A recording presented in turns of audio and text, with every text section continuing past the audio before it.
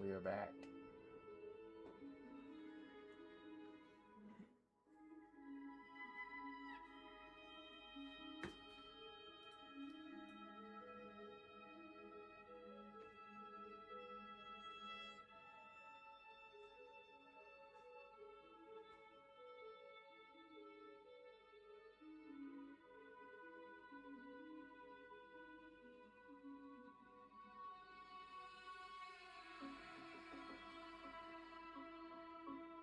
I want another dominant face here.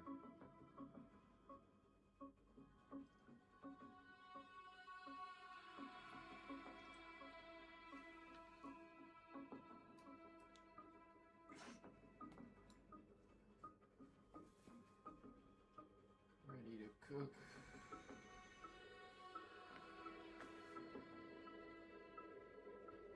Alright, let's go.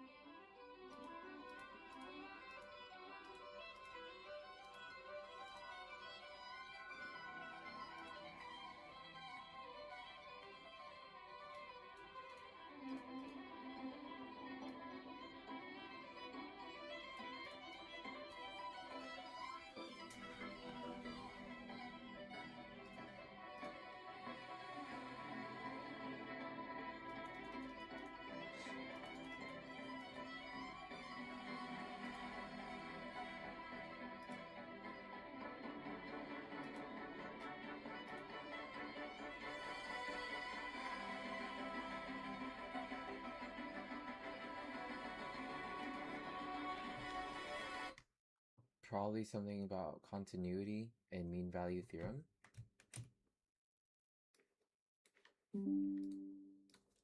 ChatGPT. Yeah, I haven't seen much proofs at all from our lecture.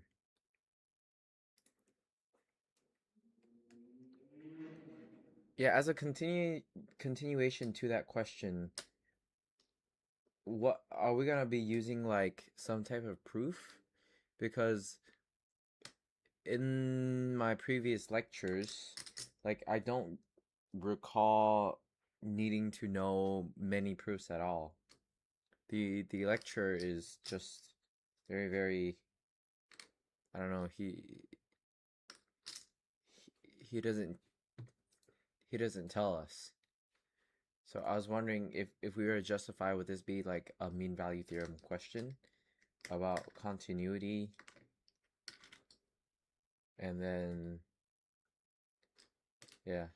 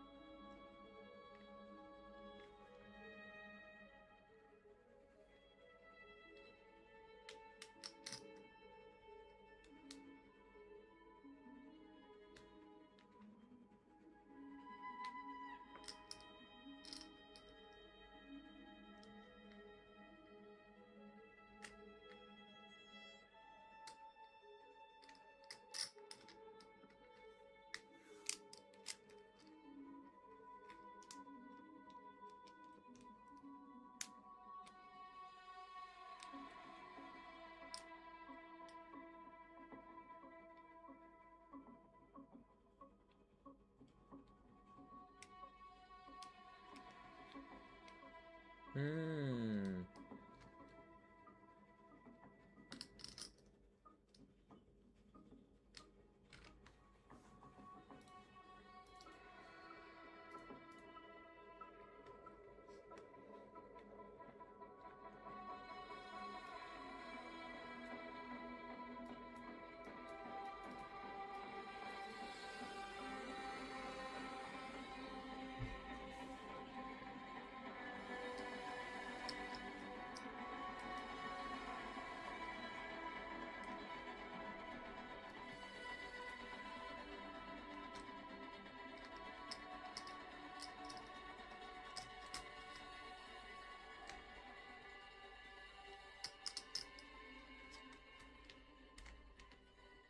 Eleventh. Okay, 11th polynomial is that. About that. Convert. We just learned a convert yesterday, and that was a convert for... What did we convert? What did you convert yesterday?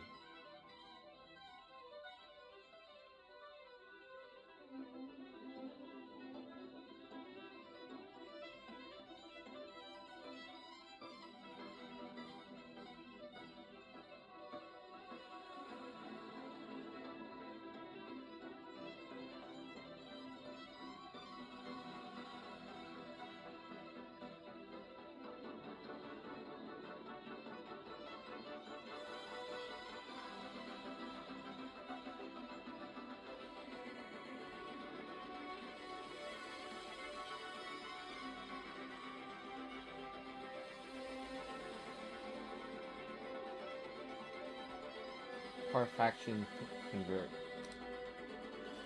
Convert something to a parfrac.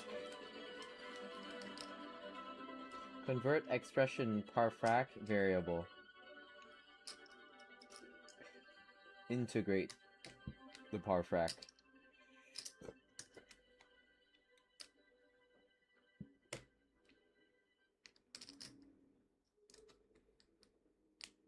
And then we can factorize ourselves, you know? We factorize 1 over 54 here, and then we split the, we group the ln up by dividing u minus 3 on u, and it's in the same form that we've been given. Okay, that's good. This one we can integrate as well, and then substitute. Oh yeah, just subs. How do you do it? Substitute x? Let's try it. Fuck. Integrate int 2 tan x cubed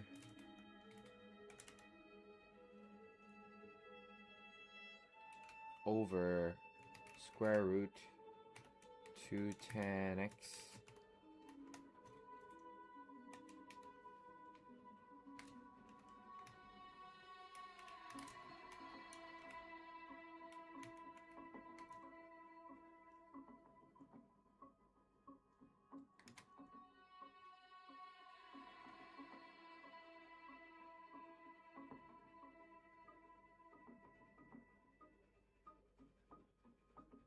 plus 4 x.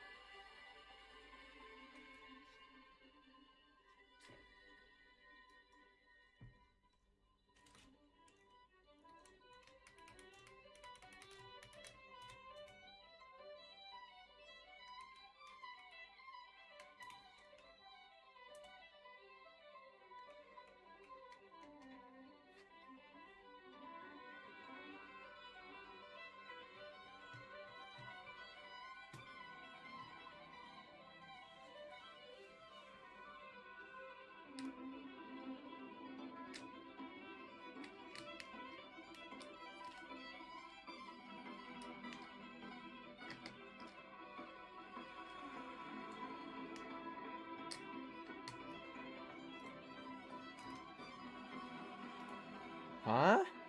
Integrate, open bracket, 210 x cubed over square root 210x squared plus 4x.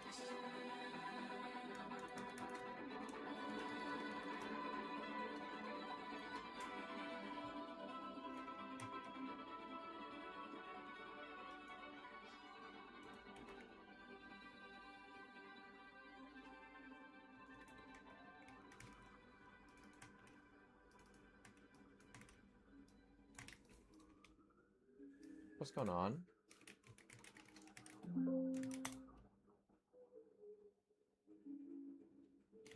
Integrate x cubed over square root, open bracket square root,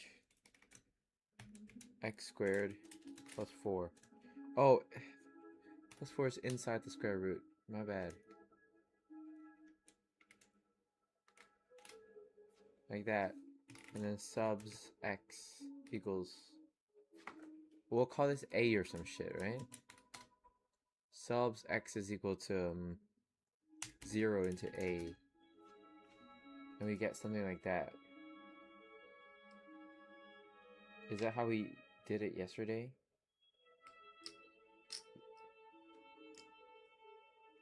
How? 2 times minus 8. Okay, you're right. Yeah, subs. Subs, I remember. Subs.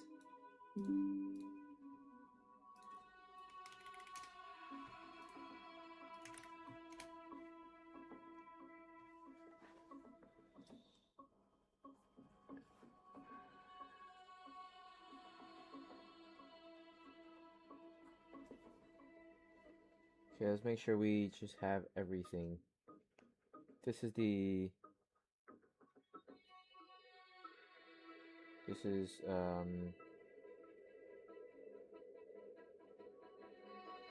this one, Parfac.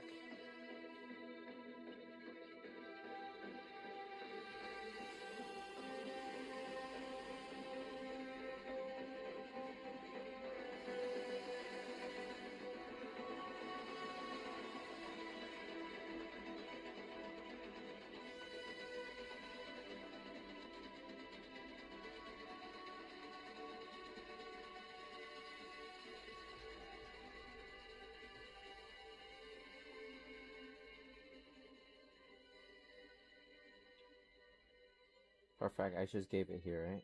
Yeah, Parfac.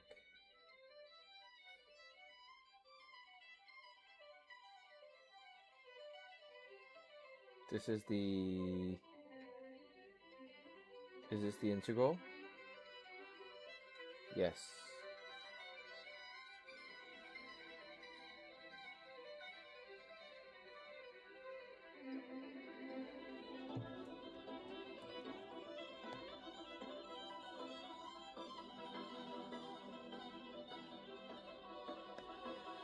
Okay, we'll do green. And then we'll also add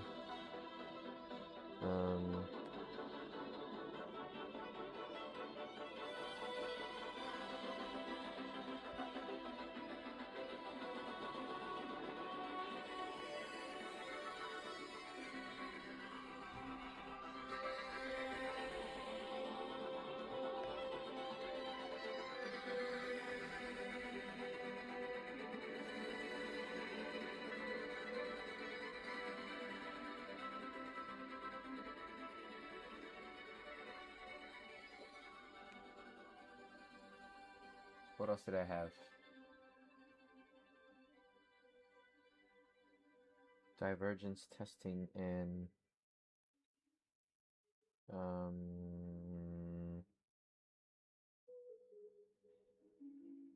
this one.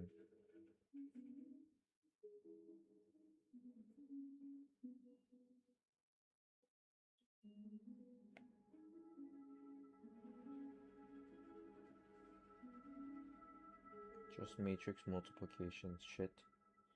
This one's about the another direction here. That's fine. Nullity rank. This one is about kind of doing some algebra, but you start with this one. You start right here.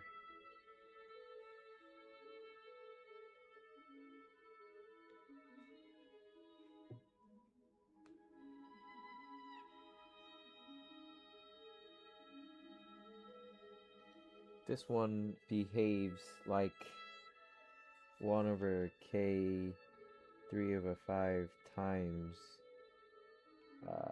k, I don't know, 0.1 for large k, which is definitely smaller than 1 over k. And this one diverges. So this one diverges too. Oh, sorry.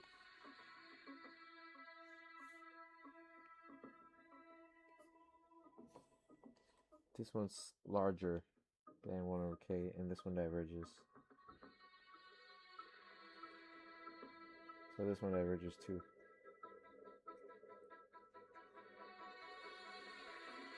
Polynomial shit. For this one, we should know that this is the main part. And that this part is the distance x minus x0.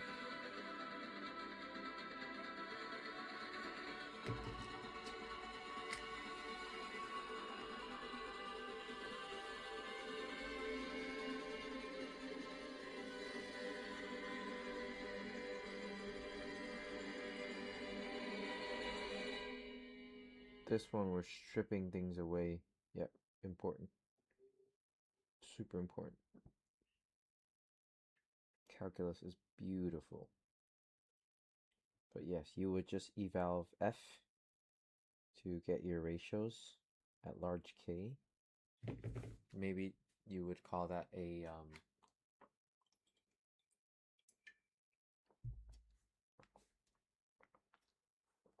shortcut. This one, we have to remember that it's sine, cos, cosine, and it's all AB. Whereas cosine A plus B is cos A, cos B, minus sine A, sine B.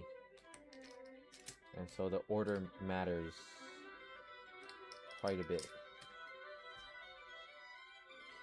We have the mean value theorem for integrals, which I've never heard of.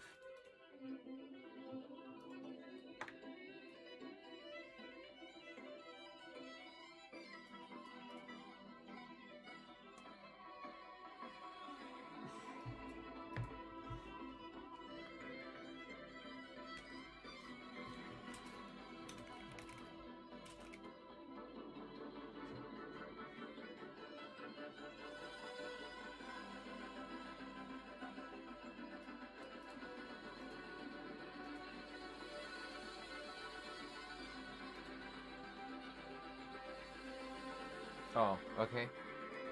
So this is next week content. Okay.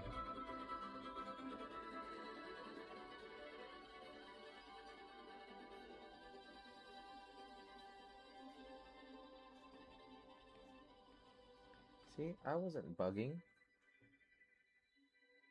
Suppose f is continuous on AB. If f is continuous on AB,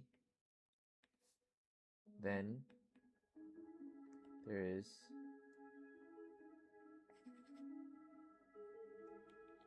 a C in AB such that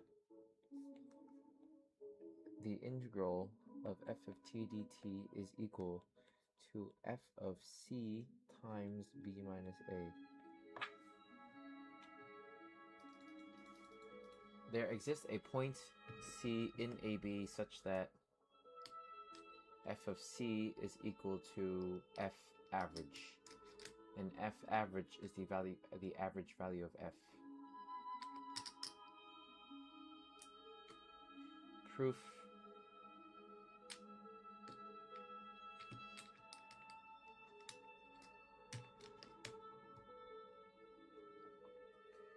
One minus b, 1 over b minus a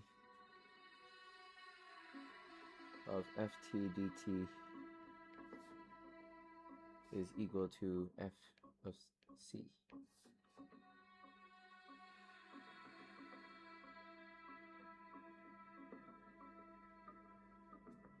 Both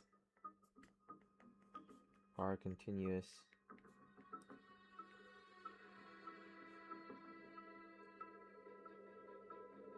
on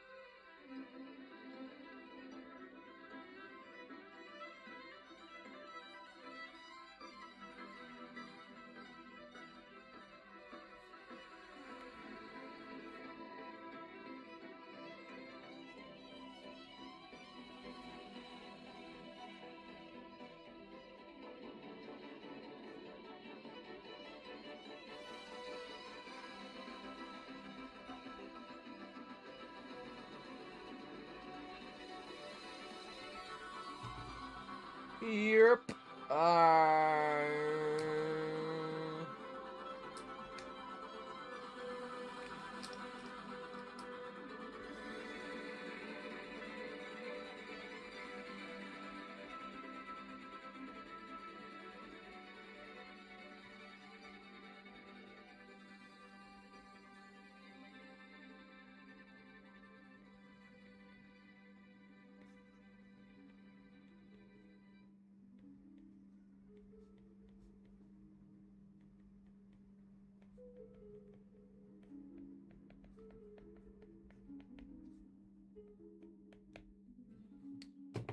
Okay. Let's move on. Probability density functions. Once again, I think this is a question for next week.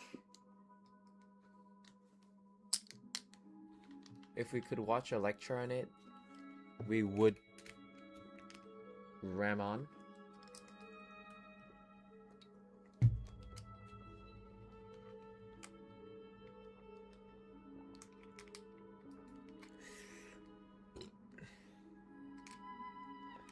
I'm happy I got a 10 for Com 1100 Part 1, but those papers are, I mean, those questions are so tough.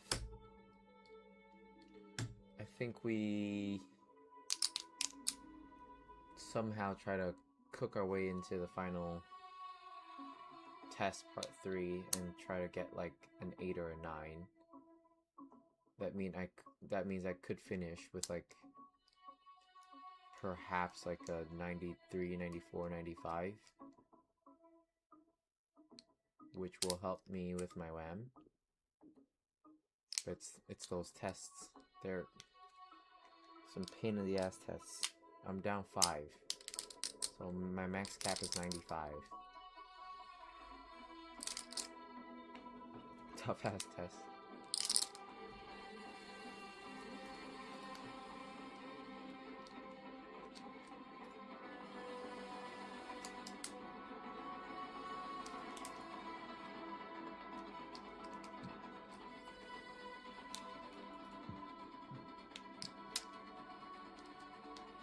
Alright, so 15 out of 20. But try to get 25 out of something.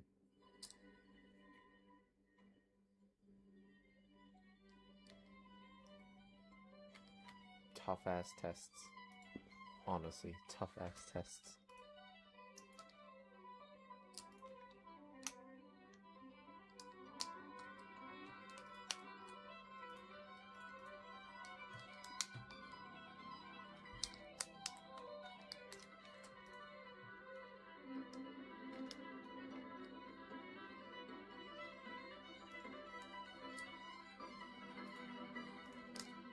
She's a little bit behind on the stuff. I don't know if I finished this lecture.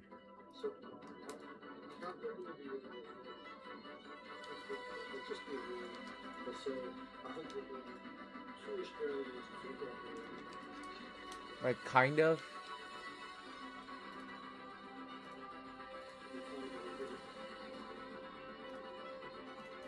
Maybe we try to finish it. Like, I've done these questions in high school, but I've never really done them this way. And the second row is the probability of that thing happening. Now keep in mind that the probabilities do not have to be flat. Every outcome does not need the same probability. And you can see here, for example, the probability of a 4 is a third, whereas the probability of a 1 is half as much, it's a sixth. So the different outcomes have different probabilities. And of course, that's nice. It's nice to be able to have those probabilities take on whichever value they like. Just a small thing before we... No, I think we'll just continue. We'll just make note of the questions we haven't done. Never mind. The next 4, 5, 6, 7, 8. Okay, they're all probability, so they're all algebra. Okay. And this one is, so this is MBT for integrals. So this is also week 10 content. This is discrete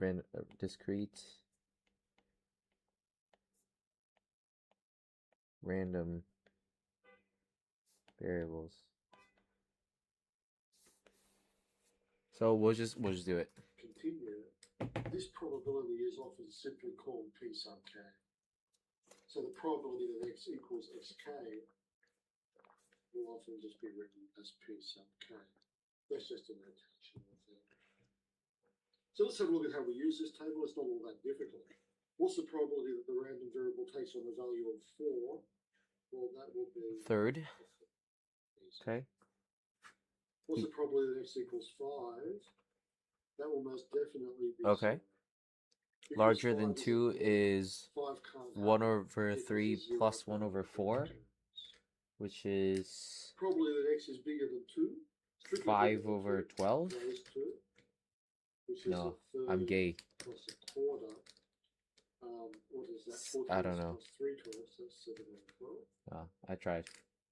Probably that x is bigger than or equal You to... add another quarter in there, so a half plus a third. Which is 3 plus 3 plus 4, that's 10 on 12. Okay. Which is indeed 5 on 6. Uh-huh. And the last example is a very important little example because this always happens. Always 1. When you sum up all the probabilities, so the sum of pk has to be 1. Okay. And in this particular case, that's true, of course. You've got 5 on 6 plus 1 on 6, so you do get 1. But the sum of the probabilities has to be 1. And I think intuitively that makes sense because when you're summing up all the probabilities, you're basically saying, look, anything... Also, just to be clear, they have 3 different main ways that we're going to calculate probability, and that's with tree diagrams, with space grids, and with Venn diagrams. And then for conditional probability, a little bit more fun. They have one small subsection just about conditional probability.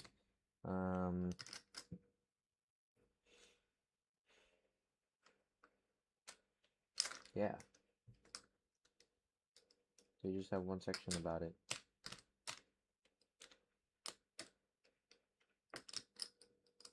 Baby, I really wanna know what you got in Cove. Maybe I just wanna fly. You and I are gonna live forever, baby. I really want to know what you got in Cove. Permutations. So when order is important because you have to know who is who. Lining up things. Combinations is order is not important. Fuck 1081. Okay, let's do discrete random variables. Mu is equal to the expected value of x, which is the accumulation of the variable of, so like that specific event happening.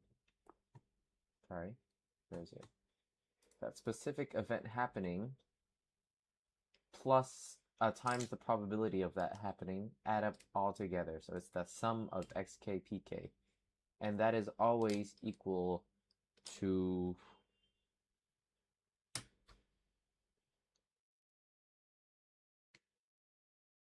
sorry, not that's not equal to 1, but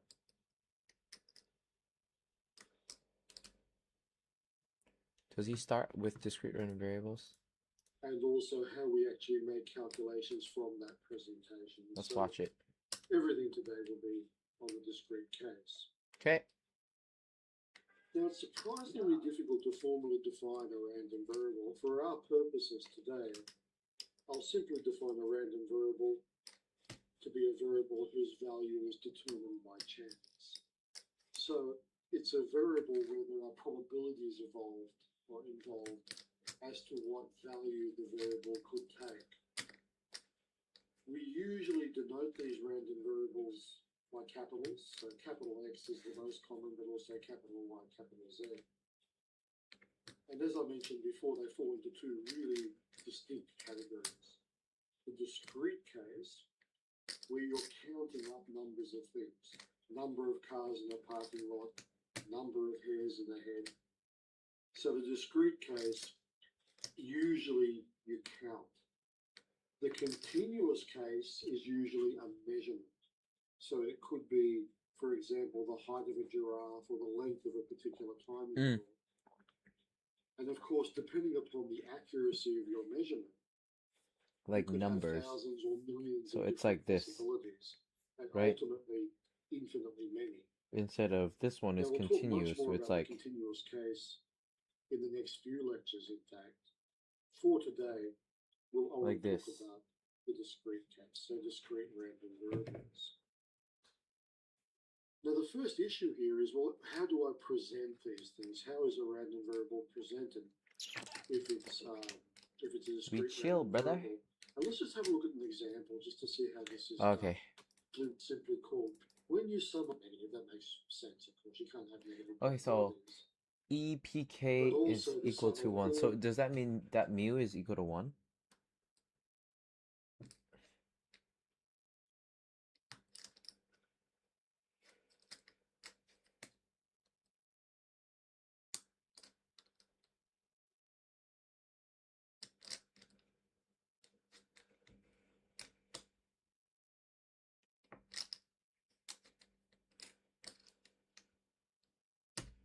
Of the probabilities has to be 1. So when you add up all of the probabilities, you must get a value of 1. Okay. So a little example here. Prove the following probability distribution table is valid.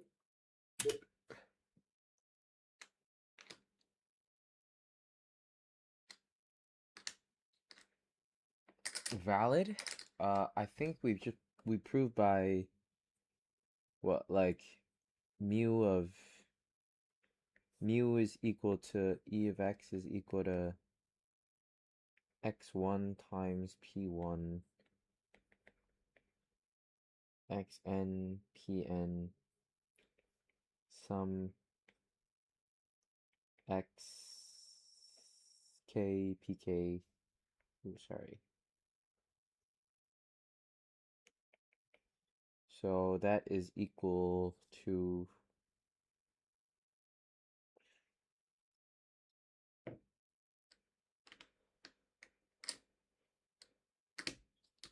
so negative is okay. How would I just think, Jaden? I mean, this is okay. So this is, I think this is what we call mean or expected value. And that's different, uh, which is this, which is different from this. So to prove that, uh, yeah, to prove that this is 1, we have to add up this, right? If it's valid, it implies that 1 plus 9 plus a third plus 15/27 is equal to 1, which is, we're going to scale everything by a couple times. 3 to the 27 plus that times 9, right? 9 over 27 plus 15 over 27, which is equal to 27 over 27, which is 1.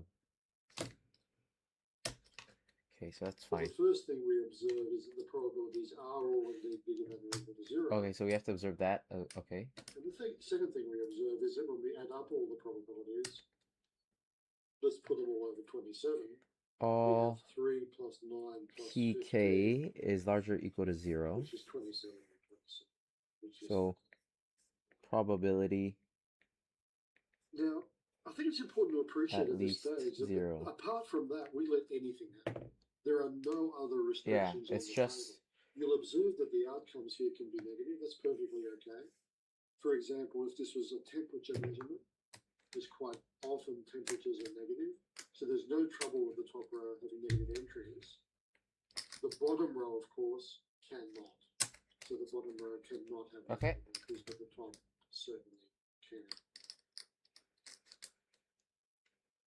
Another little example here. And this gives you a feeling for why we call these random variables. The total number of cavities a patient has during their first visit to a particular dentist has the following probability distribution: 0, 1, 2, 3, 4, 5 alpha, 10 alpha, 3 alpha, alpha, alpha. Find alpha. We're going to add up all the things and then make sure that they equal to 1. And then making sure that they have 0 cavities. How the fuck would you know that a patient has no cavities? Oh, this is the number of cavities. Oh, okay, that's fine. Well, sum pk is equal to 5 alpha plus 10 alpha plus 3 alpha plus 2 alpha is equal to 20 alpha and equal to 1. Then alpha has to be equal to 1 over 20, which is equal to 0.05. So that's alpha.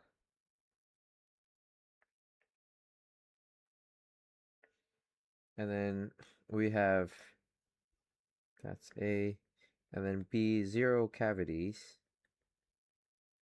is equal to 5 alpha is 5 over 20, which is 0.25.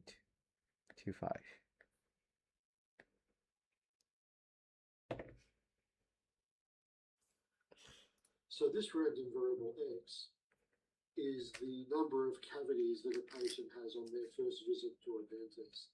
Do we write Now, like if you're the dentist and you have a P patient for the zero first time, cavities or P you zero? can't predict how many cavities they're going to have, but you can give a rough distribution of the probabilities just judging by your prior experience with that sort of situation.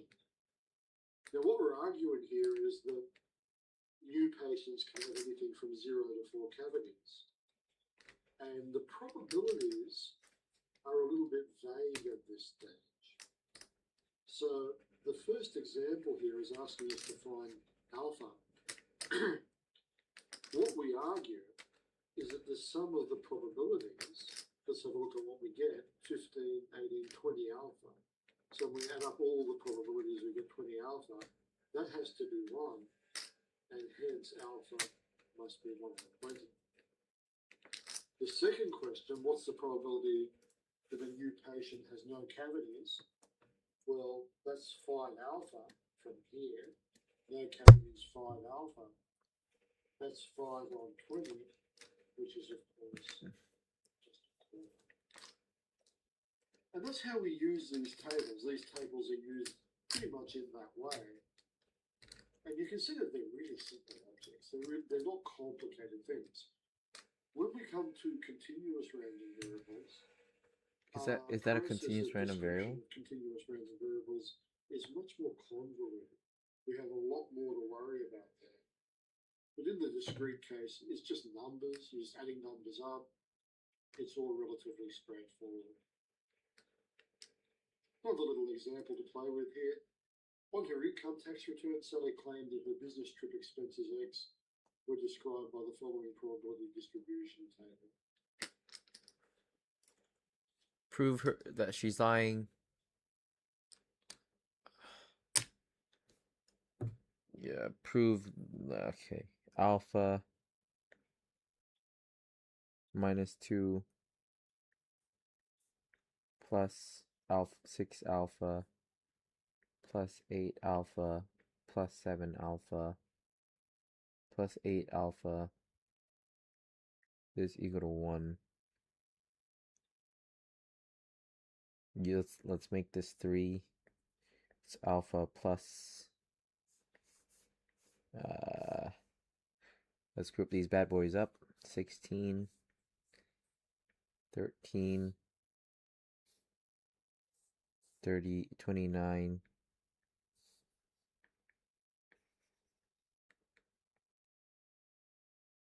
30 alpha is equal to 3.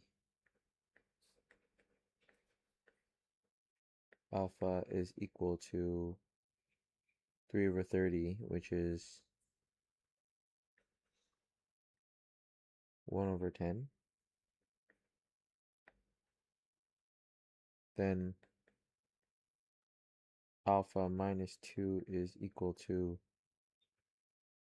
1 over 10 minus 2, which is less than 0. It's certainly not. If you have a look at that entry now, alpha minus 2 becomes 1 on 10 minus 2, which of course is negative, isn't it? It's highly negative. And that's a problem.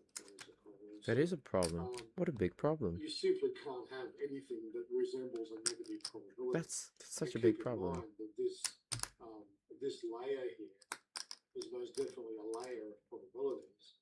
So if you somehow find yourself in a position where there's a negative number there, something has gone drastically wrong. You can't have negative numbers. Okay. So clearly there's some sort of problem with the claim which has been made. Now sometimes the construction of the probability distribution table actually takes a bit of work. So let's have a look at an example where we really have to push to find this table.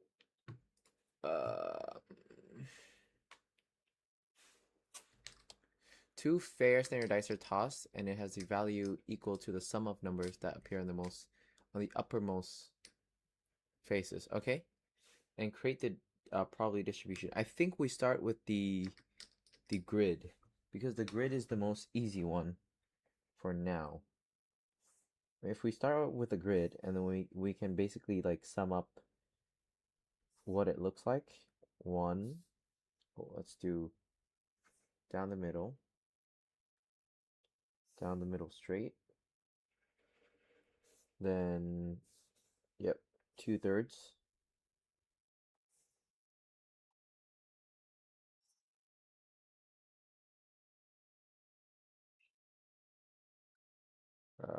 There you go. There you go. And then another 2/3.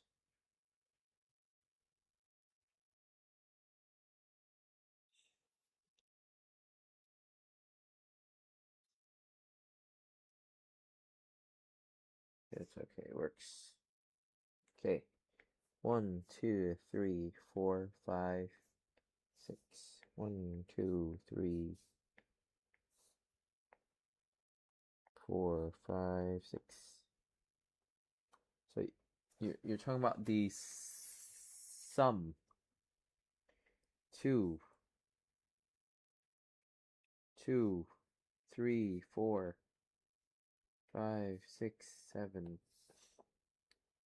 2, oh, 3, 4, 5, 6, 7. 4, 5, 6, 7, 8. 5, 6, 7, 8. 6, 7, 8, 9. 7, 8, 9. 8, 9, 10, 9, 10, 10, 11, 11, 12. Then we'll have boom, boom, boom, boom, boom, boom. I'm just dividing it out so it's easy to see.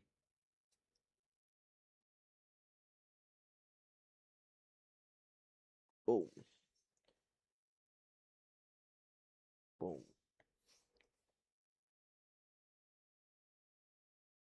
Boom. Doesn't matter the color. Just going to make it so that it pops. Then we're going to draw a big ass distribution that has, well, how many different numbers do we have? We have 2, 3, 4, 5, 6, 7, 8, 9, 10, 11, 12. So here we go.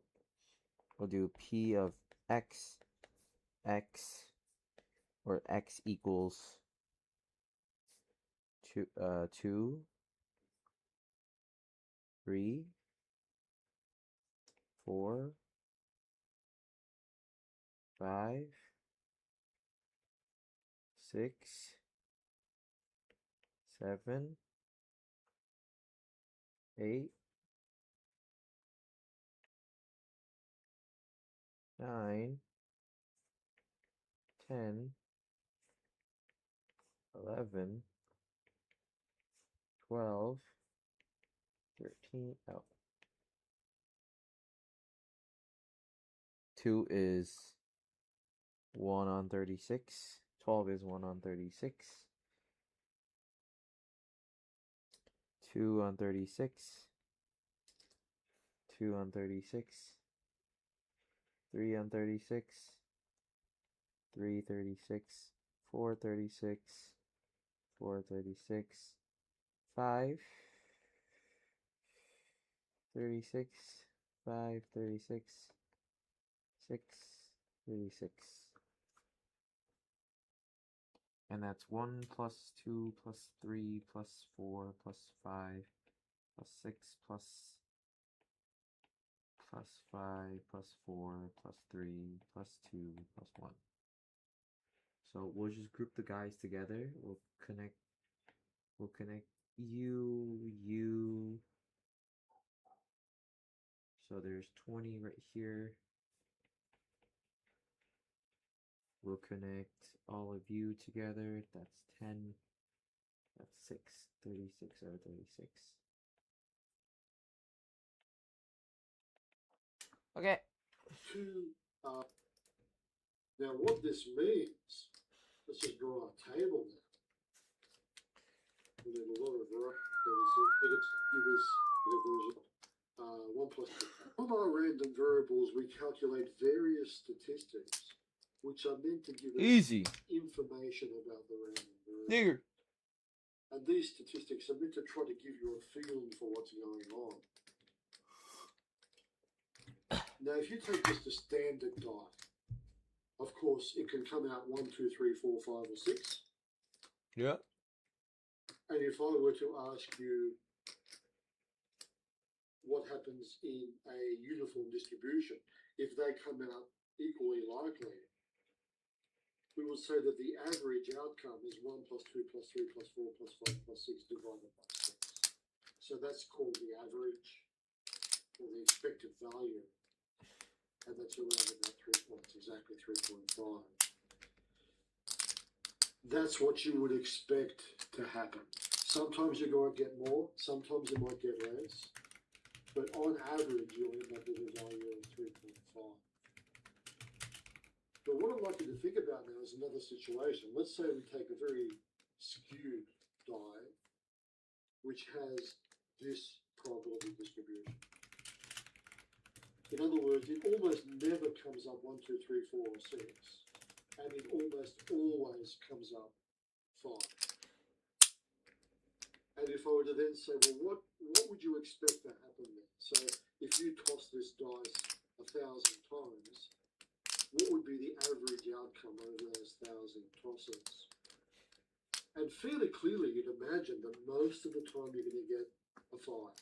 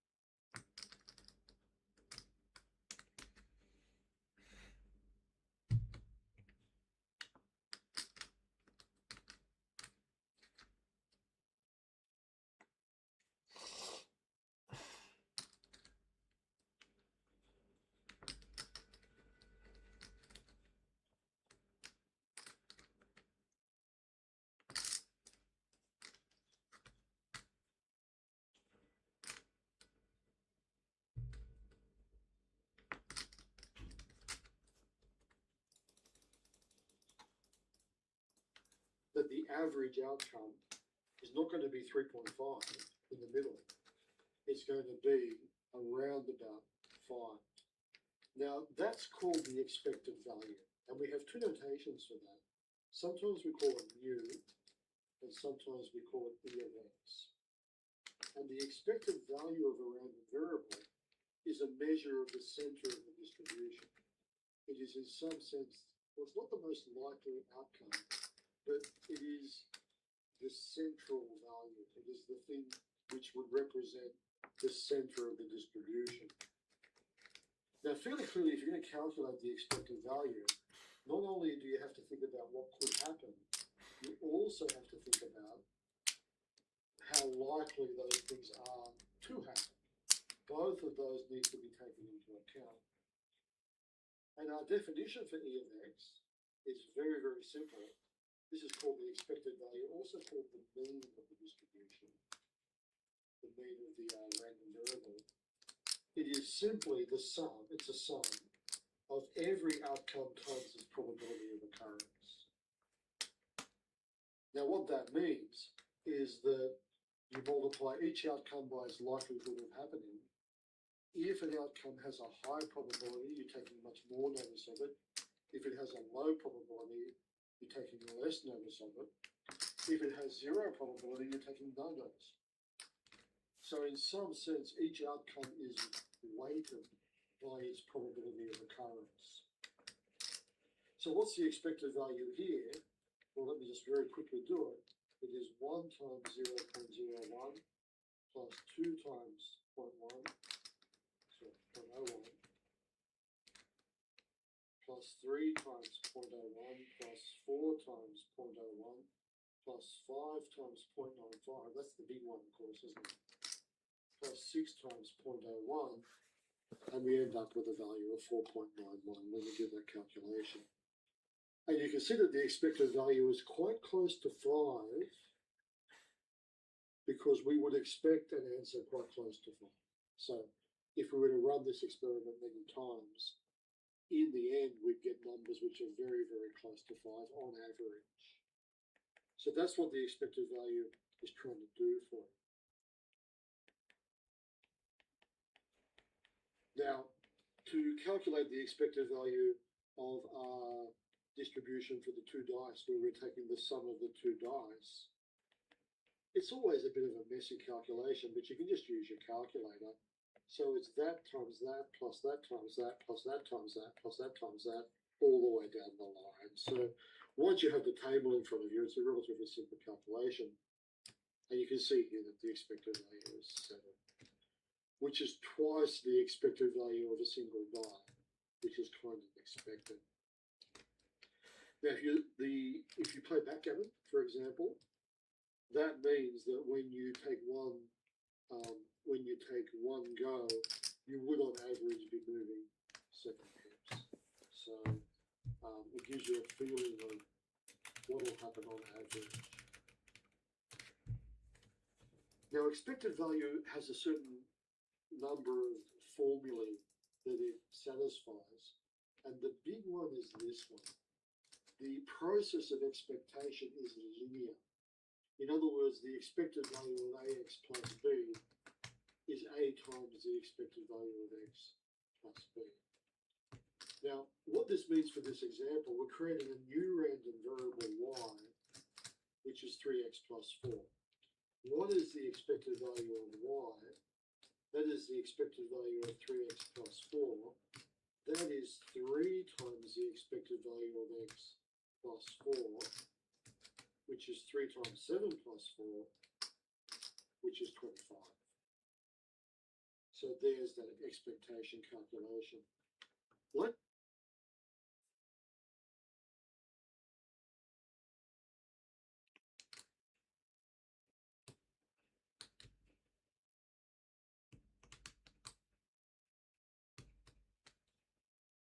So you use that formula?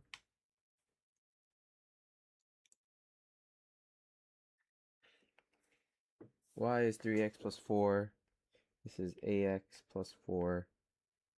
So it's equal to,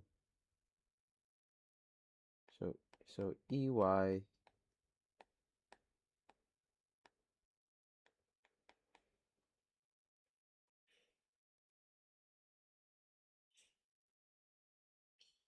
e of 3x plus 4 is equal to 3 EX plus 4 because it's not associated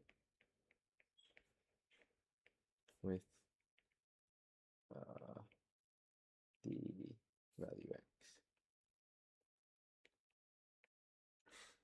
Later on, we'll talk about a thing called variance, and we'll see that variance most definitely does not behave like that. So you may think, well, all of these statistics will be linear. They certainly are not. And we'll see later on, even in this lecture, that you do have to be very careful with how you manipulate these randomly.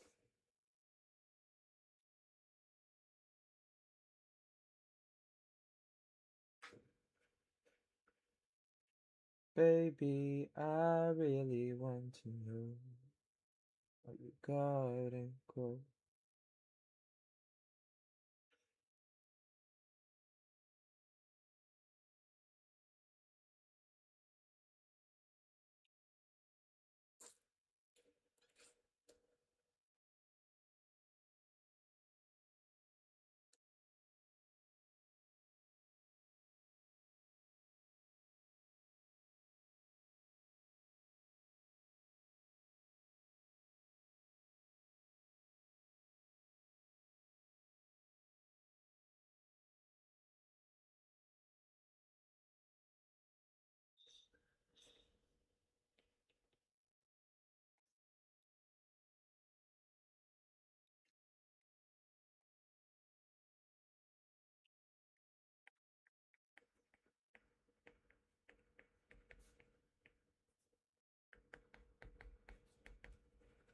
Variables.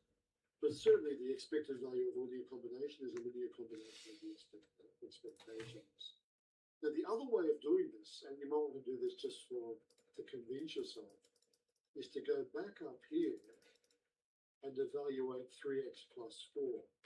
In other words, for each of these objects, multiply by 3 and add 4.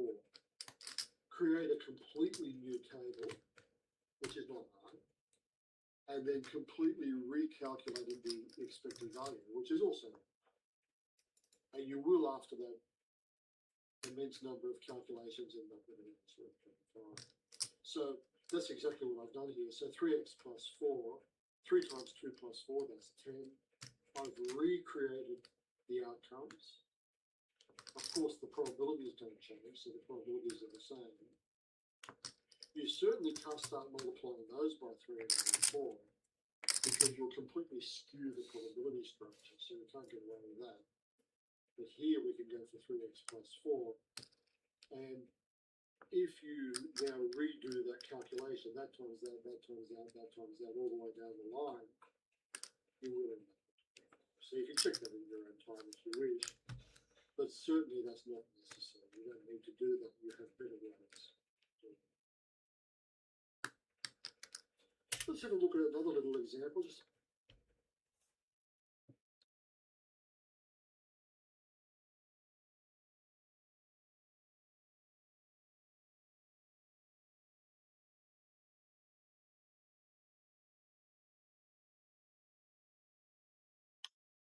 a funny little tree diagram example. So a little tree diagram example. A bag contains 2 red, 5 black balls. 2 balls are drawn at random without replacement. Without replacement.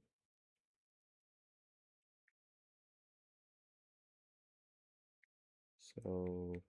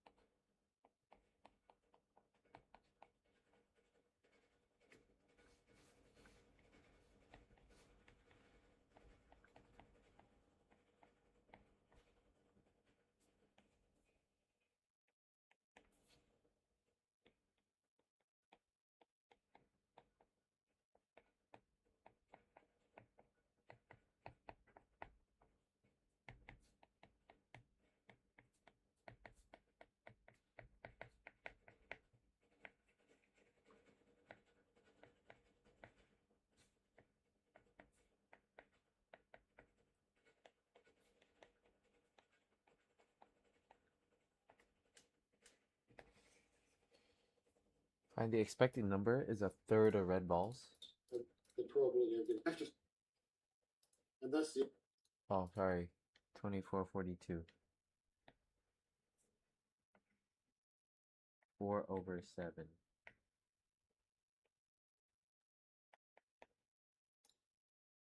and that's the expected number of reds that you would get. Now keep in mind, it doesn't have to be one of these, does it?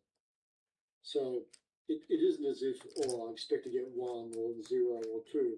It will fall between them occasionally, and most often, in fact. So if you do this often enough, the expected number of reds you'll get is 4%. Here's the expected value of that variable. Just a little example to finish off, and this will help us later on when we come to variance as well. So this example will have a little bit to tell us in the next lecture as well. A random variable x has the following probability distribution. Prove that if e of x squared equals e of x all squared, then a must equal b must equal c.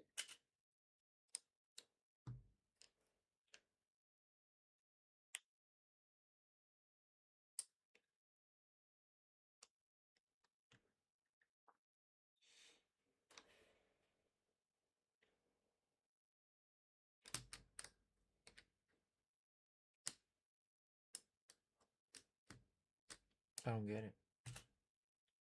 Interesting. Now, you would imagine that this was true, and what we'll see from this example is that almost always it's not true. In other words, the expected value behaves in a linear fashion, but you can't expect more. You can't expect it to somehow behave well across squares as well. Now, let's first of all find the expected value of x. That's easy, isn't it? So it's A, the third A plus the third B plus the third C. That's expected value, right? So E of x is equal to a third times A. So is equal to the sum of pk xk, which is equal to a third plus other b plus other c. Right, then e to the x squared is equal to a third a plus a third b plus a third c squared.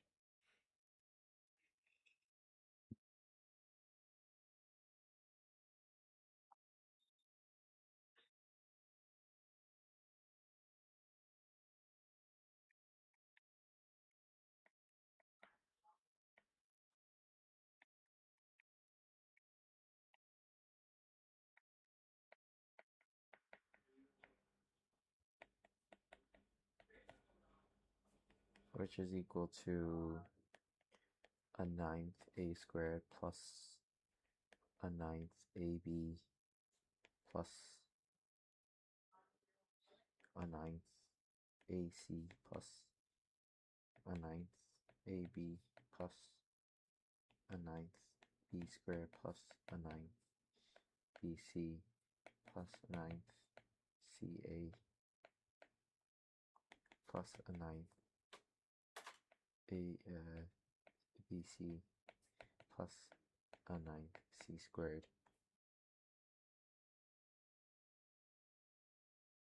Then a squared, yeah.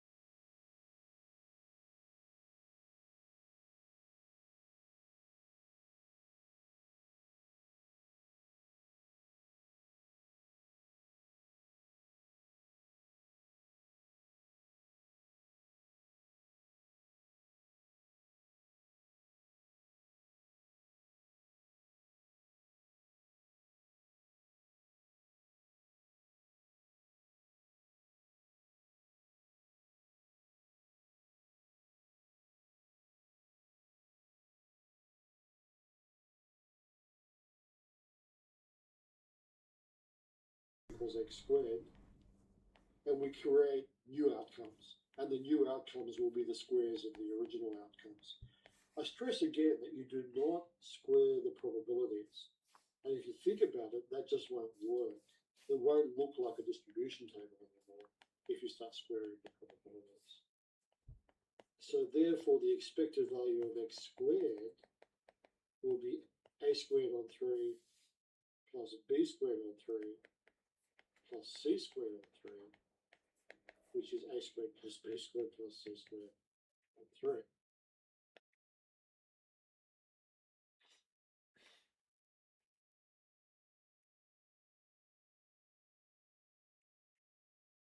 Now we have a quite nice little argument here. So we're assuming that e of x squared equals e of x all squared. So that's what the question is asking us to assume.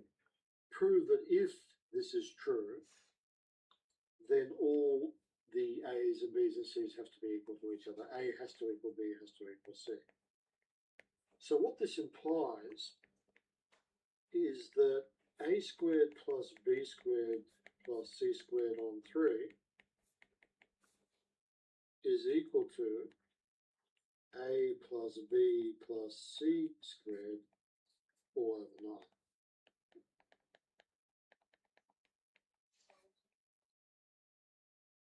Yes. Now, let's multiply both sides by 9. We'll get 3 lots of a squared plus b squared plus c squared is equal to a plus b plus c all squared, which is a squared plus b squared plus c squared plus 2ab plus 2ac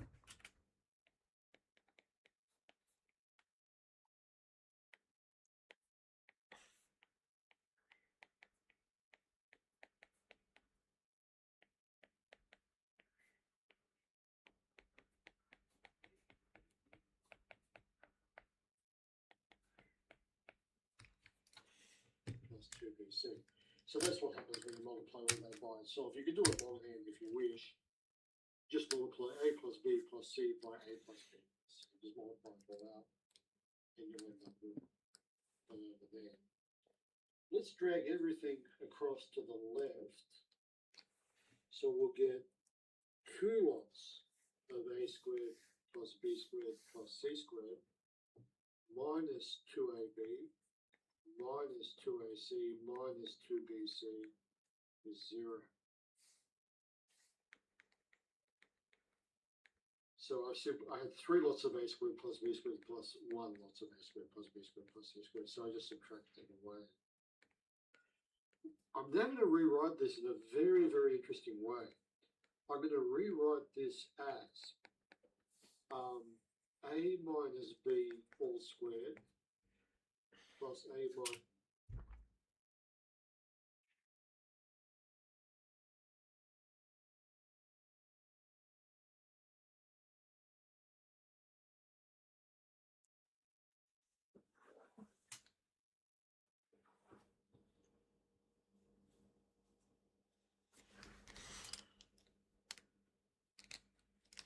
A minus b all squared is a squared minus 2ab plus b squared. Okay.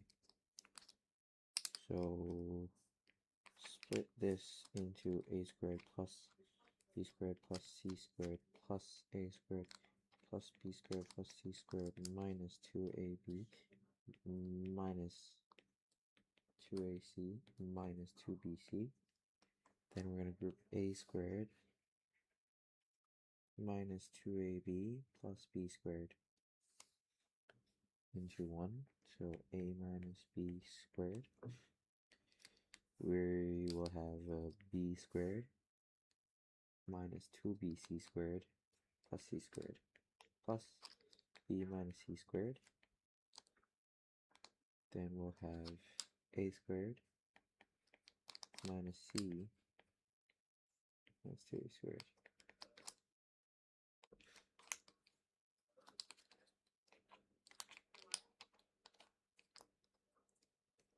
Then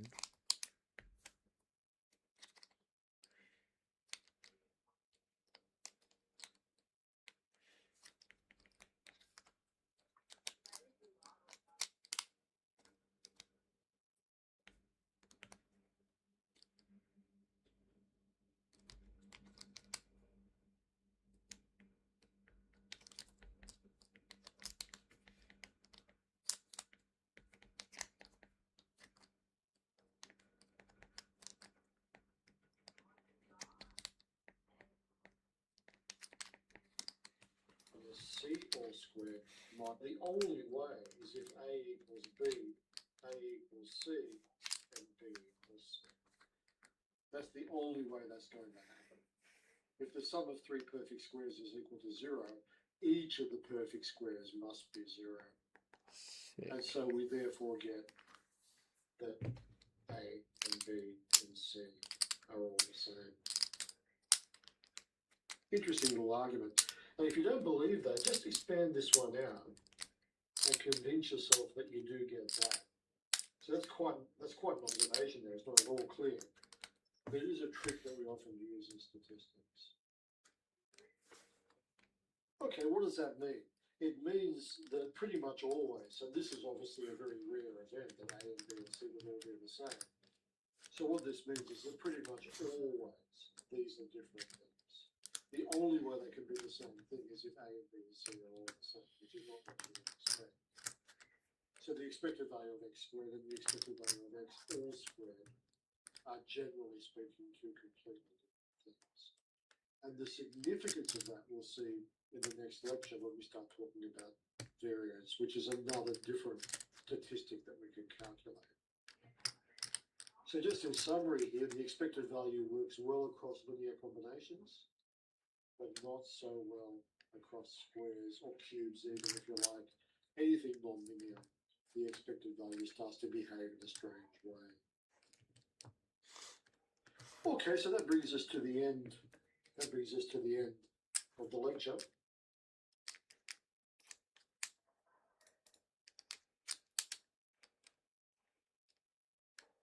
Fuck, that's far away. Fuck. Wow, she's so behind on this. In the previous lecture, we had a look at discrete random variables, which are random variables which take on a discrete number of possible outcomes, and each of those outcomes has its own personal probability of occurrence. And of course, the probabilities do not have to be the same. So certain outcomes, certain values of the random variable can have high probabilities, some others can have low probabilities. And the main statistic that we calculated in the last lecture was that of the expected value of the random variable, which we also denote by mu. And that is an attempt to measure the center of the distribution. In some sense, the average is often referred to as the mean or the average. So, for example, if capital X represented the height of a group of people, together with their respective probabilities of occurrence, then the expected value is the expected height. It's what you would expect. It's an attempt to get at the center of the distribution. Now, there's another statistic that we calculate. And keep in mind that the reason we calculate these statistics is to try and get some sort of feeling for what's going on. So given a particular random variable with a probability distribution, it is sometimes difficult to see what's happening. And by calculating these statistics, we get a sense of the nature of the distribution, the nature of the random variable. Now, what this lecture will be looking at is a second statistic, which is a little bit harder to calculate and a little bit harder to understand, which is variance. And of course, also standard deviation, which follows immediately from variance. And what I want to begin with is just by having a look at how we go about calculating this number. And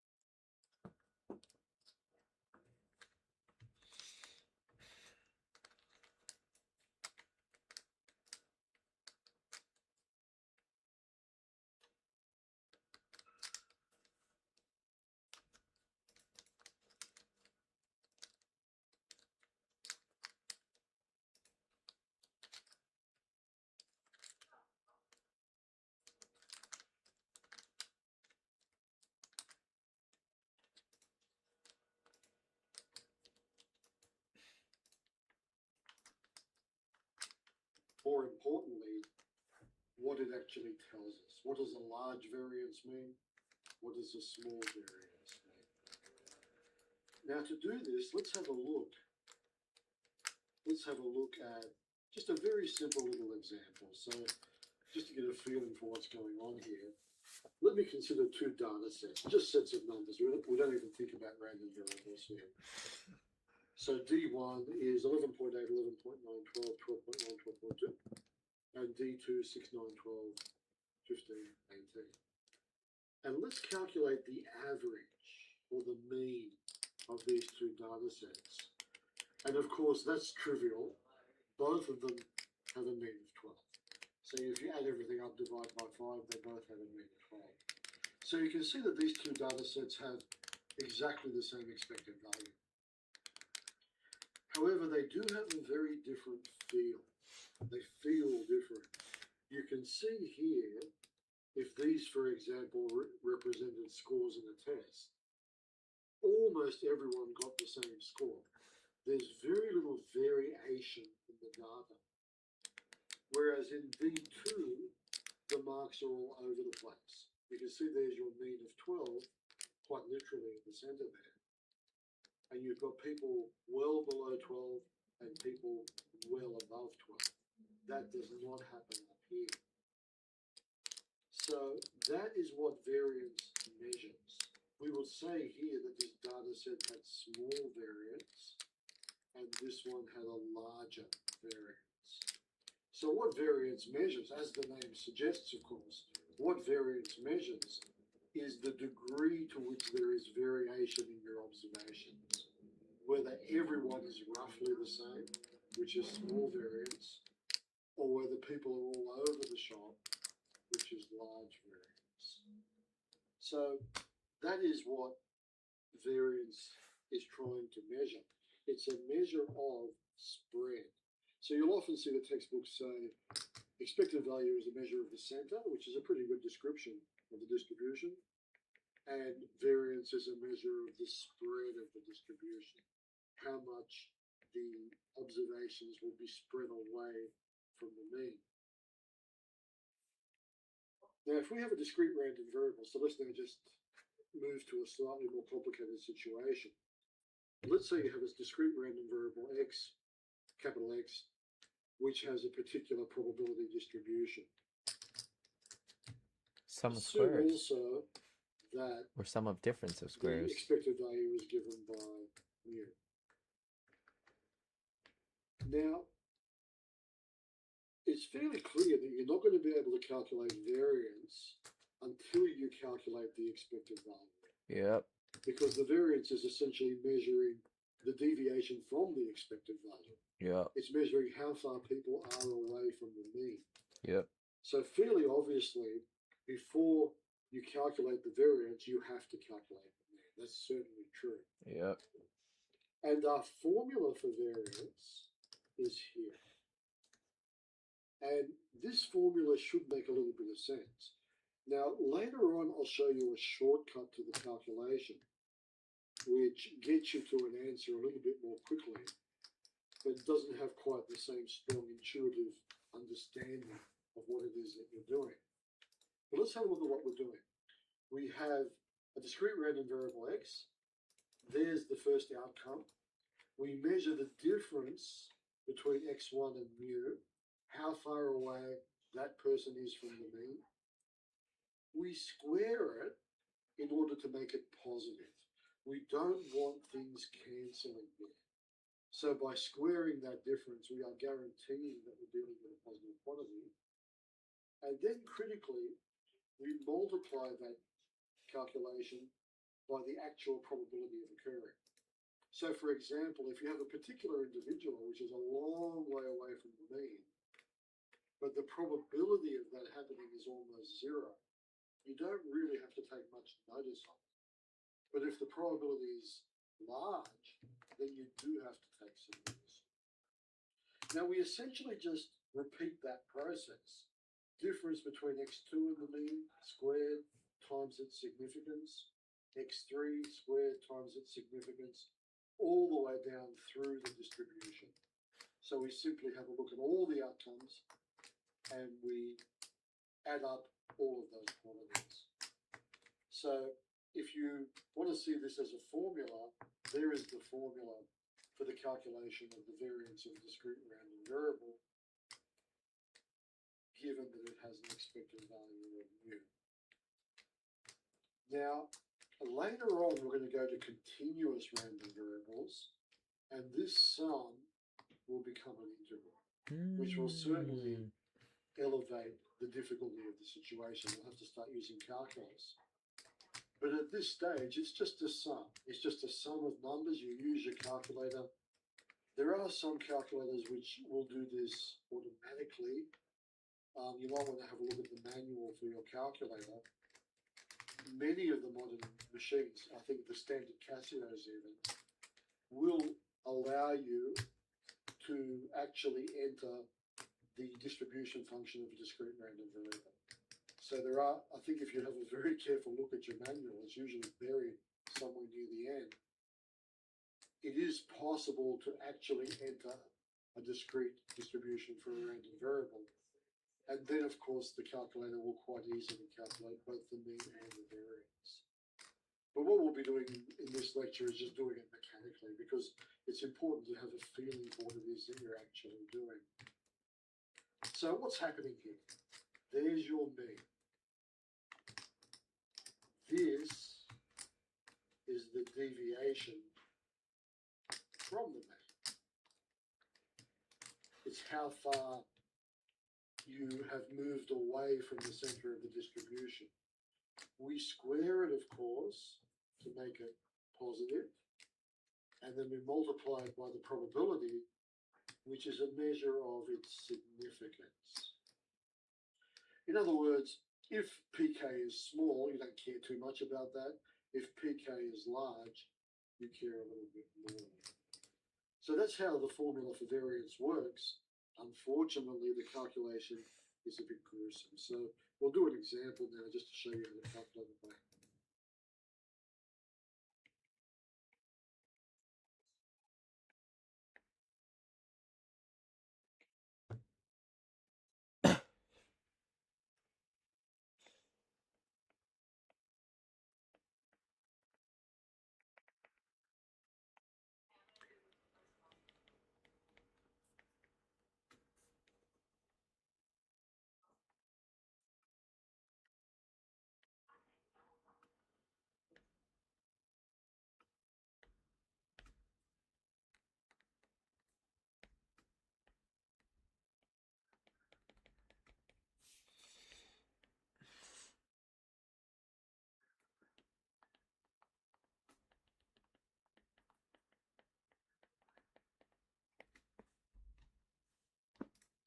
So that's how the formula for variance works.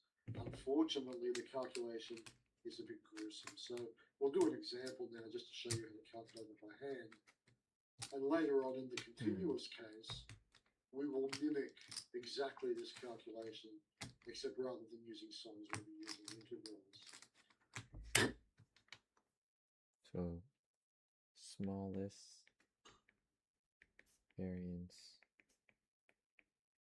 equals 0 with interpretation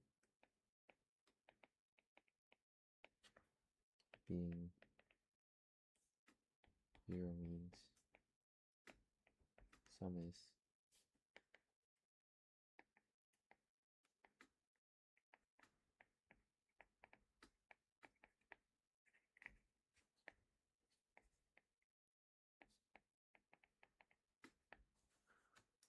Now, just a couple of little things. The variance is always bigger than or equal to 0.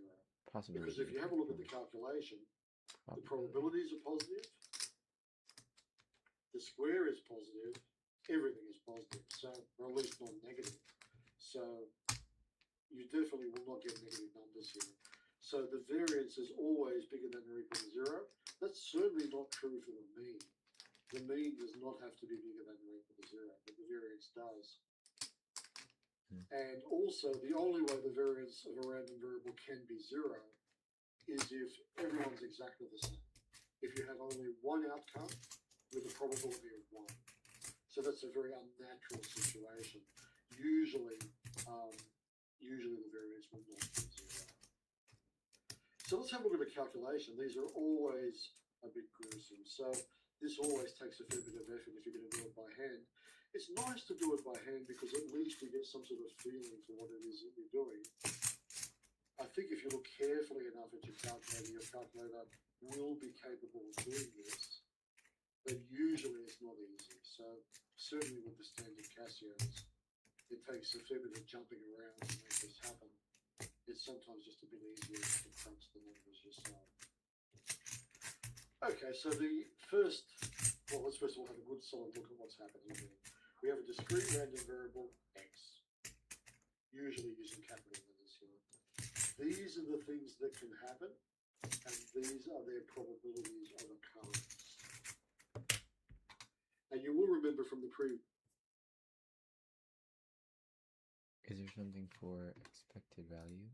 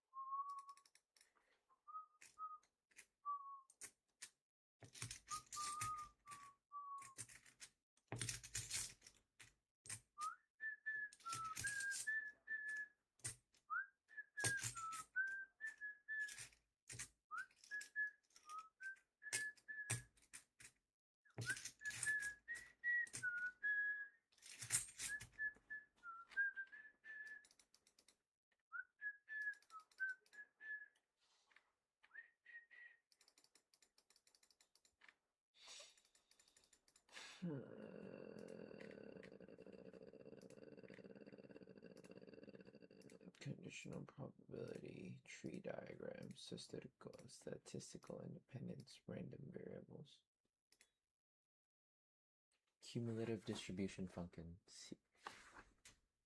That's the CDF function.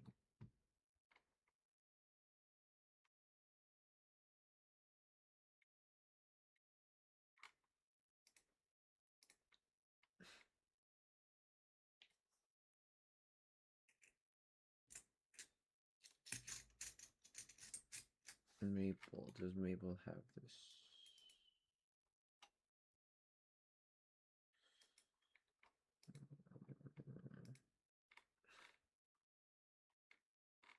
Continuous random variables. Special continuous distributions.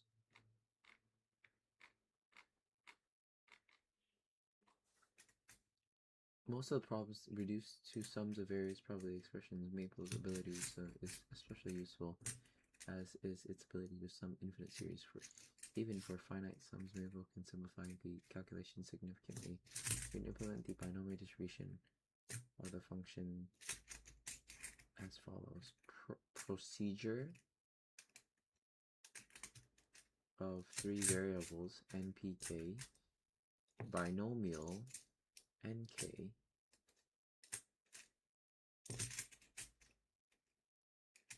times p to the power of k, 1 minus p to the power of n k, and procedure.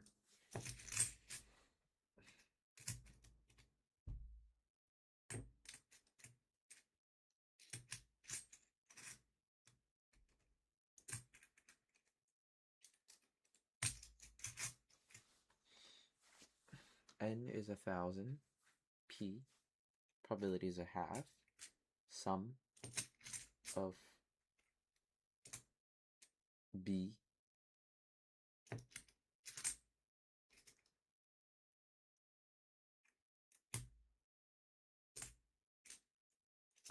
cool. Where's our k? Oh, k's there. B is what? B is that procedure. And we don't need NPK yet. Is a procedure, we don't need BNPK yet. Okay. EX is, in this case, 1 over 20 plus 2 over 5 plus 3 over 2 plus 4 over 5 plus 1 over 20.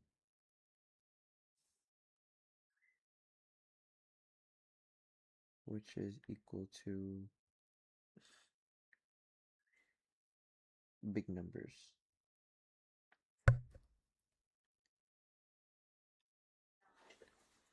Um, 0.05 cộng 0.4 cộng 1.5 cộng 0.8 cộng 0.05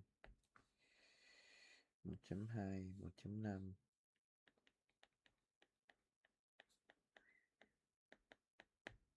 2.8 số mu bằng EX bằng 2.8. And then you calculate the variance by doing 1 minus 2.8.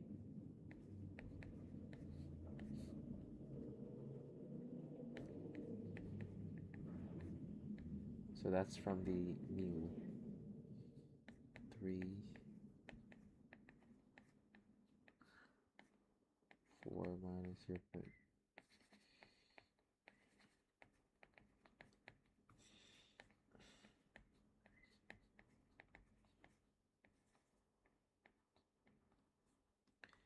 Then you'd sum them all together.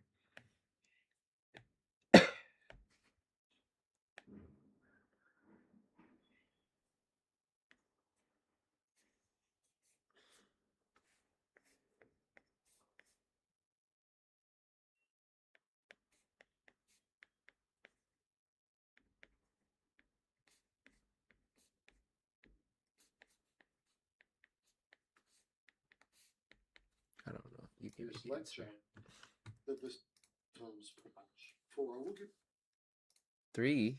Am I gay?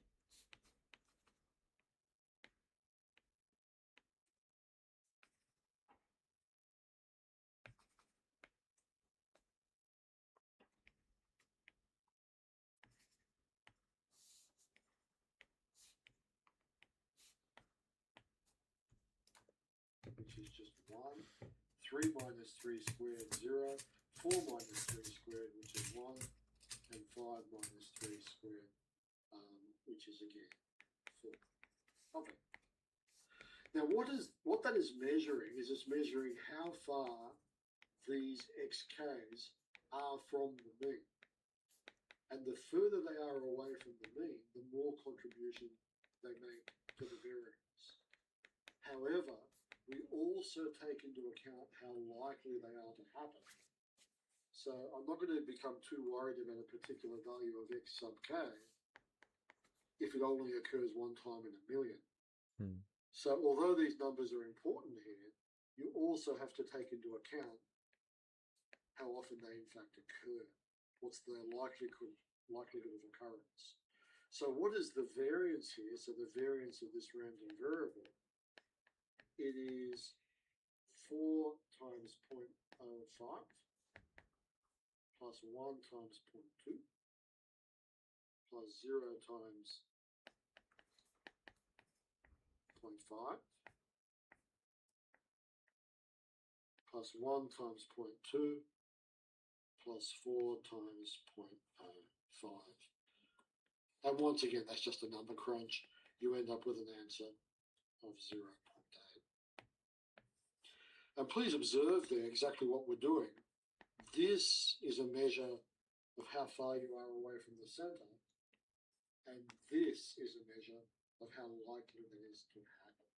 So two things are being considered. See that there? Lovely. So there's the variance. Now I'll talk about standard deviation later on. Standard deviation is nothing but the square root of the mean. So there is nothing new in standard deviation. All I will do is square root that number. But we'll discuss that in a little bit more detail later. Now let's do exactly the same calculation for a random variable y. And this is interesting. It's really just designed to give you a feeling for what's actually happening here. Now, this is a random variable y. There's the occurrence, the actual outcomes that could happen, the things that could happen, and they're the same. The probabilities are different. So the probabilities are different. And what I want you to observe here before we even begin this calculation is that with x, everyone is around about 3. You do have possibilities of 1 and 5, but they're not very likely. Whereas down here, you still have the possibilities that yk is 1 or 5, except now they're quite likely to occur. And immediately what that leads me to believe is that this variance will be significantly larger. So I would imagine that this would be a much larger variance. Now, the expected value of y, almost the same calculation. 1 times 0.2, 2 times 0.05, 3 times 0.5, 4 times 0.05, 5 times 0.2. And this turns out to be 3 again because I actually wanted it to be 3, so this has been rigged to be the same. It's 3 for similar reasons actually, because 3 sits at the center, and then you have symmetry spreading out to the wings, so it's not surprising that the expected value is 3. Now, exactly the same situation.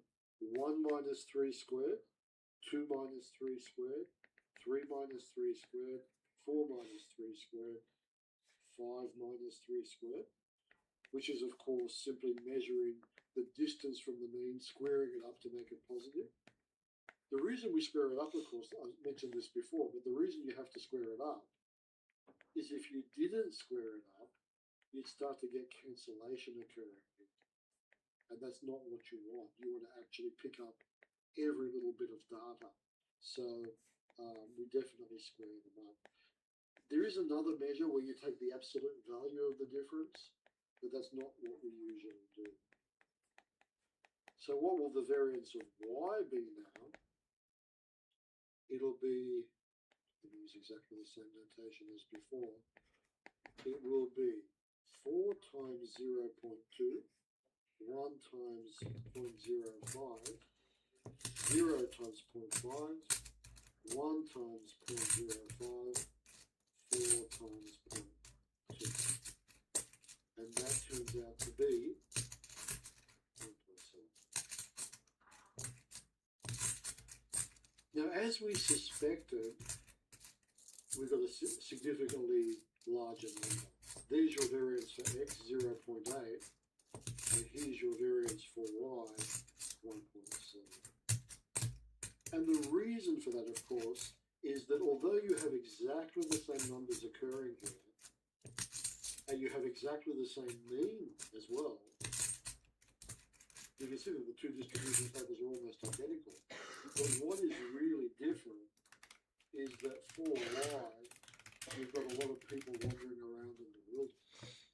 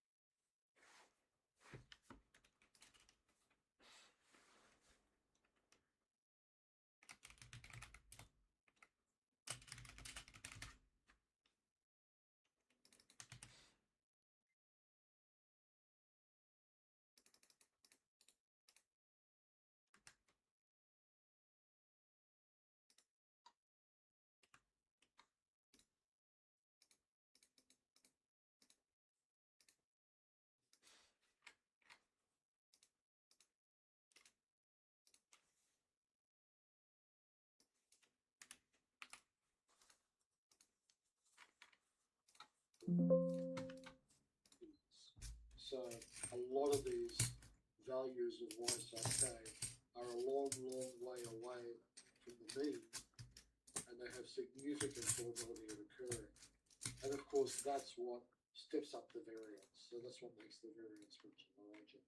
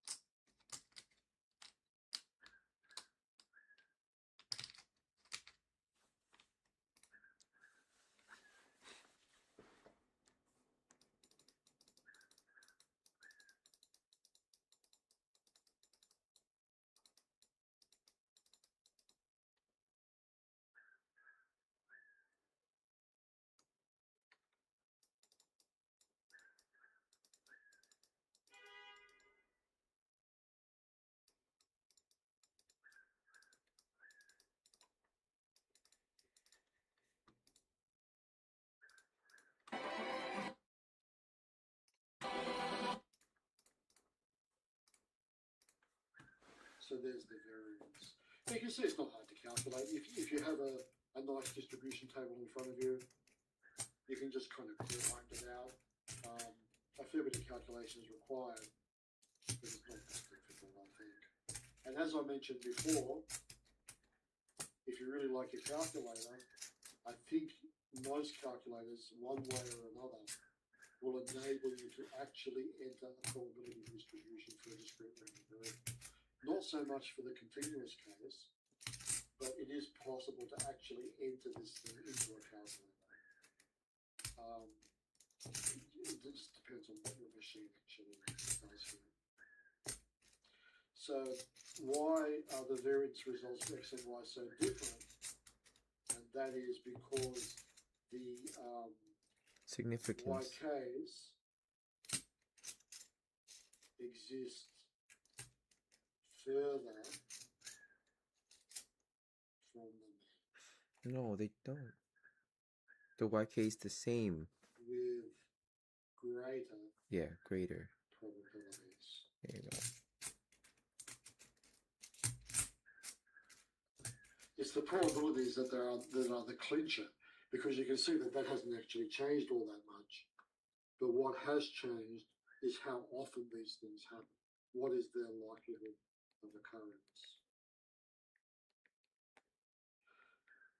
Now, in the previous two examples, we had the distribution given to us, so everything was just there waiting to be used. Occasionally, you have to create your own distribution. And let's finish off with this quite large example. This will take us a little bit of time.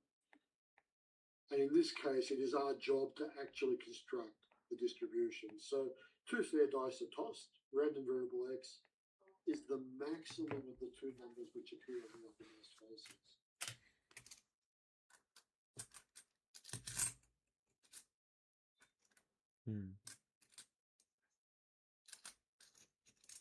Okay. I think we will start with this table.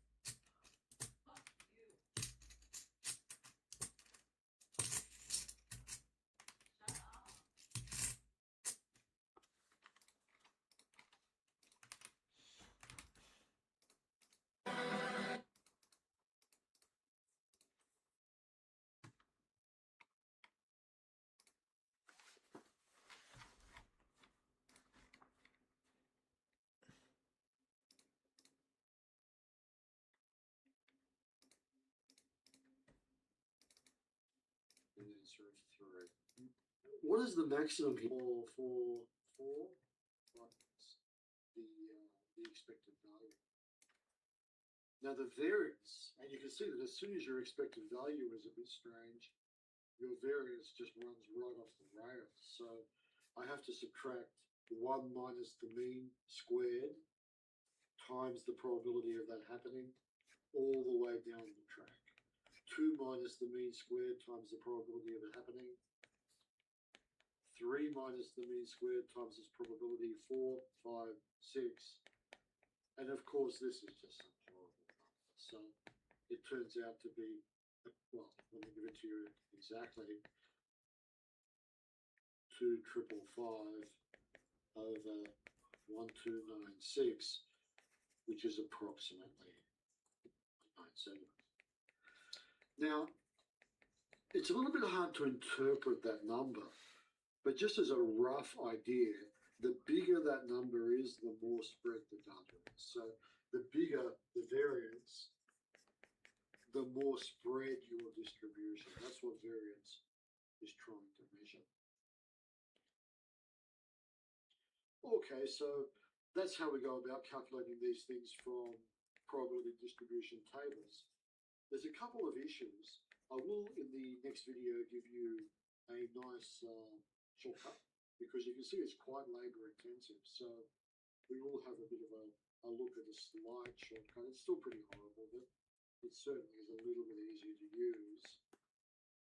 And also we'll have a look at the behavior of certain specific famous distributions. Now, throughout probability and statistics, there are many, many well-known distributions, of which the most famous, of course, is the normal distribution. And we'll just have a look at some discrete random variables and how their mean and variance, in fact, behaves. And what's a little bit interesting, what we'll see in part B, is that the idea of being discrete is not the same as being finite. And there are discrete random variables which have infinitely many probabilities attached to them. And we'll just have a bit of a look at how that's possible and how we deal with that sort of situation. I'll see you over in part B.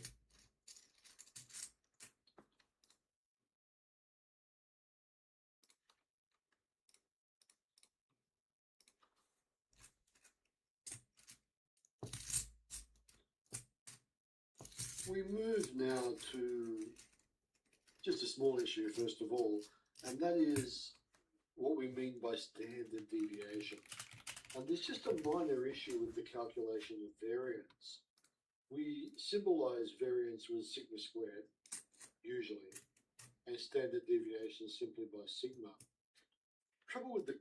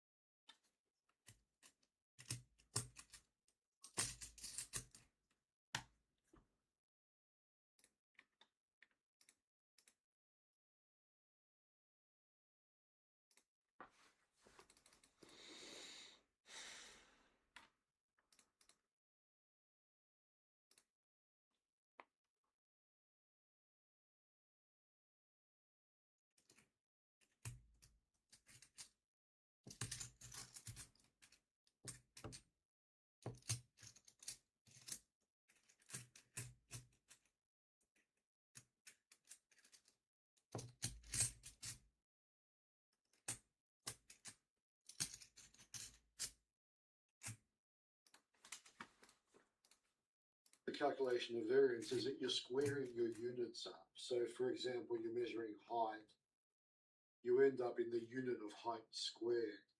And that can be a little bit uncomfortable in certain situations. So we do have a second statistic that we use, which is standard deviation. There's almost nothing here. The standard deviation is the square root of the variance. That's all there is. So really the only danger here is that you actually give us in a test the wrong thing. So if we ask for variance, make sure that you don't supply standard deviation and vice versa. So this is not a major issue. There is no way of calculating the standard deviation without first of all calculating the variance and then square rooting it. So in terms of calculations, you're pretty much doing exactly the same thing. So example 4, find the standard deviation of the random variable x from the previous example. Now remember that we had 2 triple 5 over 1 2 9 6, 2 triple 5 over 1 2 9 6. That was our variance, square root it. That gives you the standard deviation. So definitely a positive square root, of course, so we're not taking the negative square root there. Nothing much to worry about there. Just be careful that you do actually answer the question that you've been asked in a test. Now, a little fact, and you'll see various different proofs of this. This is a completely different definition of variance. And the variance of x is the expected value of x squared minus the expected value of x all squared. Now we've seen earlier that these are different concepts. So this and this, first and foremost, don't somehow imagine that they are the same. Because if they were the same, the variance would automatically be 0, which is most certainly not the case. So the variance of x can be measured as, or can be calculated as, the expected value of x squared minus the expected value of x all squared. Now a proof of this, there's a nice little proof. So let's just think about the variance.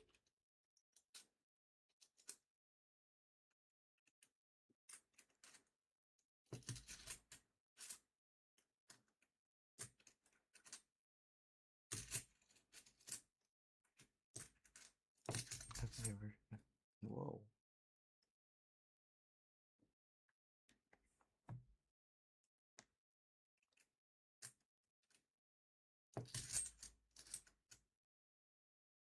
That's you got a var x, right?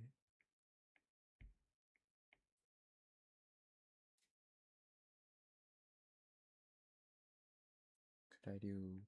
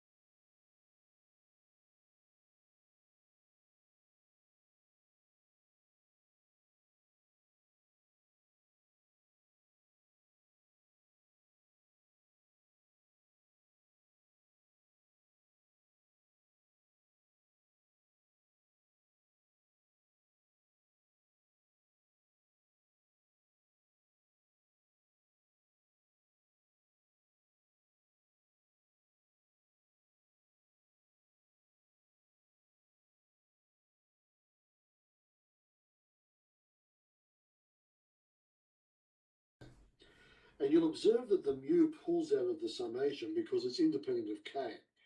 It doesn't depend upon the k, and therefore it's just a number, a constant if you like. So it just pulls out the front.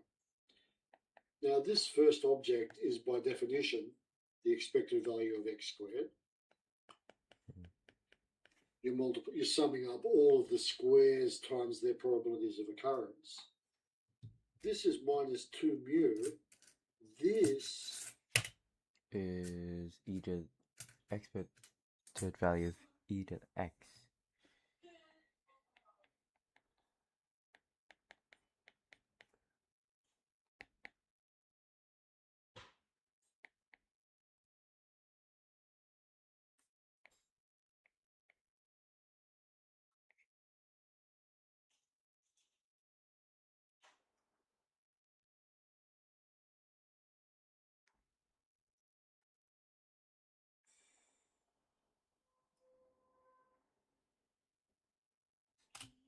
is another mu. It's the sum of xk times pk. And over here, Oh my god, it is. And this is the same as mu. here we get mu squared. Times 1. And of course, this is equal to 1. It's the sum of all the So we probabilities. get So this now becomes the expected value of x squared minus mu squared mu squared minus 2 plus 1, which is the expected value of x squared minus the expected value of x plus. Now it's hard to see what this actually means. It's more of a fluke than anything. And one of the reasons I don't like this formula is that when you look at this, it's very difficult to get a feeling for what it is that you're doing. It is no longer clear what you are measuring or even attempting to measure. But having said that, it is an easier way to calculate things. So let's just have a look at one of our previous examples.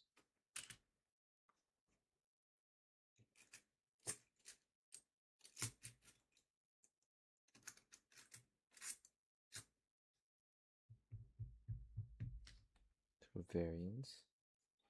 This is var of x and is equal to e to the x squared minus e to the x squared.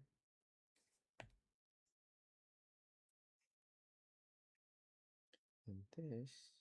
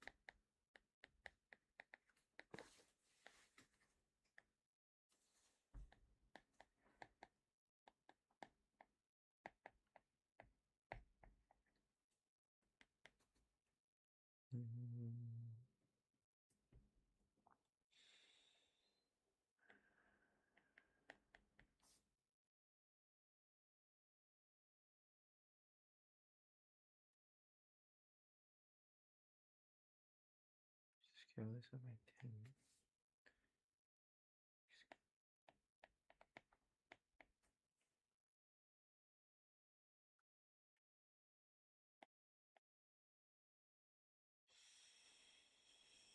80, 81 plus 90 plus 25.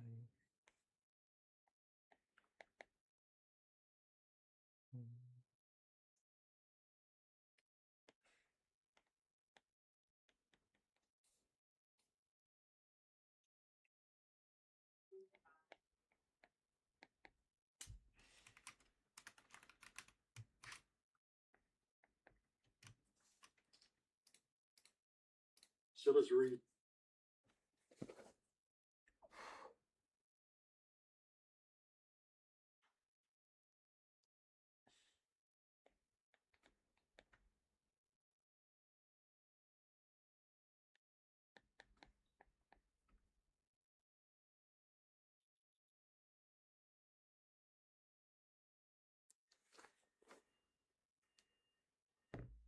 Visit a previous 2 times plus 4 times 0.2 plus 9 times 0.5 plus 16 times 0.2 plus 25 times 0.05. In other words, it's that times that, that times that, that times that, all the way down the line. Not the expected value of x, but rather the expected value of x squared. And that turns into 9.8. So if you just crunch those numbers, you get 9.8. Now what that means is that our variance is quite simply expected value of x squared minus the expected value of x all squared. So it becomes 9.8 minus 3 squared, which is again 0.8. And of course the standard deviation is quite simple, the square root of it.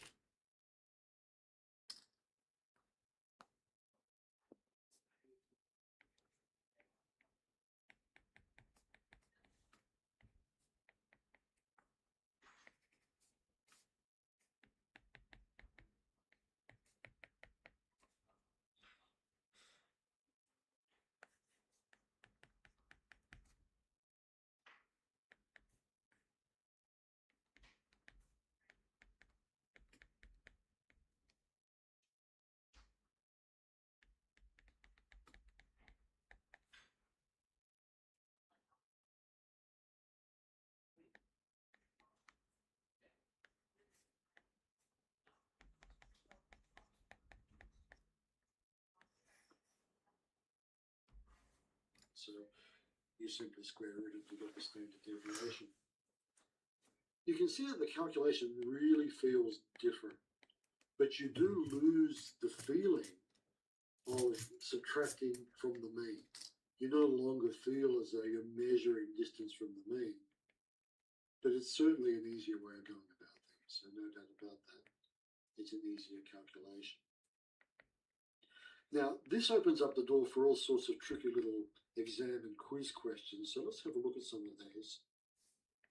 A random variable x has a variance of 3, and e of x squared is 19. Find the expected value. Interesting. Well, we know that the variance of x is e of x squared minus e of x all squared. We're told that the variance is 3, 19 minus e of x all squared, and therefore the expected value of x all squared is 16, and hence the expected value of x, definitely plus or minus there, so plus or minus 4. It's certainly possible that the expected value is negative. There's no problem with that. Probabilities can't be negative, but expected values can. So probably plus or minus 4 is a good answer. Now, the other thing we saw, one of the other things we saw in the previous lecture is the expectation was linear. So the expectation of ax plus b, the expected value of ax plus b is a times the expected value of x plus b. Variance does not behave this way. And I think intuitively it kind of makes sense that it would be more complicated simply because of all the squaring going on. The fact that you're squaring bits and pieces all over the place, I think intuitively you would feel that you've lost the linearity. In fact, that's the case. Now, the first interesting discussion is, why would the variance of x plus b be the same as the variance of x? Why is the variance of x plus b?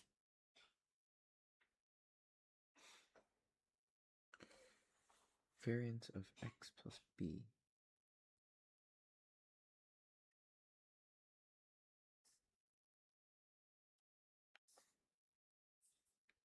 So distance from mu. Add v to all. Oh, okay.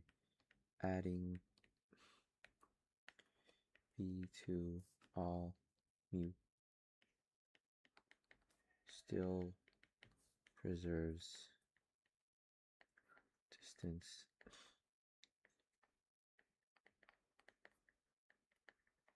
so more or less it's like xk plus b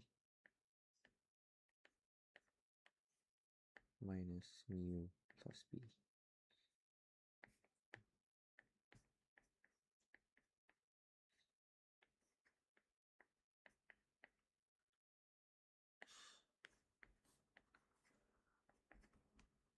Be the same as the variance of x.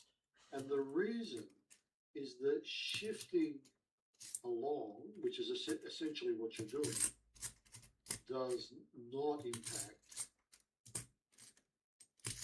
on spread.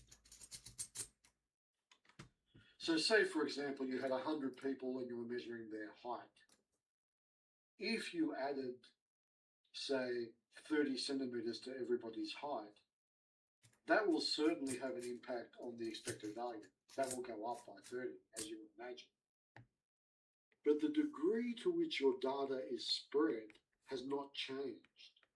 By adding the same number to everybody, everybody is still pretty much in the same relative position. So the spread doesn't change, the variance doesn't change. And the more general formula that you need to remember here is this remarkable little result here, which is that the variance of ax plus b is a squared times the variance of x. The slide has no impact, but certainly if you double all your values, you will multiply your variance by 4 because of all the squaring that you did along the way. Okay, so another little sort of quiz type question. A random variable x has mean equal to 7, variance equal to 4. A new Mean e to the x is equal to some mu is equal to 7. You've got var of x is equal to 4, and y is equal to 3x plus 12. Then e to the y is equal to e to the 3x plus 12, which is equal to 3 times e to the x plus 12, which is equal to 3 times 7. So it just increases everything by said number. So now the expected value has been shifted. However, var y, which is equal to the var of 3x plus 12. Well, we just don't care about the new change because that's going to be added to everything. But we do care about this 3 here, which kind of shifts our guys like 3 times larger than it would be. Right, so whatever distance gets amplified by 3 times. So maybe 1, 2, 3, 4, 5, 6, 7, 8, 9.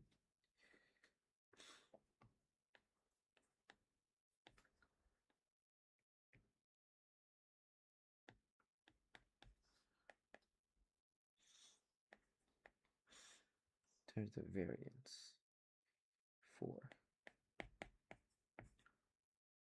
random variable y is equal to 3x plus 12. In other words, you take all the x's, you multiply by 3, you add 12.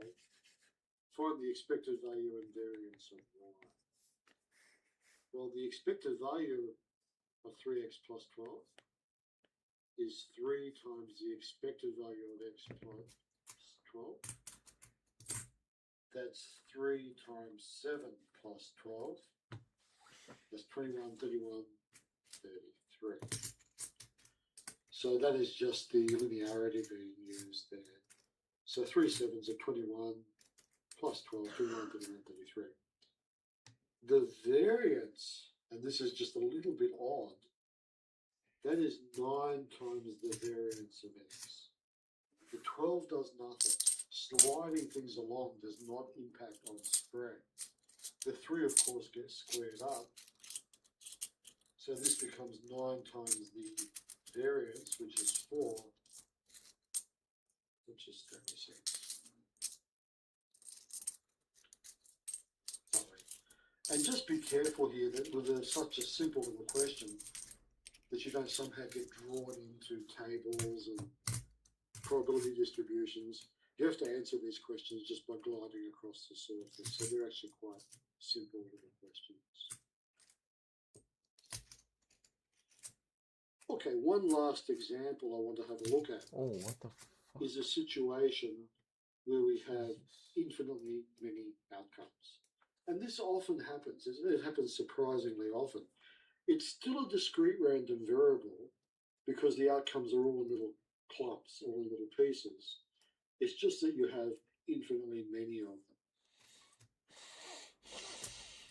them. Now, we have a random variable x here, and its probability distribution is given by probability x equals k, which is pk, is e to the minus 7, 7 to the k over k factorial. There is your description of the distribution. Now you'll observe here that we haven't given you a table because the table goes forever. The table goes k equals 0, 1, 2, 3, 4 off to infinity. If I were to draw this table, like we've been doing up until this point, you will end up with a table that in fact extends infinitely to the right. So rather than drawing the table, we simply describe the probabilities. And there they are there, e to the minus 7, 7 to the k over k factorial. Now the first question, prove that this actually is a probability distribution. You'll observe that all of those numbers are non-negative. So really all we have to show is that the sum of the probabilities is 1, which is a little bit surprising, but it is true. Calculate the probability that x is at least 2. From a calculus perspective, does this mean that this series converges at 1? Yeah, for sure. There has to be series that exist that converge to 1. Yeah, okay.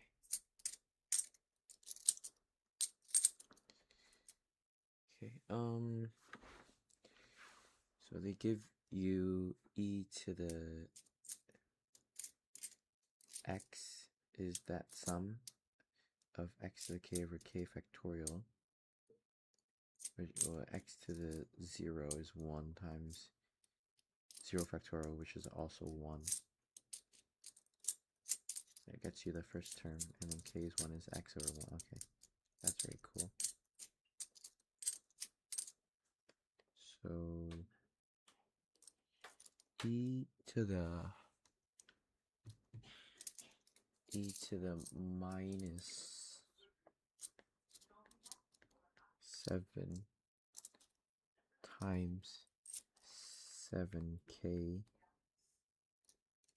over k factorial is equal to, well, you have to add a 7k, and you have to add a x to the,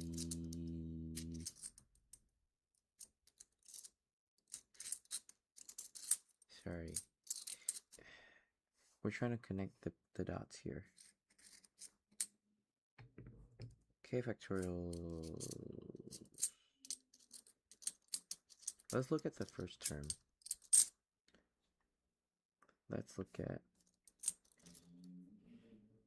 and they said starting at 0. So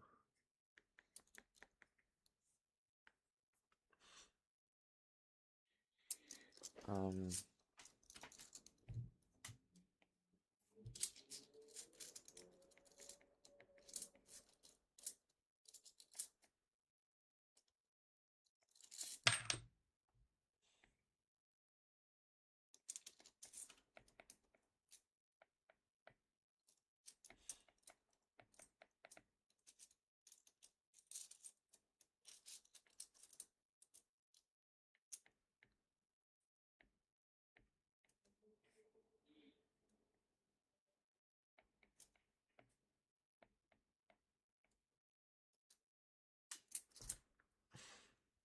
so it's these big powers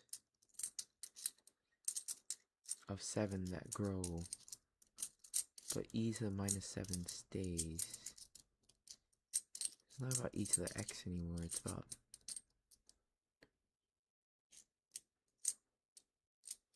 e to the minus 7 over k factorial time. Okay, then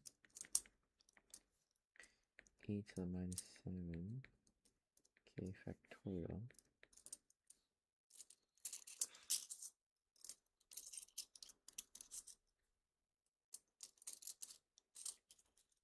it's just that.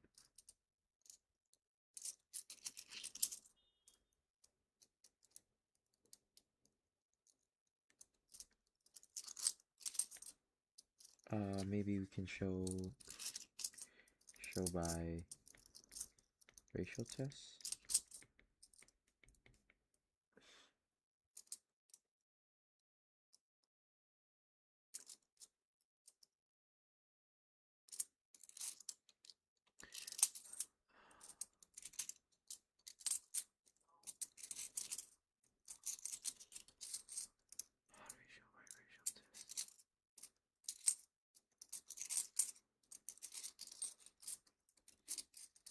How do you show by ratio test of convergence? There's integral, there's... If it's ratio test b is equal to 1, then we're cooked.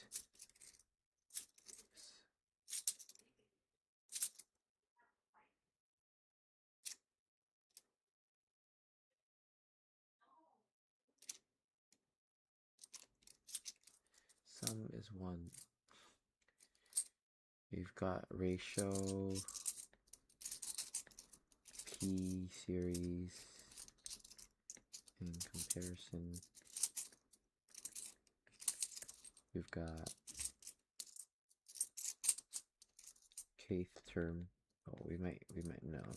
There's no divergence, so not really.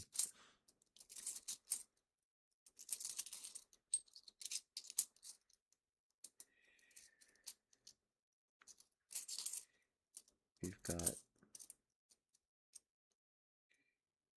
integral. We might have to do the integral test. Show by integral test.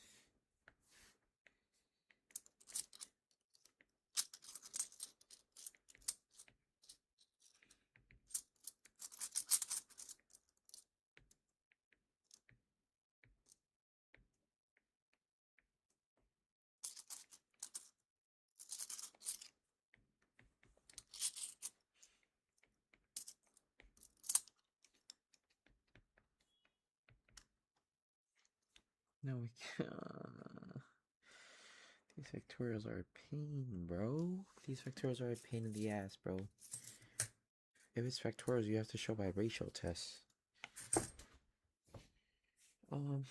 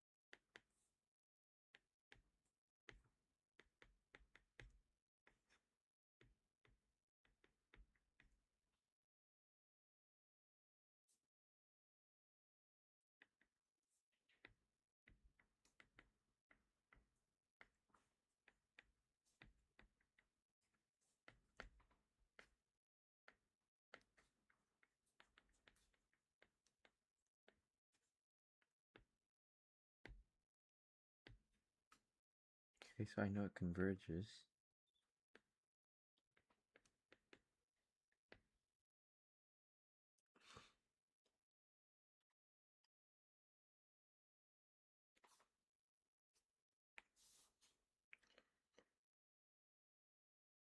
I don't know. And prove Toro. And then if you have a look at one.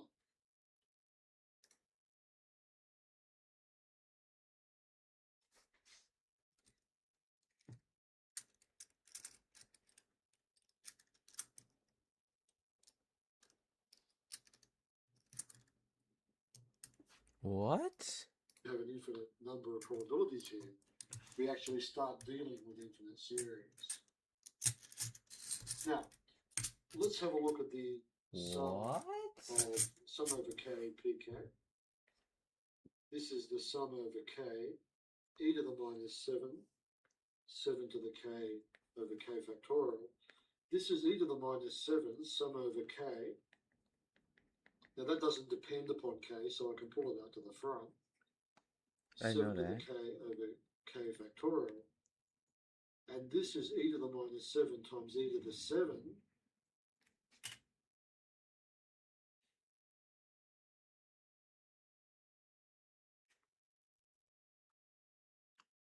Oh my god. What the fuck?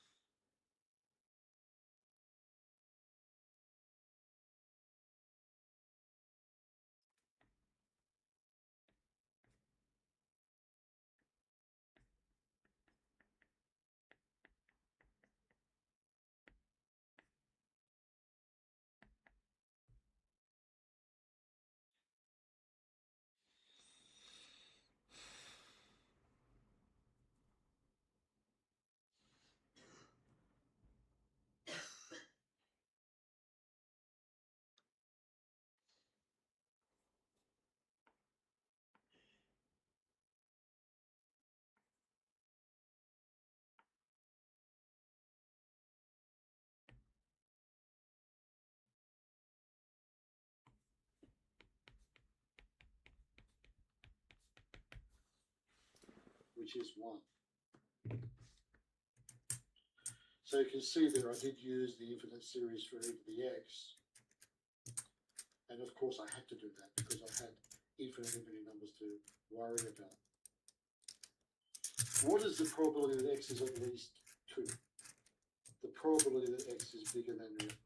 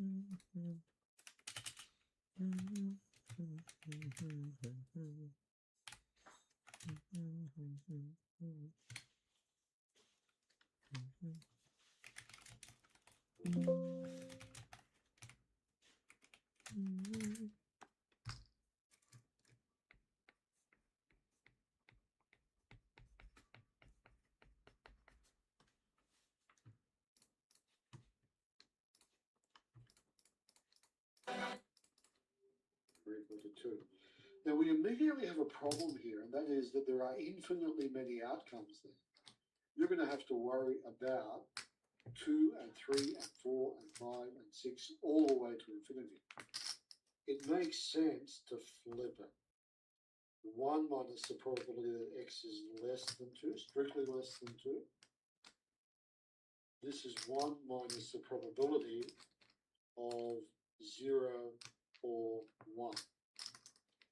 This is 1 minus the probability of 0 is e to the minus 7, 7 to the 0 over 0 factorial. And please remember that 0 factorial is 1 plus e to the minus 7, 7 to the 1 over 1 factorial. And this is 1 minus, what is that? 1 minus 8 e to the minus 7. There it is. 1 minus 8 e to the minus 7, around about 0.9. So there's a decimal approximation. So there is that probability. So you can see here that to calculate these probabilities, I'm not using the table because the table isn't in front of me. I have to drag everything back to the definition. So for example, what is the probability that x equals 11? It is e to the minus 7, 7 to the 11 over 11 factorial. That is the definition of P sub k. And all your calculations have to come back to that definition because there's nowhere else to go. Where else could you go? You have to go back to that definition. Last little question here, quite a difficult little question. Prove that the expected value equal to 7. The expected value is the probability times the value, but it's some number. You stick a k to it. Yeah, you stick a k to it and you sum it. I mean, if you stick the k to it, then it's k minus 1 factorial. Yeah, right? If you stick a k into here,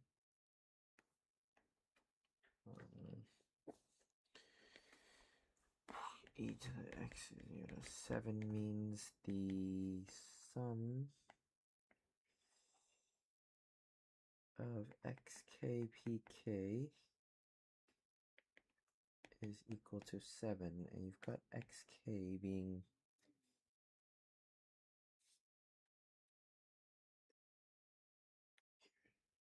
xk is k, right?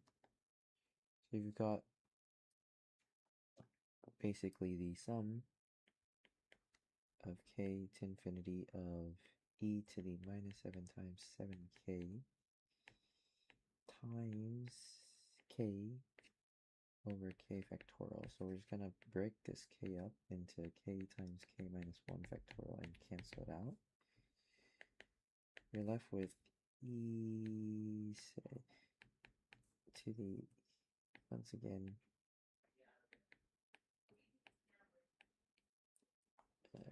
7k over k minus 1 factorial.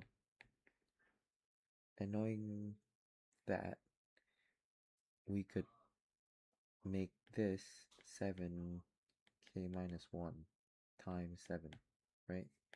Which is equal to e to the 7k infinity k times 7k minus 1 times 7 times, sorry, all over k minus 1 factorial. And then we can use our e to the 7 e to the 7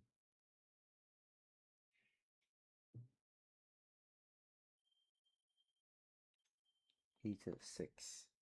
That's my guess. Sorry.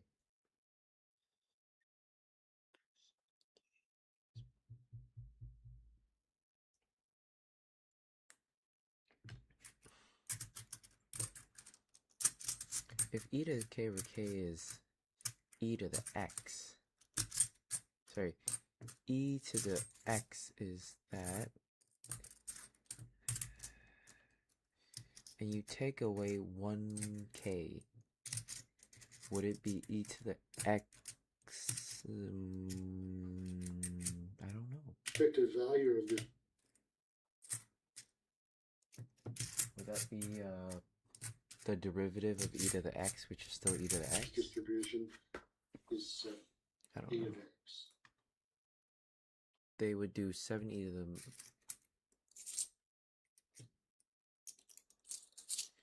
They do...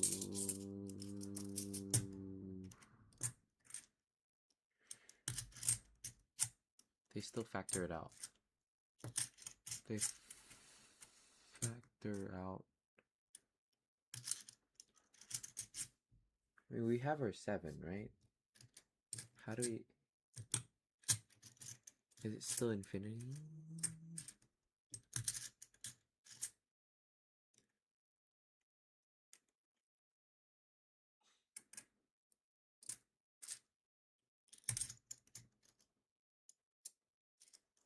Zero p plus 1p1 2p2 1 times that plus 2 times that plus 3 times that. But that's... Oh, so that's essentially starting at... This is starting at k is 0. Then you would just assume that this is k starting at 1 for 7k k factorial, which is still e to the 7. You've got 7 times e to the minus 7 times e to the 7, which is 7. Now let's have a look at how this works out. We have to multiply each outcome by its probability. That's the expected value, isn't it? So it's 0 times p sub 0, 1 times p sub 1, 2 times p sub 2, all the way off to infinity. So this will be an infinite sum, and we kind of have to hope that we can actually deal with it as an infinite sum, but we should be able to deal with it. Now, this one we don't have to worry about, of course, because it's 0 times something, so you can forget about. Why is there leftover 7? Why is there leftover 7? 0 factorial, 1 factorial, 2 factorial.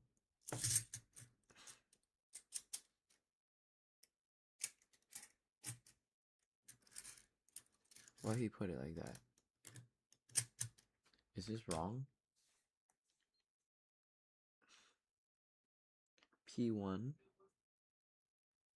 P0 is 0 factorial, right? 1 fact. I would assume this should be 2, 3, 4. That, so there's your calculation. There's p sub 1. Wait, no, he's cancelled out Oh, he's canceled this out. So he's canceled the 2 and made it 1. Canceled the 3, made it 2.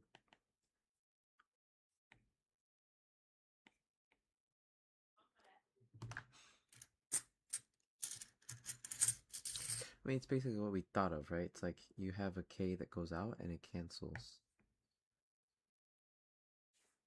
right? You've got some K that comes out and that does the cancellation. There's P sub 2. Probability x equals 3. Probability x equals 4. And of course it goes But it still to travels to infinity. infinity, which is cool. And we can just tidy it up like that. Sorry, I'm loud.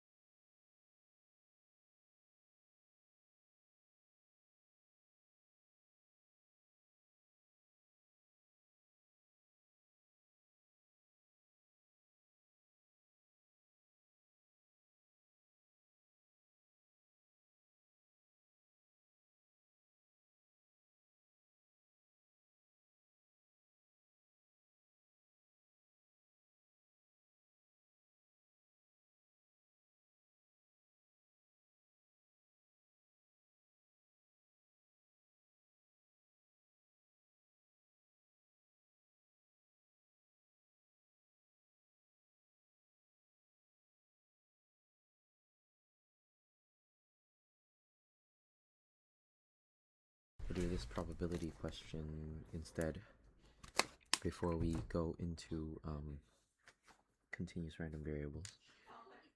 There's 2, so just to make sure it's this question we're doing, and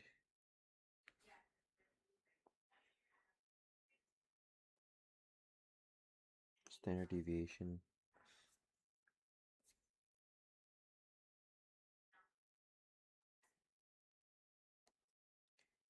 standard normal random variable. So what we will do is we'll do this question and then we'll finish all of week 9 lectures, and then we just have to continue with 2020 papers I'm supposed to finish at least 2 papers today. Each hour is 10 questions ish. Each 5 hours is 4 hours, sorry, is 10 questions. That's how they split it up too, you know? They did 6 questions in 2 hours for the 2020 questions. So as long as we get to move through each question like so, we'll be doing okay. Okay. There's a red die. There's a selector die with 6 faces. There's a red die with 20 faces. So 3 faces are marked win. There's a blue die with 12 faces. Okay. So there's a normal die. Sorry, there's a red die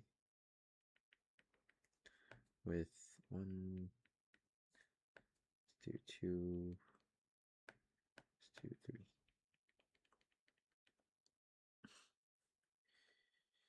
There's a red die with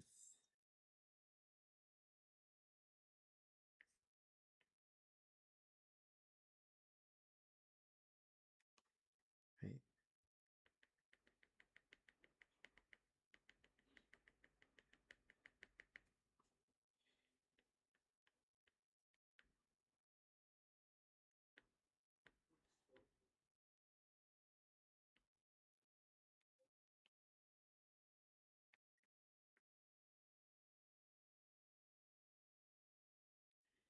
Okay.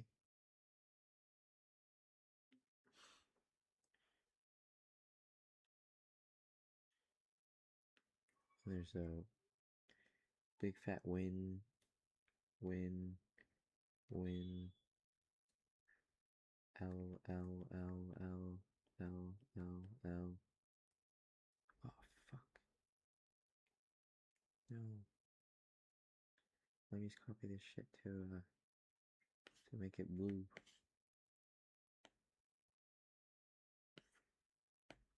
Hell yeah. Then we'll call it win, win, win.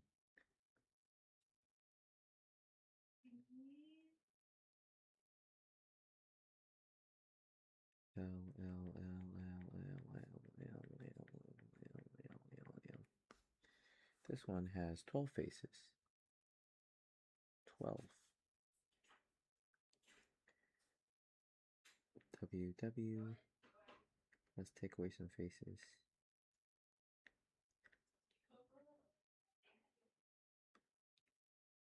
1, 2, 3, 4, 5, 6, 7, 8, 9, 10.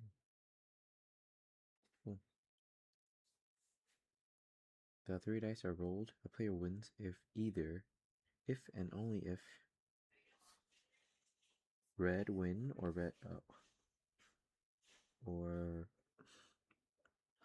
and the blue die turns up win. So there's a half chance, right? There's a half chance of red, half chance of blue.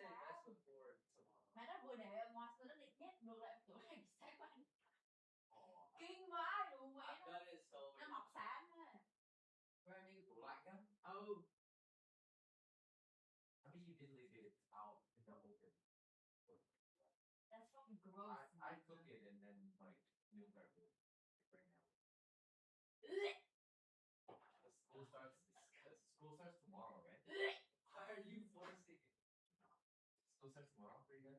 You guys both go to tomorrow? You guys have the same class? No, wait, but he can cook at home. Kinh vãi, mày không hiểu cái concept của cái việc mà để vô tủ đá nha, mà từ từ nha. Ý là nó nấu 2 cái rồi. Sao nó để vào tủ đá? Xong nó không có bọc plastic nguyên cái đấy luôn, nó chỉ là để cái nước ở trên thôi. Là nó chỉ bọc một nửa cái miếng gà thôi. Xong rồi tao bỏ là lấy ra để hôm nay ăn đi, bỏ vào tủ lạnh đi. I'd say like a 10th, right? Xong tao bỏ để vào tủ lạnh đi, ngày mai ăn cái nó lấy con mẹ nó quên. I didn't forget it. I took it out this morning.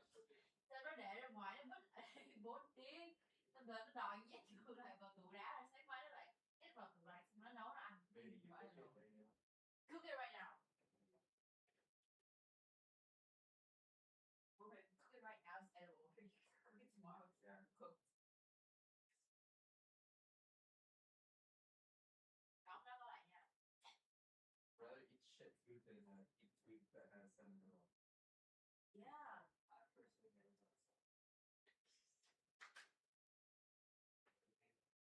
never thought so. That's what I Here we go. Okay, I can't. How do you feel about You can. Go back. Yeah.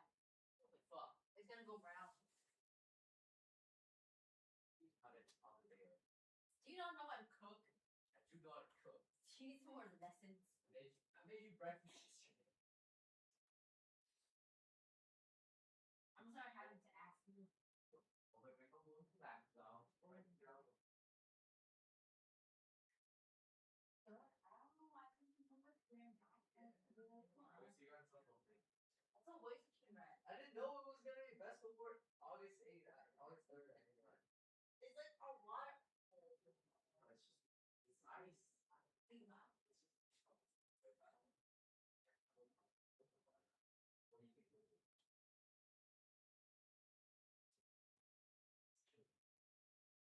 Kinh vãi.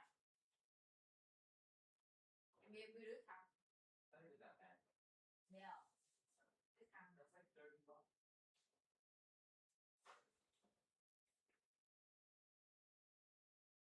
Low key, why is the chicken breast here hella cheap? The chicken breast here is way cheaper.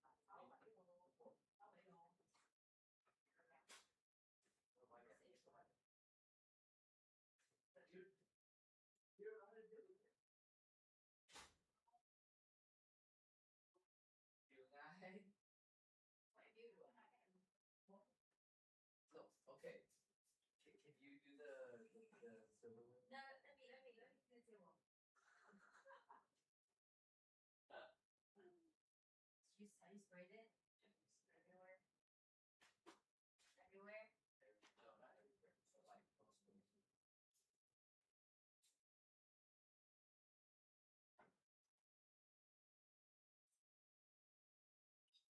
Yeah, that was good. Better than any dum dum I've had in the fucking States. Really?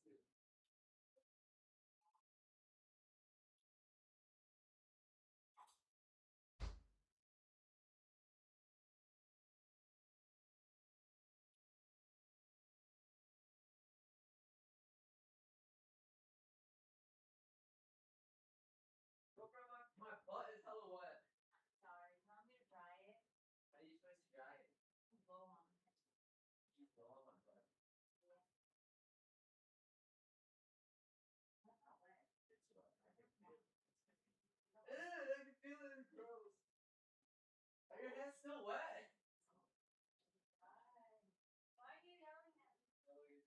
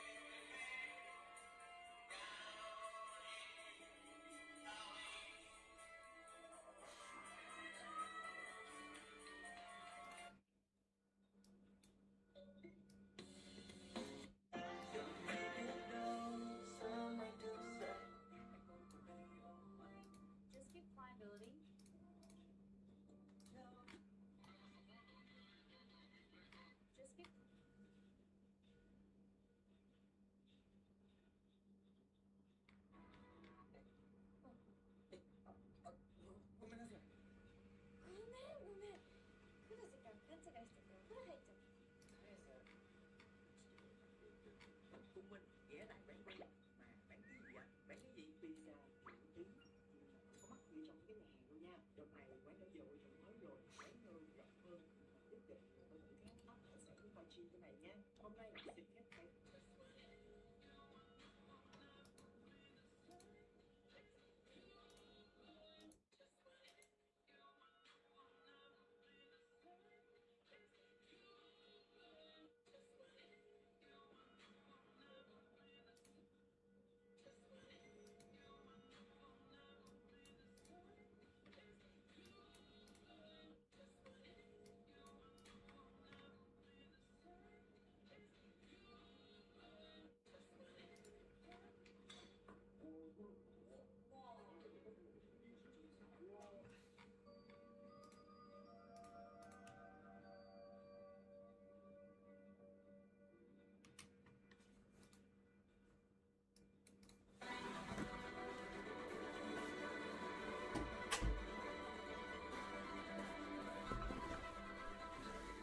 Oh shit, I forgot to snap.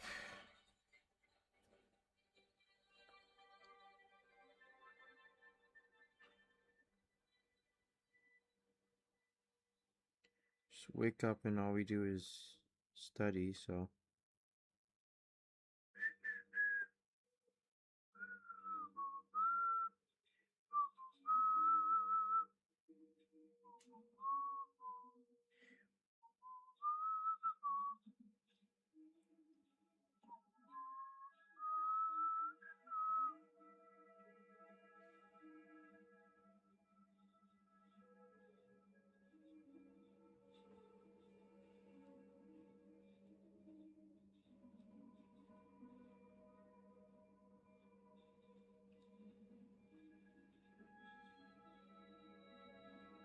I moved like a slow pig back then.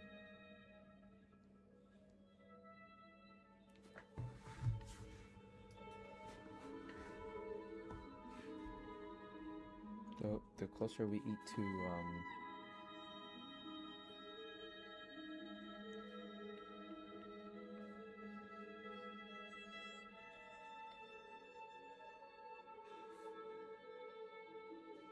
3 faces are marked win, so 3 are 20.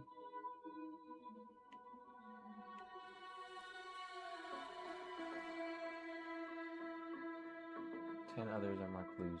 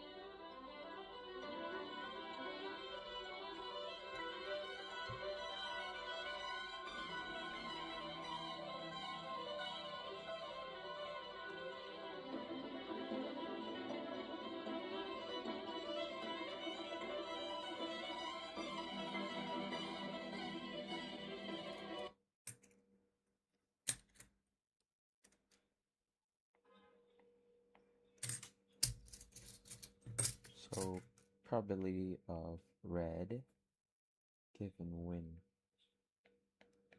is equal to P red and win over P win. P red and win is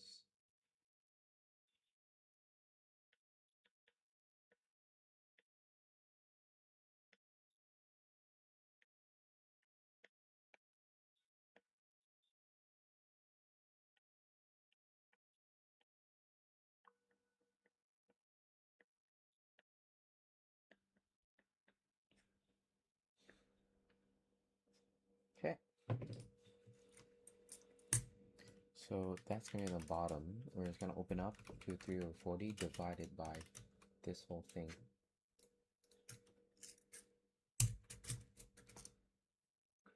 So 3 over 4 over 3 over 40 plus 2 over 24. The die is called colored.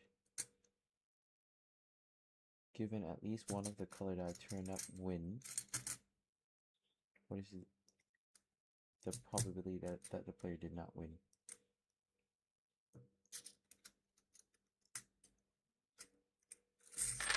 0. They had to win. What?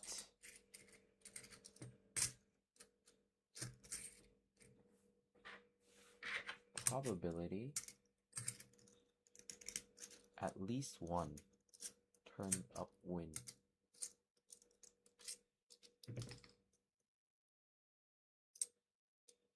Oh, okay.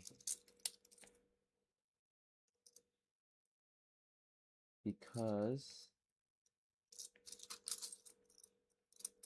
all 3 were thrown.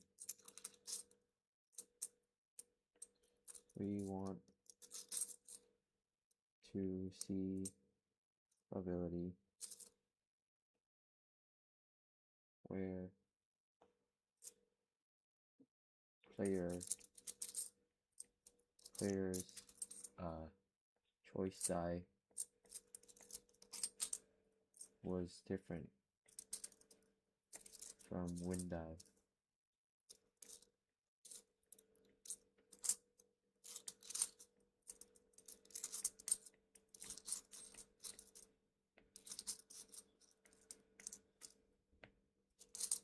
So if both win, player guaranteed win.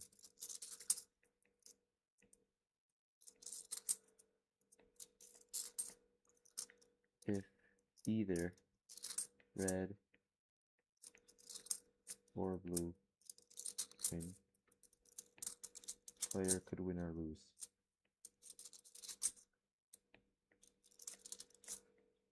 So we wanna take this choice. If both red and blue didn't win, player guaranteed lose.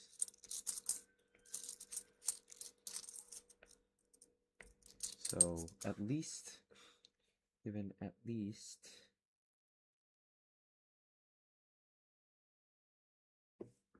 turned up win.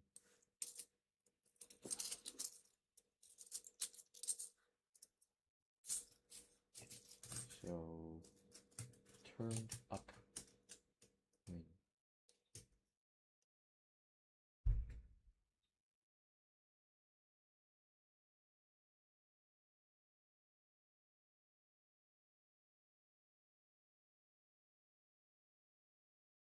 Given at least one of the colored die turned up win.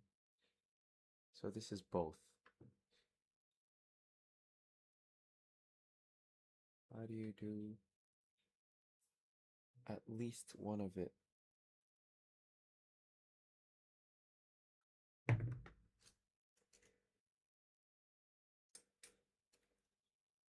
How do we...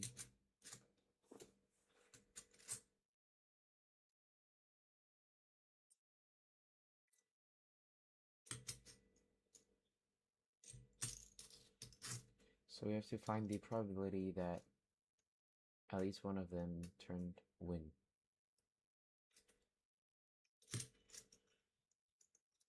Which is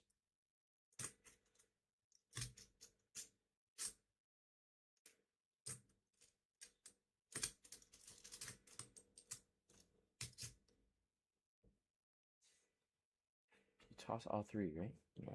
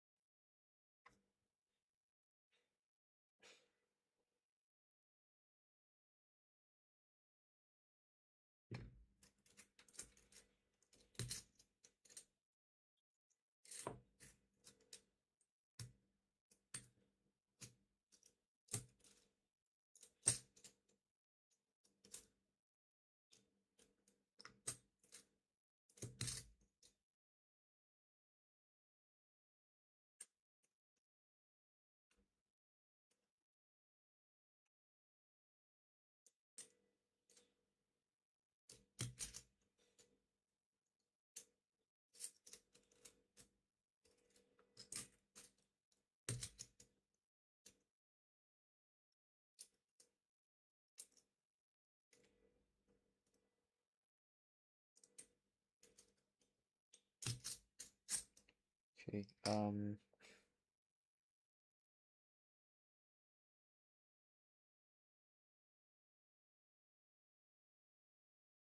we have to do it like red, red, blue, blue, right?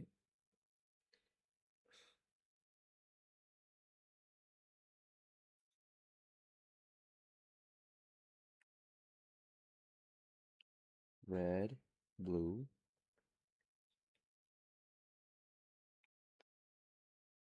red, blue,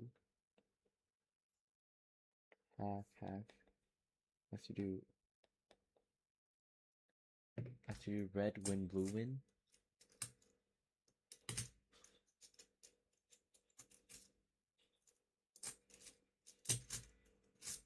Have to do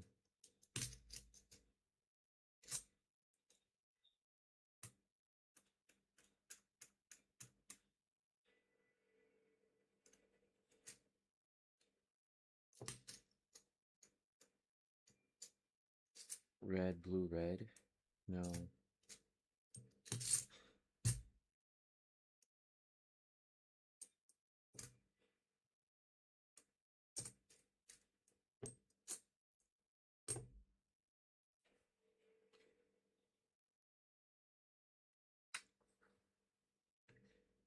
Red, blue has to be on the same decision, no?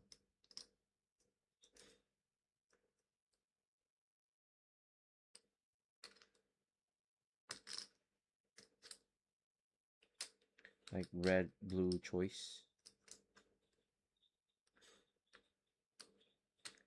Or you have to do just red and blue. So 2 tree diagrams maybe?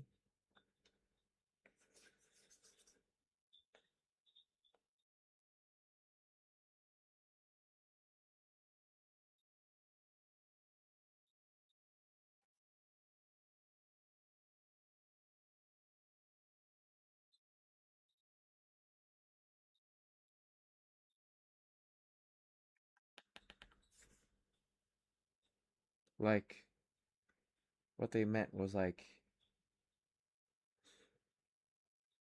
if I had a half chance of picking blue, blue came out, but then I had a red win.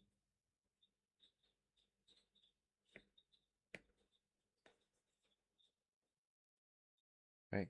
So I had half choice of blue and also red.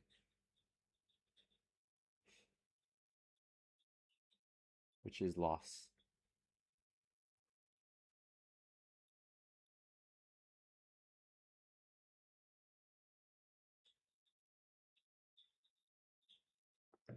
Would I do like red or blue wins? Red and blue wins? Red or blue wins and red and blue loses. So I have to calculate that possibility, right? We group them together. Red or blue wins. Okay.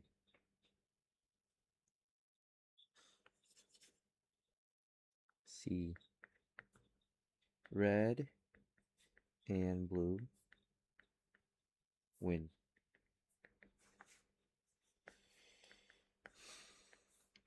P. Red or blue win. P. Red and blue lose. Something like this, I think, would work.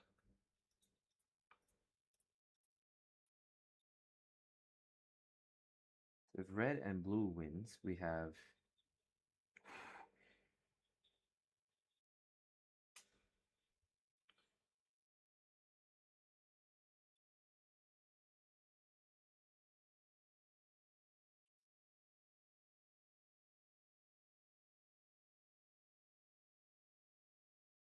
red and blue wins. So it's like,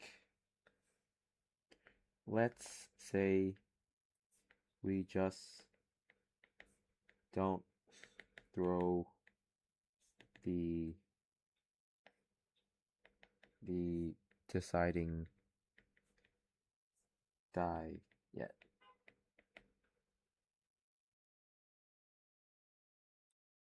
Then we just have red and blue. Right? 1, 2, 3.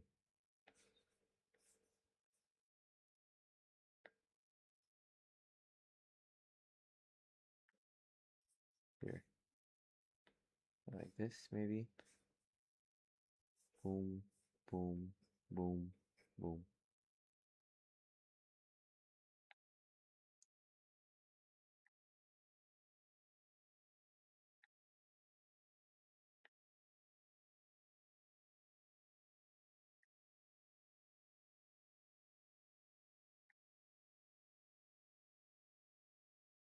Red and blue win.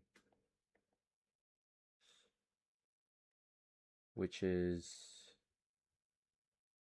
red win, blue win, red win, blue lose. Okay. Red, sorry. Red, blue. Red win, blue win.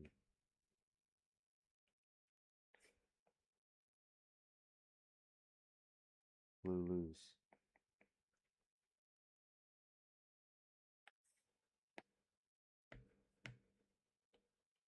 Blue win. Red. Red win. Red lose.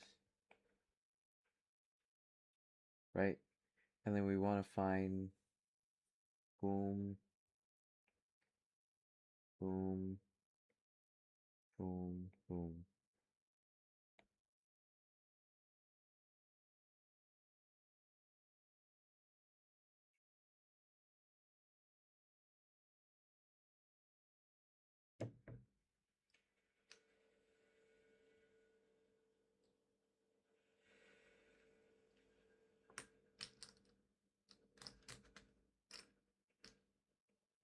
I wonder if you could do this any other way.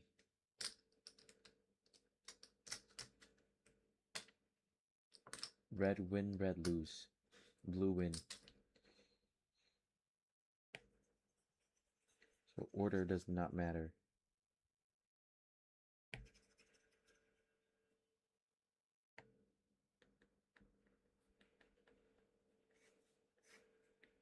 Blue win. Blue lose. Blue lose. Blue win. Okay. 2 out of 20. Sorry. 3 out of 20. 17 out of 20.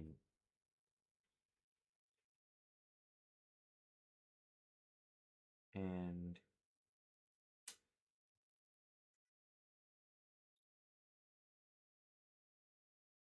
10, is it? 10 out of 12. 2 out of 12.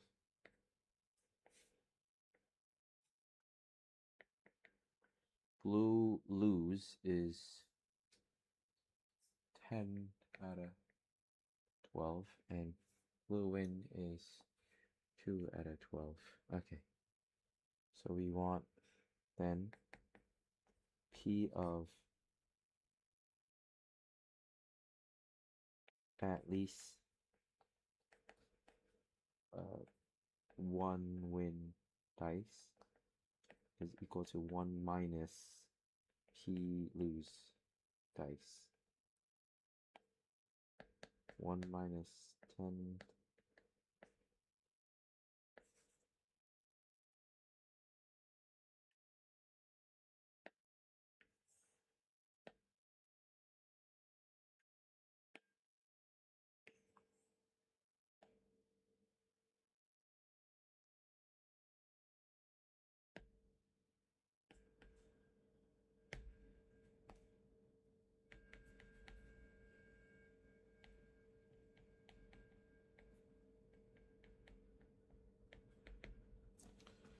What's that?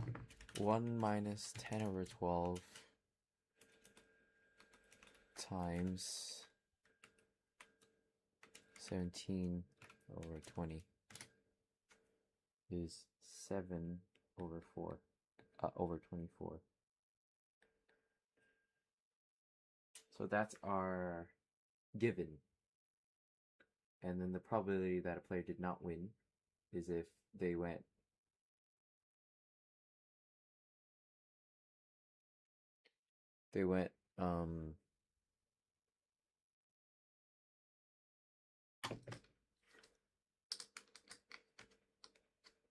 is if they had the losing dice, right? They had the losing dice, or they had the winning dice.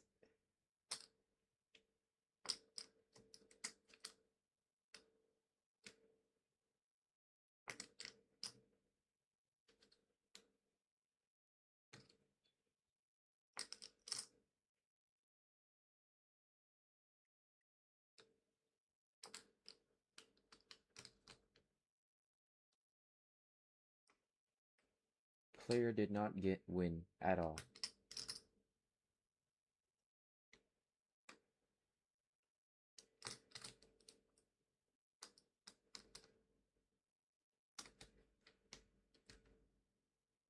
Player did not win.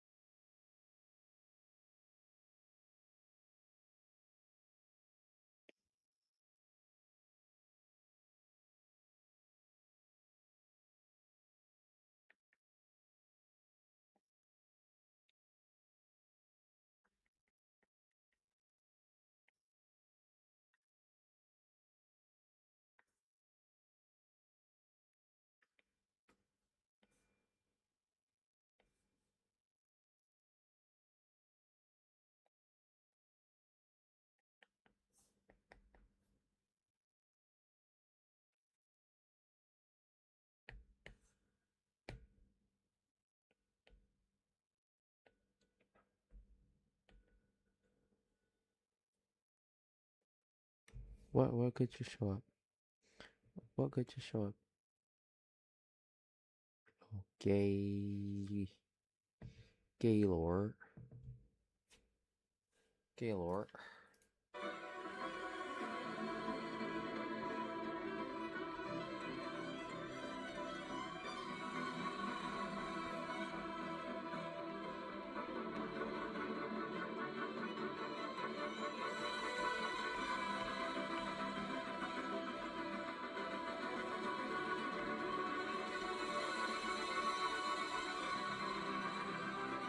It's so intertwined.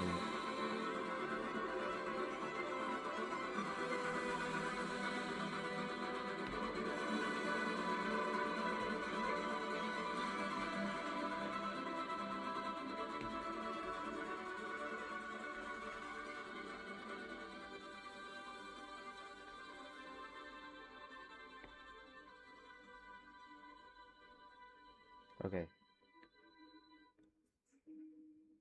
Okay. Win or loss. Outcome.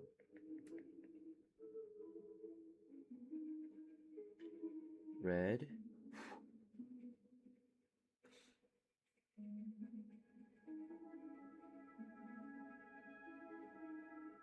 Red turns up. Red win, blue wins, loss. Oh, sorry, win. Red turns up, red win, blue loses, win.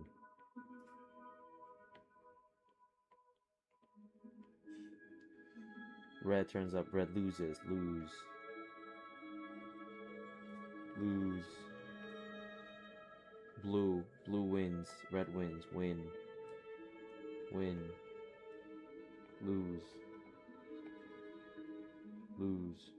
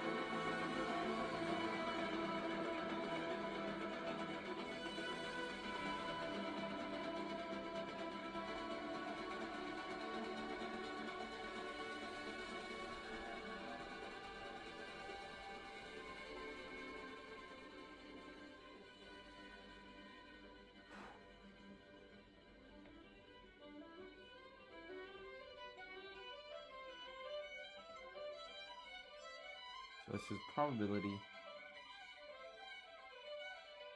that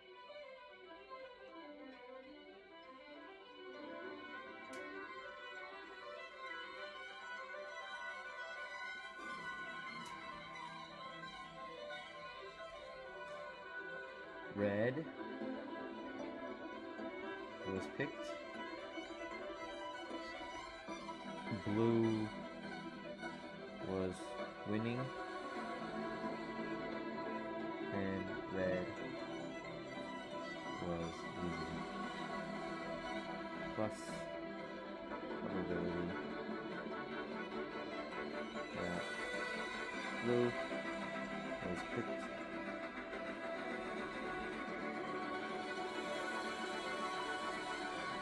red won, and blue lost.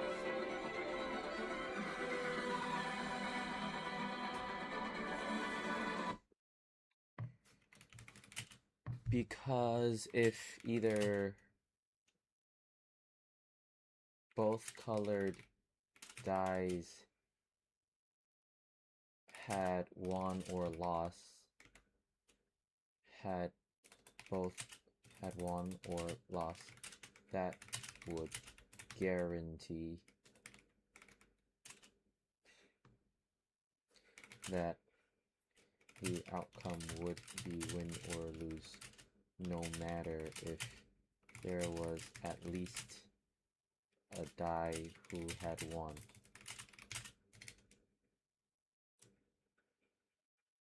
I created a tree diagram that started with the chances of the choice, the selector die, selecting either red or blue, and then split each one up to either if red won, if that die won or that die lost, similar to the other branch. Then deeper into the branch, I split up if the second die won or lost, and circled up the exact scenario where the die that was chosen won, but that wasn't chosen had a winning but still lost, but the chosen die lost, and added all of that up. So we'd have a hat, times 17 on 20 times 2 on 12 plus a half times 10 on 20, 12 times 3 on 20. No.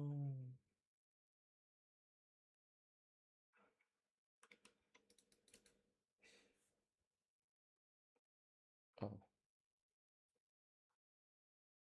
I forgot.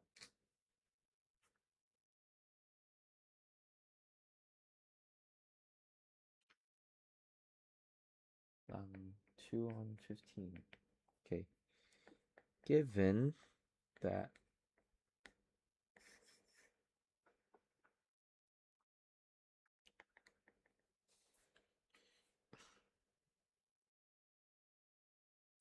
oh no. So do you accumulate?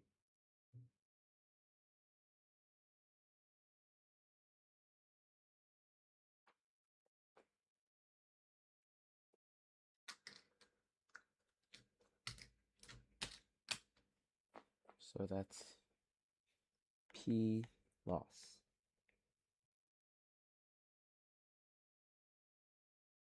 Given only one win.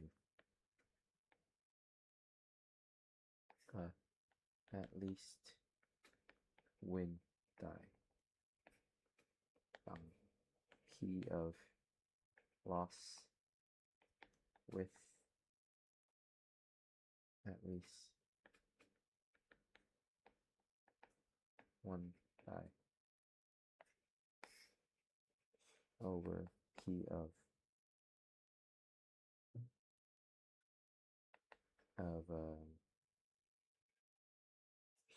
at least one win die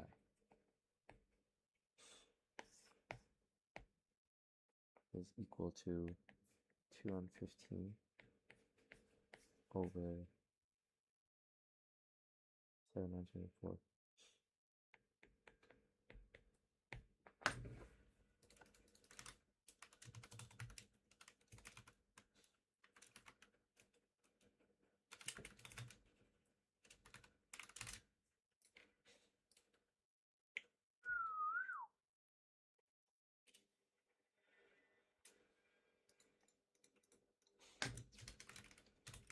That gave me the P that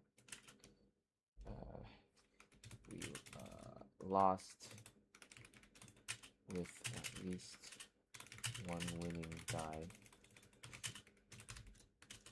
215 and P of at least one winning die was 724, which was given by looking only at the choices of red and blue and seeing if it was both red and blue win, or red or blue won, or both red and blue lost. So in the future we could do P of loss at least win dice, one win dice is equal to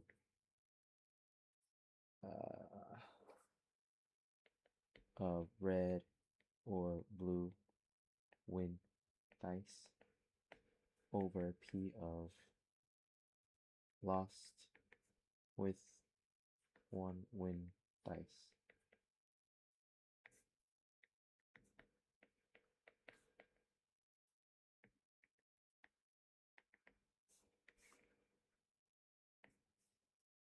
So P a half times P red, sorry, P red chosen times red red loss times blue win plus P blue chosen times blue loss times red win, and this is equal to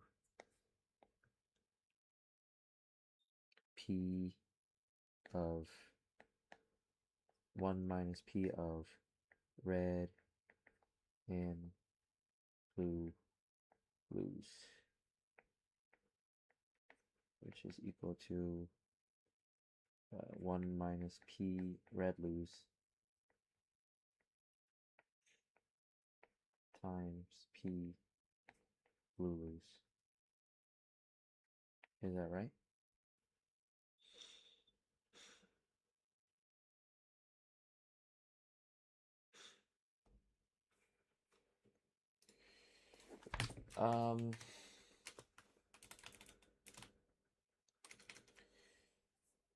P lost with at least one dice all over P at least one win dice. Then I started with denominator, looking at the probability at least one win dice. This is equal to the red and the blue dice. Either both win, either one wins or both lose. Then 1 minus probability that P both lose is equal to 1 minus P blue lose times P red lose is equal to 7/24. Then I looked at numerator, which was the specific combinations where probability of loss given P red chosen and blue won, blue dice won, and red loss, plus P blue chosen and blue lost and red won. The reason I know that there isn't any other possibility is that if both red and blue won, then either way we'd win. And if both red and blue lost, then that also wouldn't fit the description of at least one die winning.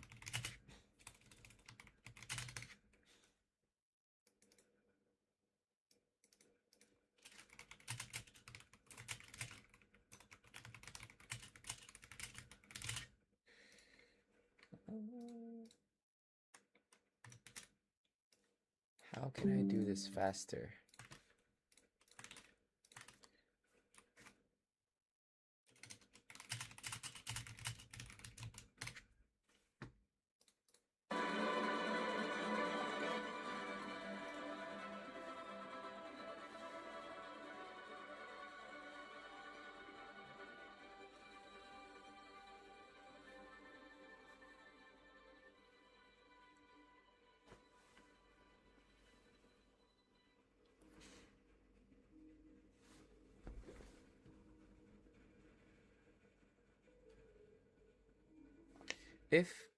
If both colored die win, player cannot lose. If both lose, at least win is not satisfied. Therefore, player can lose only when one colored die wins and the selector chooses the losing color. P red wins, blue loses. P red loses, blue wins. When exactly one die wins, the chooses the losing color with the probability 1/2.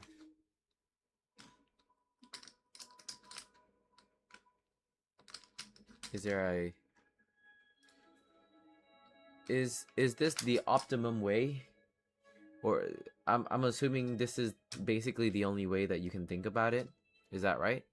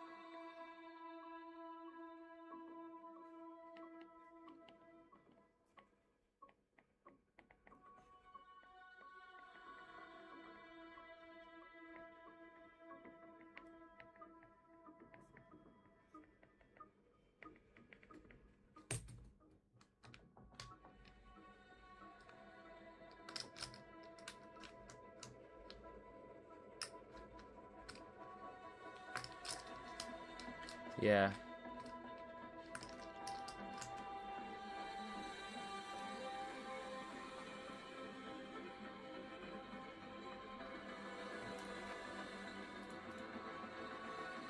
And then the rest of these questions are CDFs and GDFs. So we might want to look at these maybe like next week. But for now, we'll just quit and save. And maybe we'll finish binomial distributions.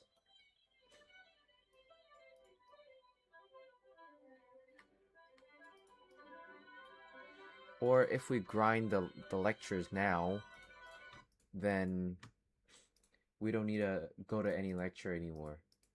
And we can just do past papers.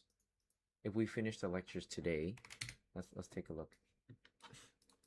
The lectures, that takes an hour, that takes another hour, that takes 3 hours. Fucking 4 to 5 hours. I could be done by 12. Right, and today's a Sunday, is it? The econ lecture, I can sit out. And if there's a calculus lecture tomorrow, who gives a shit? The only lecture I need to care about is the COM 1140 lecture. Yes. Let me just text Terry. Instagram. Are you going to school tomorrow? Hello? Are you going to school tomorrow? Want to do the question bank together? I will. In library.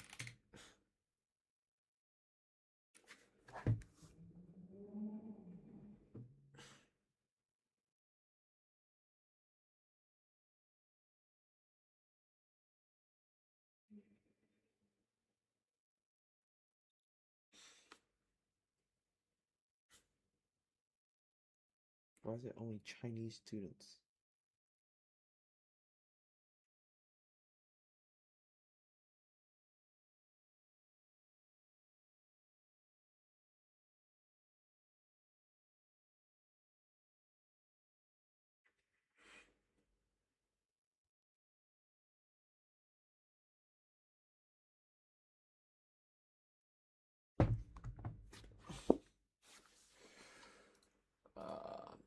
LA, drive a sports car just to prove I'm a real big bully cause I made $1 million and I spend it on girls and shit. You don't wanna be high like me. I have a 2-hour math lecture tomorrow that I should be awake for, but then by 11 a.m. I'm sitting at home and I'm trying to finish the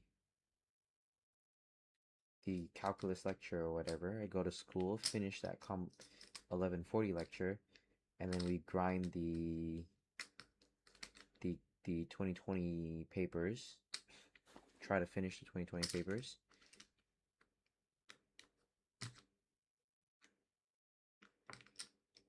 And then what? And then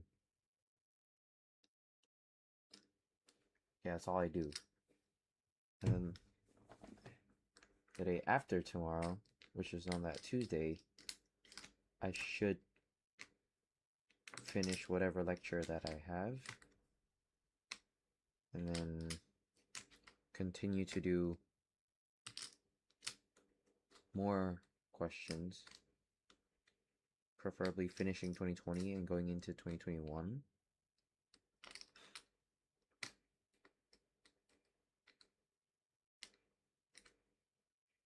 Yeah. It's all math. And then after the COM 1140 tutorial,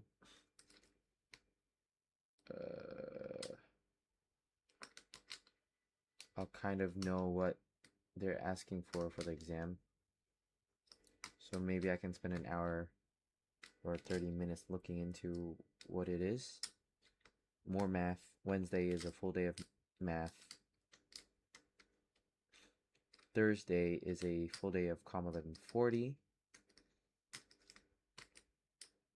Tutorials, lectures, whatever is needed. And then after the tutorial, what is it that I have on my list? After that tutorial,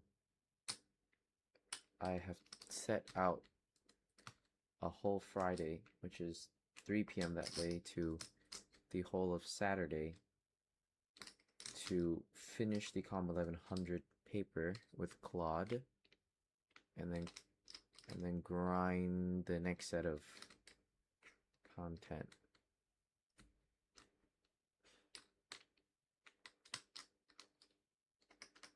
Okay.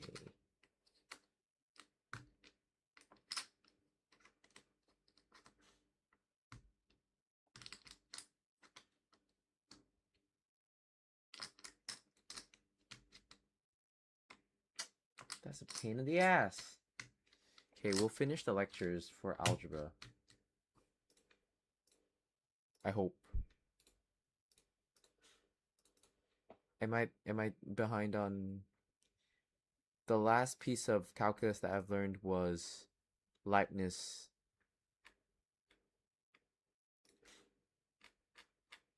which is sorry, we finished power series, right? Yes. So we tend to get diverted definitely separate object. A lot of ratio testing and certain x values. We have 1 hour, 2 hours of calculus.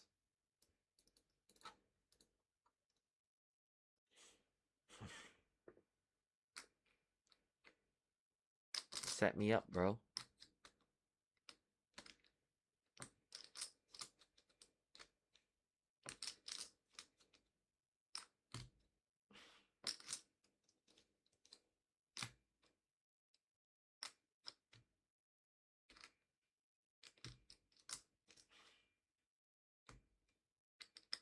Two hours of calculus and 4 to 5 hours of algebra. I think they're just gonna finish it. That's probably what they're gonna do. End of week. We're going into week 10, right? Yeah. So he's gonna finish his week 10 content somewhere within this week. I could spend that Tuesday doing that. Doing calculus work. Okay. Okay, we finish algebra today then, I guess.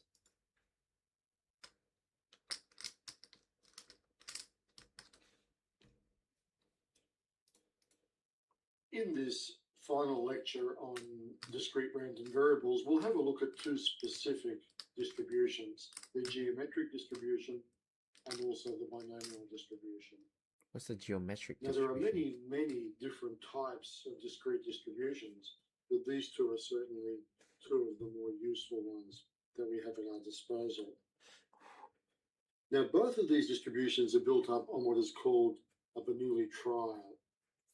And these are very simple experiments.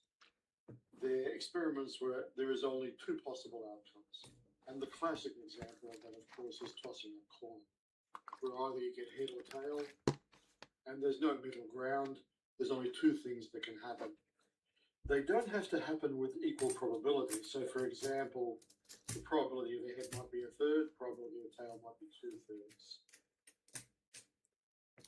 A Bernoulli process is simply a repetition of Bernoulli trials. So what a Bernoulli process is it's an experiment where you repeatedly toss a coin, for example. So you run the experiment many times, but each time you run it, only two things can happen. And that's what we call a Bernoulli process. Okay.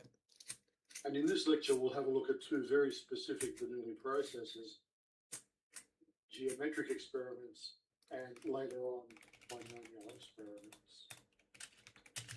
Now, this is a very simple theory. It's nice because there's so little going on, because Bernoulli trials are so fundamentally simple.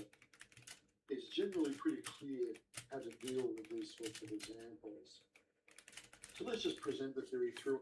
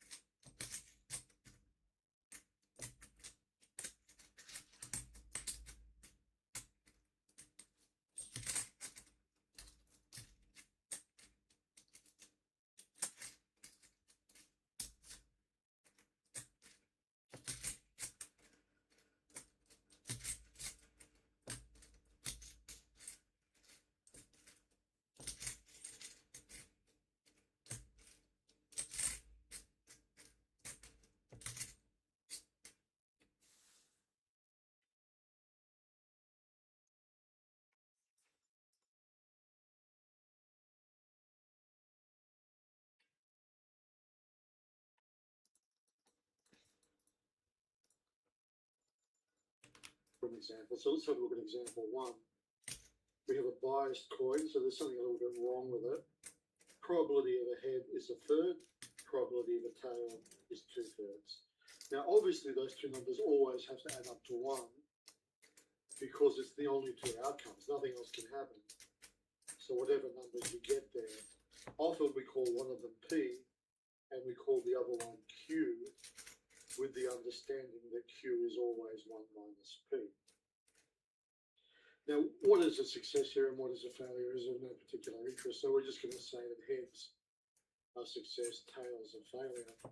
But that's just really just a nominal definition of success and failure. Sometimes success actually means success, so sometimes it's important. Here it's just a name. Now, what we're going to let the random variable x, quite an interesting random variable this one. X is the number of tosses required before the first occurrence of an age. So the random variable x here is how many times you have to toss the coin before you see a head appear. Now you can immediately, just a little bit of a sticky situation. Theoretically, it could take an infinite number of goes.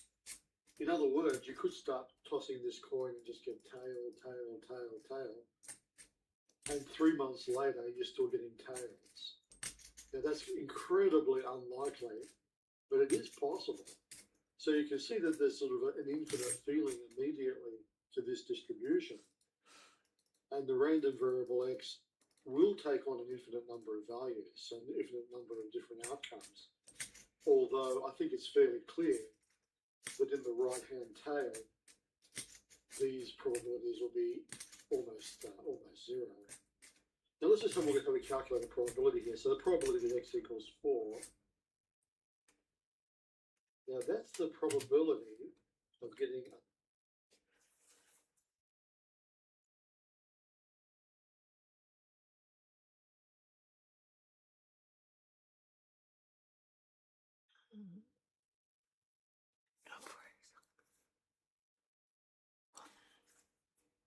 a third 4 times? No, that's probably winning 4 times. That'd be 2/3 3 times and a third the fourth. Is that right? tail and a tail and a tail, and then a head. So when we say that x is equal to 4 with the geometric experiment, what we're saying is that the fourth time is the first time you saw success. Now, if you think about what this is pretty clear. The probability of a tail, you remember, is 2/3. So this will be 2/3 cubed, and then eventually your success, which is 1/3. Now you can see that on the bottom here we've got 3 to the 4, 81, and on the top we have 8, 2 cubed. 8 on 81. That's the probability that x equals 4. Which is fairly significant. So this would not be an incredibly surprising thing. If you Very cool. Good. A is px is 4 means 3 tails first, then heads. 2/3 times a third.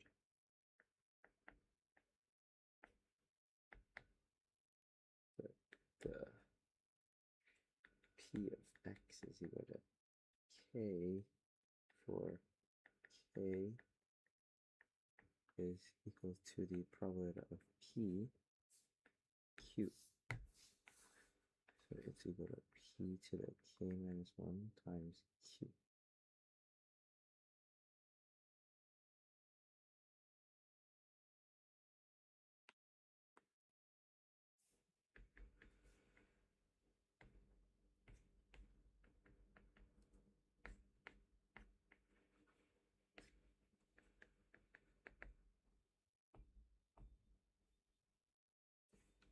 got three tails and then a head, it would be a reasonable thing to happen. If you got 30 tails and then you're verify that it's valid.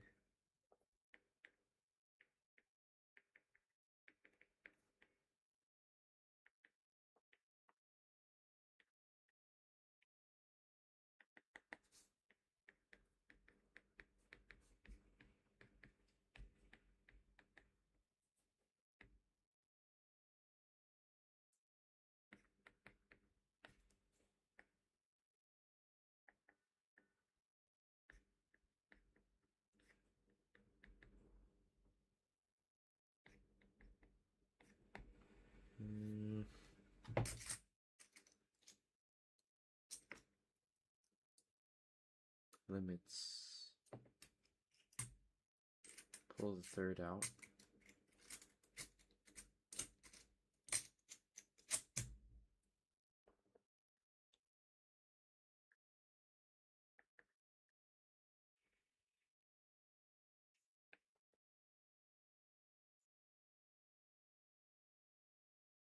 K minus 1. K minus 1.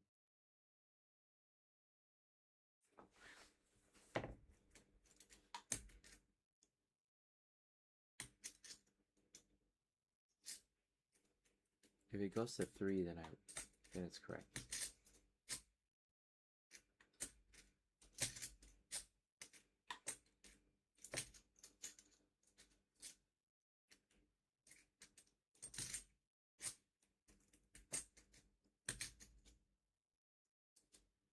Oh, okay.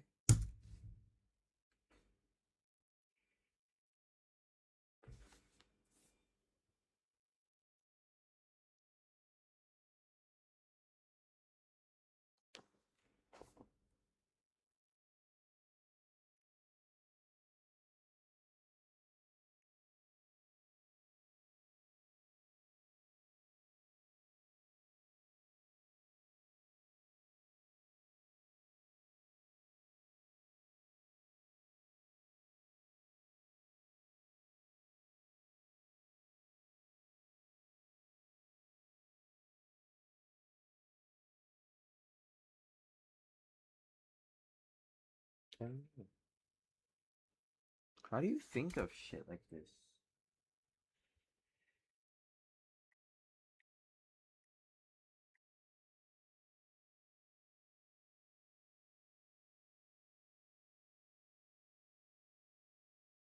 K starts at 0, isn't it? K is 1.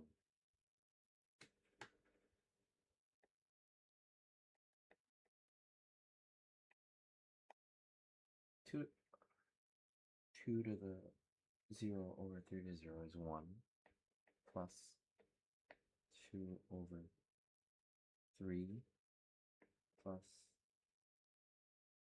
4 over 9, plus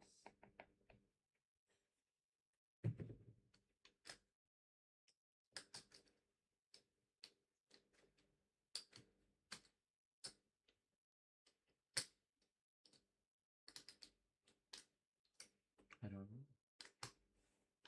first head, that probability will almost be 0. But it is possible. Everything is possible here. What's the probability that x equals k? Well, that requires k minus 1 tails, followed by your eventual success. And that's the probability that x equals k. And that k runs, of course, 1, 2, 3, and theoretically at least, forever. So theoretically it does go forever. So there's the probability that x equals k. And you can see there that, as is often the case with distributions with an infinite number of possible outcomes, that we don't draw a table. So we don't draw a table here because the table goes forever. Because how could you? We just describe all of the probabilities. And there is infinitely many of them, no doubt. It tails off pretty quickly, but there is infinitely many of them. So there's the probability that x equals k. You'll remember that we often call that P sub k, don't we? So sometimes you'll see teachers calling it P sub k. Okay, so there is the geometric distribution, what we call the geometric distribution, with a third and 2/3 as the two parameters. Fairly interesting question. See, let's check that this all works. Well, clearly the probabilities are bigger than or equal to 0. So if you have a look at that definition, there's no way that's going to be negative. So clearly the probabilities are bigger than or equal to 0. And if you look at the sum of the probabilities, this is just a little bit weird. So this is the sum from k equals 1 to infinity, 2/3 to the k minus 1 times a third. This is the third outside of, so I'll pull that third out. 2/3 to the 0 is 1, 2/3 to the 1, 2/3 to the 2. So you can see that we do get an infinite series here. It's not a bad one. Off to infinity. So when k equals 1, you've got 2/3 to the 0. When k equals 2, you've got 2/3 to the 1, etc. So the third pulls out the front. Now you will, of course, recognize this as a geometric progression. Sum to infinity, you'll remember. Oh my god, you're supposed to recognize that? Geometric. Maybe because I didn't fucking study this. A is 1, R is a third, so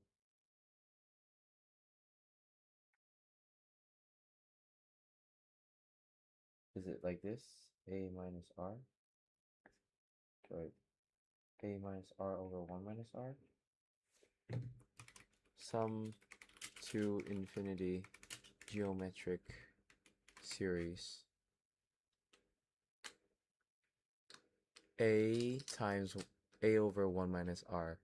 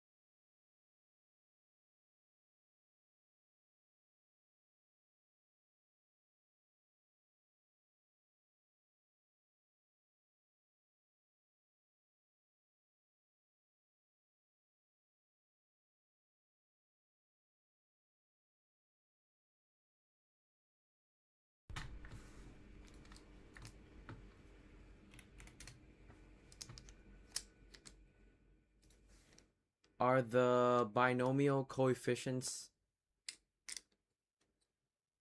given as the combinations of n and k?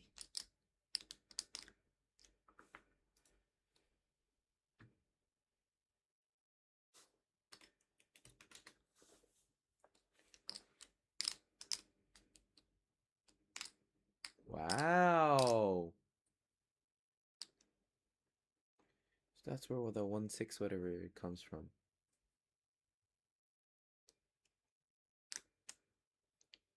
Phenomenal.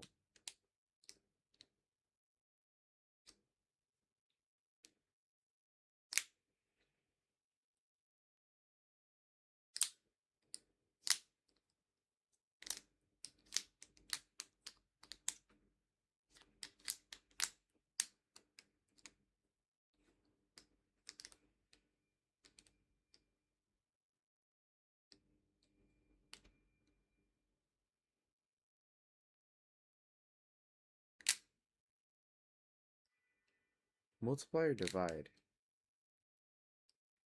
Okay, they multiply everything by x. Okay. We're deriving something sick. Right.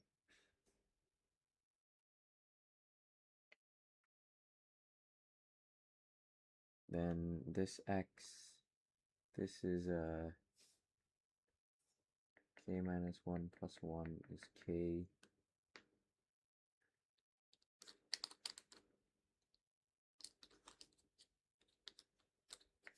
Right. So x times k minus 1 times x is xk. Leaving 1 behind. And over here, of course, this is a coefficient, so it doesn't change. Yeah. The derivative of x to the k is kx to the k minus 1. Okay. And the y to the 12 minus k stays because it's a constant. In the x direction. Yep. So the y to the 12 minus k is just watching. Now I'm now going to multiply both sides by sick. X. I don't know why, but sick. So multiplying by x, with an extra little x there, extra little x. Okay. Now this is just an algebraic fact. So this is just one of those strange algebraic facts involving the binomial those theorem. bright ideas. And of course there's many of these. There's many of these facts floating around. What I now do is I substitute x to be a third and y to be 2/3 into this formula. So we have 12 1/3. This, of course, is 1 because it's p plus q, basically. And that's equal to the sum from k equals 0 to 12. 12 choose k, k, a third to the k, 2/3 to the 12 minus k. Oh. Lovely. Nice use of partial differentiation. Now, of course, over here we have a 4. And over here we have exactly the expression that we had before for the expected value. Quite an elegant little argument there. So there's an algebraic proof that we would expect 4, but I must admit, even well before you had a look at this theory, if I said to you, you have a probability of a third of getting a head, and I toss 12 times, how many heads do you expect to see? I think the only answer that makes sense is 4. So algebraically, it's quite heavy, but intuitively, I think it's quite obvious. Okay, so let's now have a look, just at a formal definition, now that we've seen how the binomial distribution works. The binomial distribution is used where we have n independent trials, and there's only 2 outcomes, success and failure. P is your chance of success, Q equal to 1 minus P is the probability of failure. X, the random variable X, is the number of successes in n trials. So X represents the number of successes in n trials, and the probability that you get K successes is given by that formula. And of course, there's your successes, K successes, n minus K failures, and a mixing term out the front, which enables you to choose the position of those K successes wherever you wish. Now, if X is distributed as a binomial, there's 2 things we have to specify. We have to specify the number of repetitions, and also the probability of success. So they're the two parameters that we carry into the situation with us. Keep in mind, we don't have to specify Q because Q is only equal to 1 minus P. We know what Q is. Where's K? You can show, and this is in your school notes, that the expected value is NP and the variance is NPQ. NPQ. So expected value is NP, variance is NPQ. Number of trials on probability. Understandable. And this we discussed intuitively before. Yeah, it's we were that tossing 1 over third the and coin 12. 12 times. We had a probability of the head being a third. Yeah. And NP is 12 times a third, which is 4. That's intuitive. So we kind of looked at that. Variance is N times P times Q. Once again, the expected value kind of makes sense. Variance, not so much. So the variance is always a bit of a surprise. Okay, let's have a look at another example. So another example, quite a long one. Before we get to what is called the sign test, which is quite technical. So we'll just finish off at the end of this example and start up again in part B. So Legolas the archer hits an orc with a probability of a quarter. So he's only got a quarter chance of success. And he shoots 20 times. So immediately what we have here is we have that P equals a quarter and N equals 20. Yep.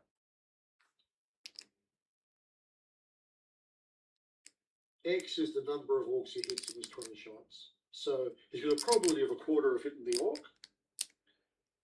And he shoots 20 times. Expected value is now, 5. Theoretically, he could hit with all of the 20 shots. Variance is what? Or he could miss with 5 times 3 over 4. Everything can happen. 15 over 4. X represents the number of orcs he actually hits. And that could be anywhere from 0 to 20. What is the expected value in variance? Now this is just bookwork. So expected value of X. And this P, is intuitively clear, I think. 5 so orcs. This is 20 times a quarter, which is 5.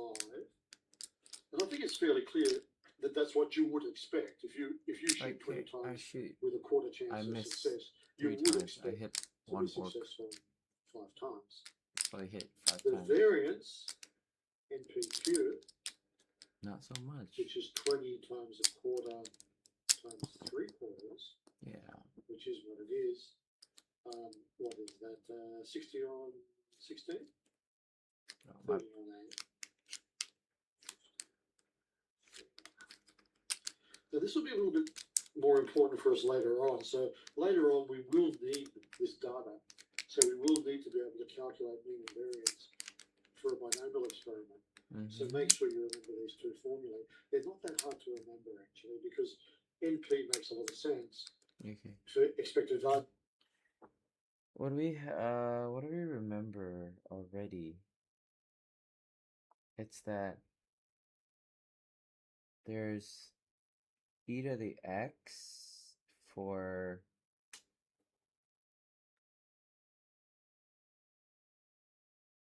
a geometric series.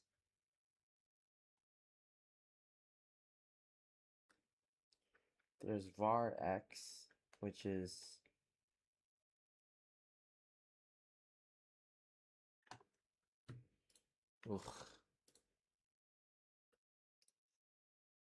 which is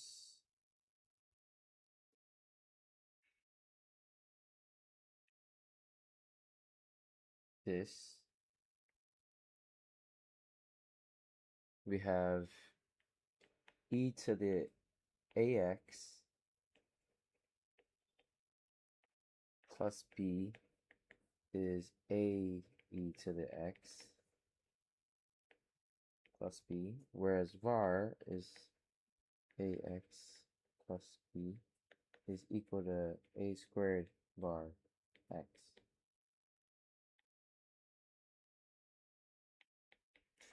We have use of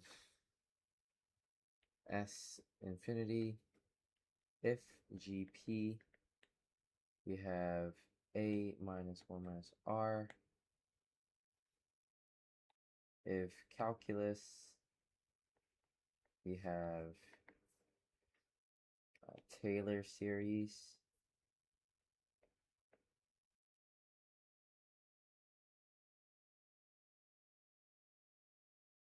What else?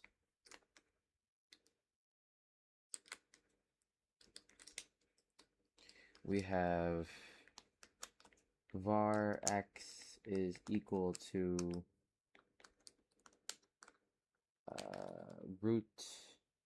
is equal to lambda, which is equal to var x is equal to sd. We have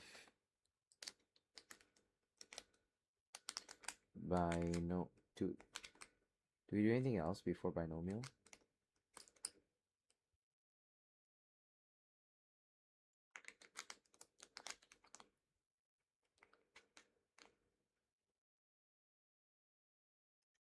That's all, right?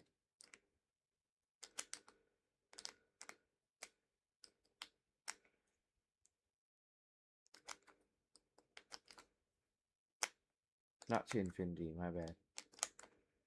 Sum of all.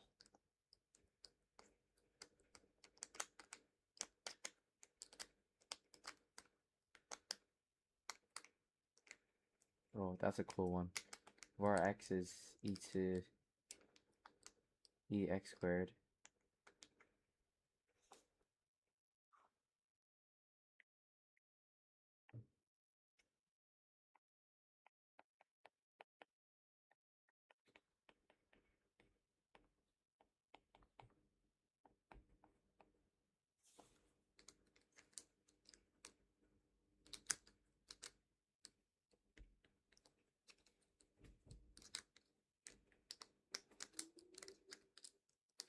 We have x binom.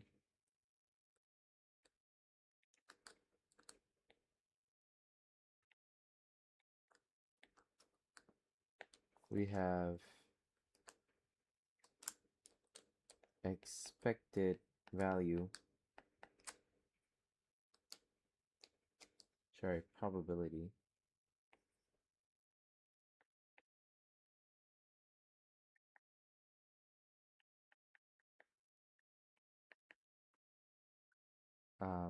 NCK times P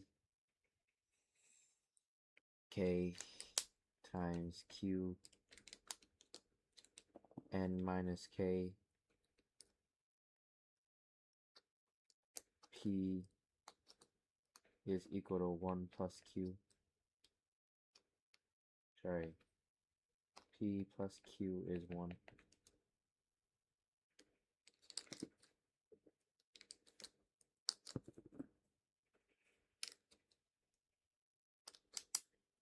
P to the x of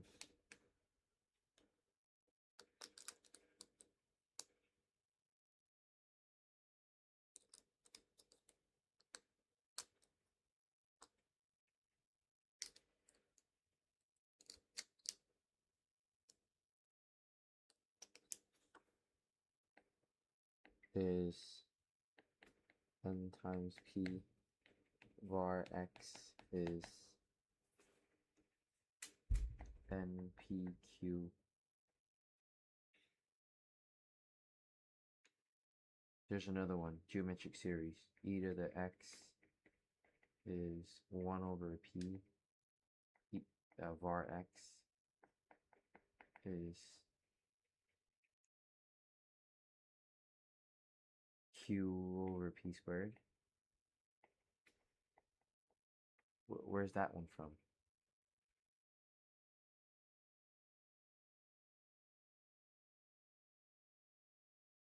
This is a geometric distribution for functions going into infinity.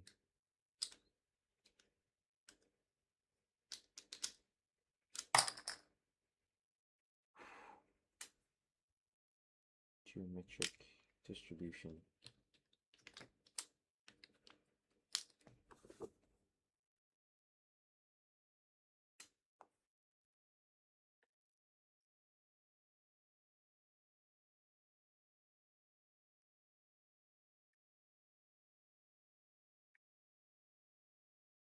Geometric.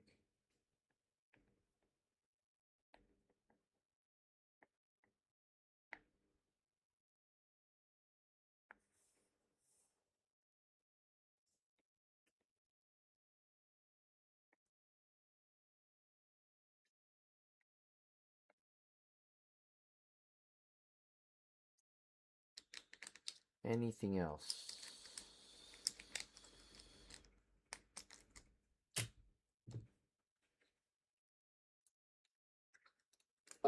And for variance, you just have to chuck an extra cube under the end. Calculate the probability that x equals 7. Now, this is not out of the question. So if this happened, you'd think, well, it's not unlikely. It could have happened. So we want 7 successes. Now, what that means is a quarter to the 7. There's your 7 successes. You also need 13 failures.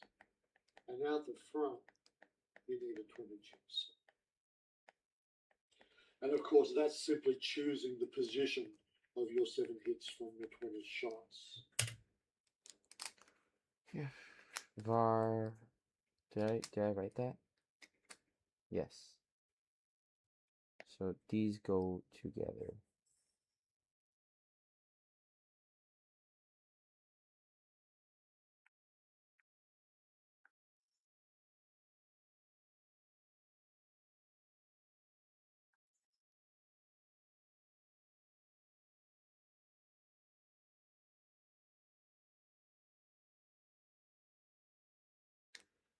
Nice.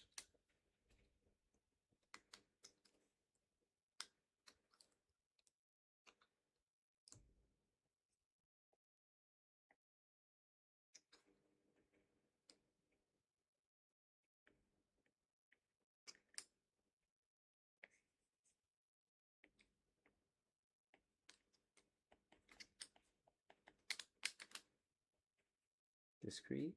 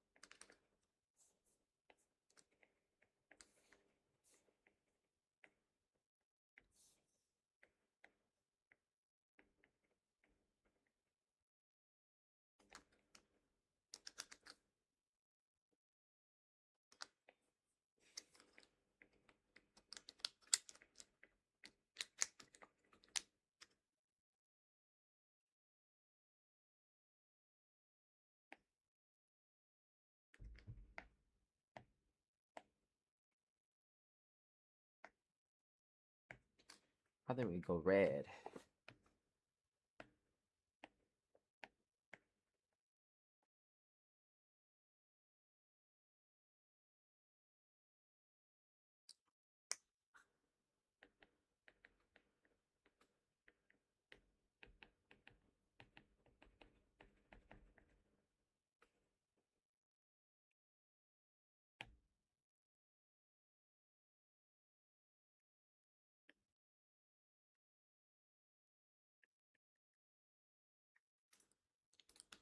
It's always nice to see the decimal approximation to these. So let's just have a look at what that is.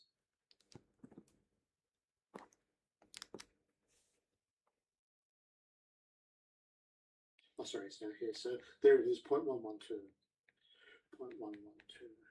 Not bad. It'll happen 10% of the times. You certainly wouldn't be greatly surprised if it happened. It seems reasonable.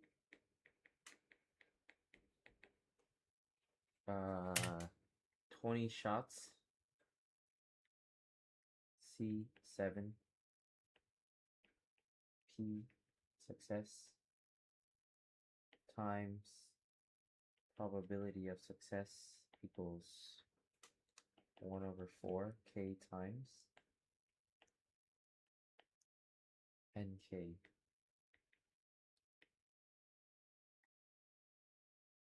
Uh, 1/4K. This is P. This is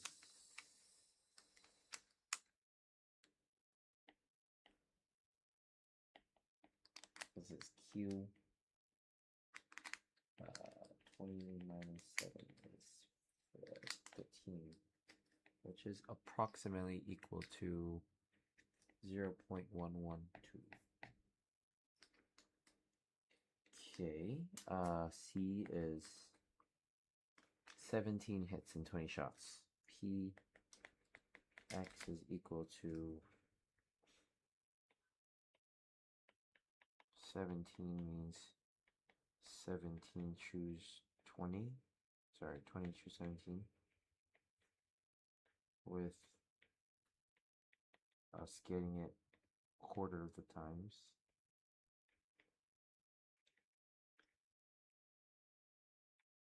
Times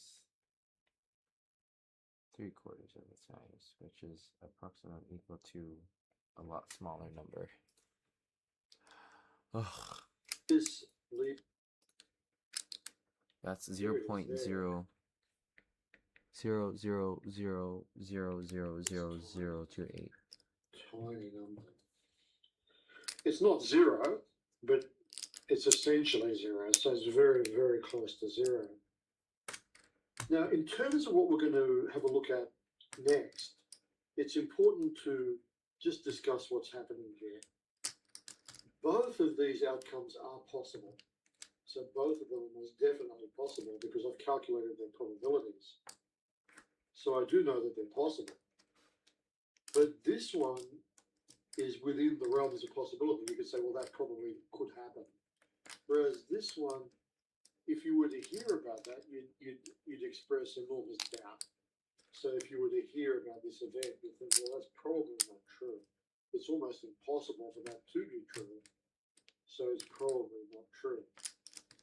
And this will lead us into our testing procedures in the next video, where we'll start making decisions about whether or not we actually believe something.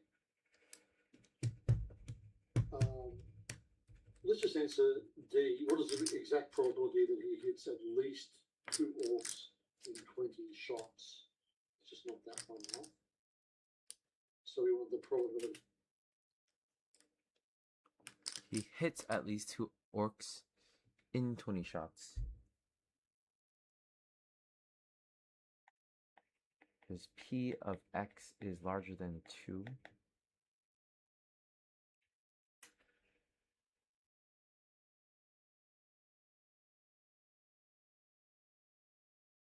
It's lagging.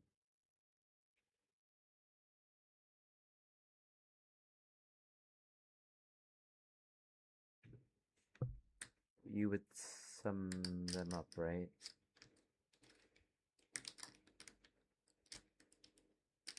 How would you sum them up on Maple? That's the question.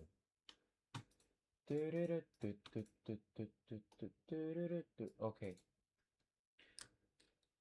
Procedure is NPK binomial. Probability K times. Oh, holy shit, yeah. 1 minus P, which is 1 minus the probability, and then N minus whatever, N procedure. Do you have a package for it, though? Is there a Maple package for binomial distribution? Statistics. X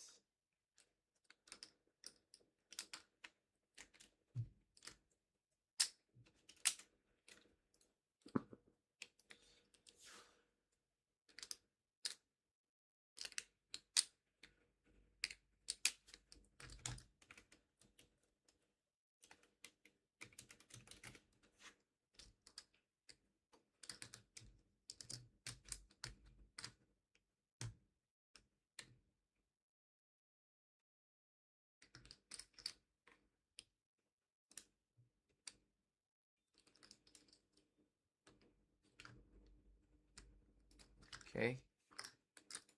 It looks like we have been given some fun shit. It says that we can do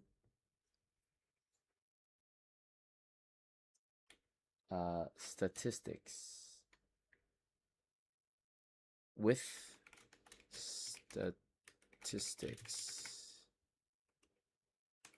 binomial,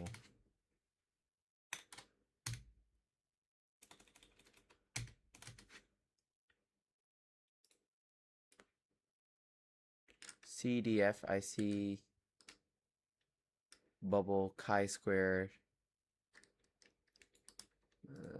Pareto, holy shit, PDF, CDF, PDF, probability, this one, random variable, binomial, NP. So let's try it. X is some random variable, open bracket, binomial, with n is 20 times and p is a quarter.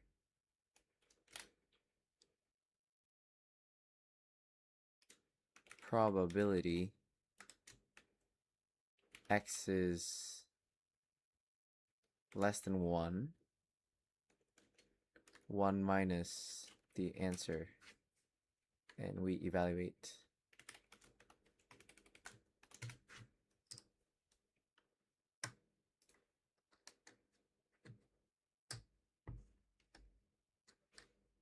Wait, that sounds...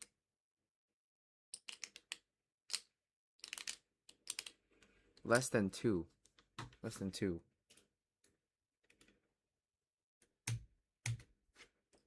Thank you.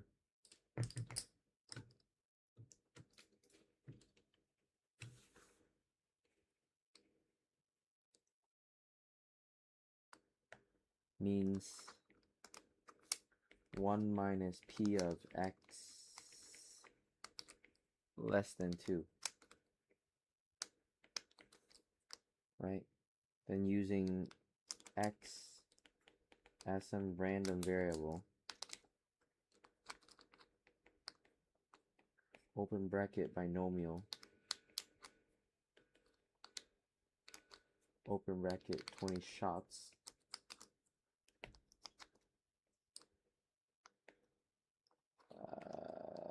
p is a quarter, so success.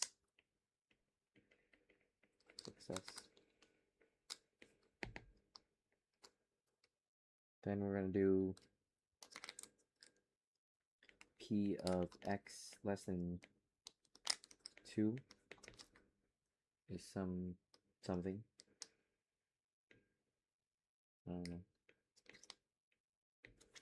And 1 minus is equal to 0.756873. That x is bigger than or equal to 2. You can see that that involves a lot of calculations. So let's go 1 minus the probability that x is less than 2. You can see if you're going to go bigger than or equal to 2, you're going to have to go 2, 3, 4, all the way up to 20. So 1 minus the probability that x is less than 2, and that's 1 minus the probability of 0 or 1, which is 1 minus probability of no hits, of course, is just 20 choose 0. 3 quarters to the 20. Oh yeah. Plus 4 is plus. 20 choose 1 is a quarter to the 1, 3 quarters to the 19, and a 20 choose 1 at the front.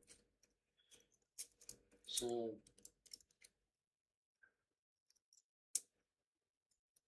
that's that all. is what it is. So it's just a number. That's the exact probability. So we can leave it like that. You can just tidy it up a little bit. So that's the exact probability of that particular event. I suppose the point of that example is just to remind you that the complement is sometimes a much easier question to do. Always consider the possibility of evaluating the complement in instead. Let's have a look at the graph of the. Let's have a look at the graph of this distribution and just discuss where we're now going to head. So there is the distribution that we're just dealing with. You can see it centered around 5, is shooting 20 times, his probability of success is a quarter.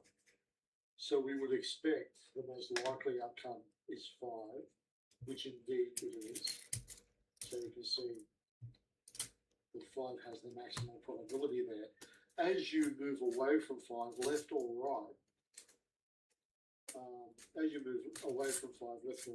you can see that the probabilities very quickly begin to take down to the point where they're almost 0.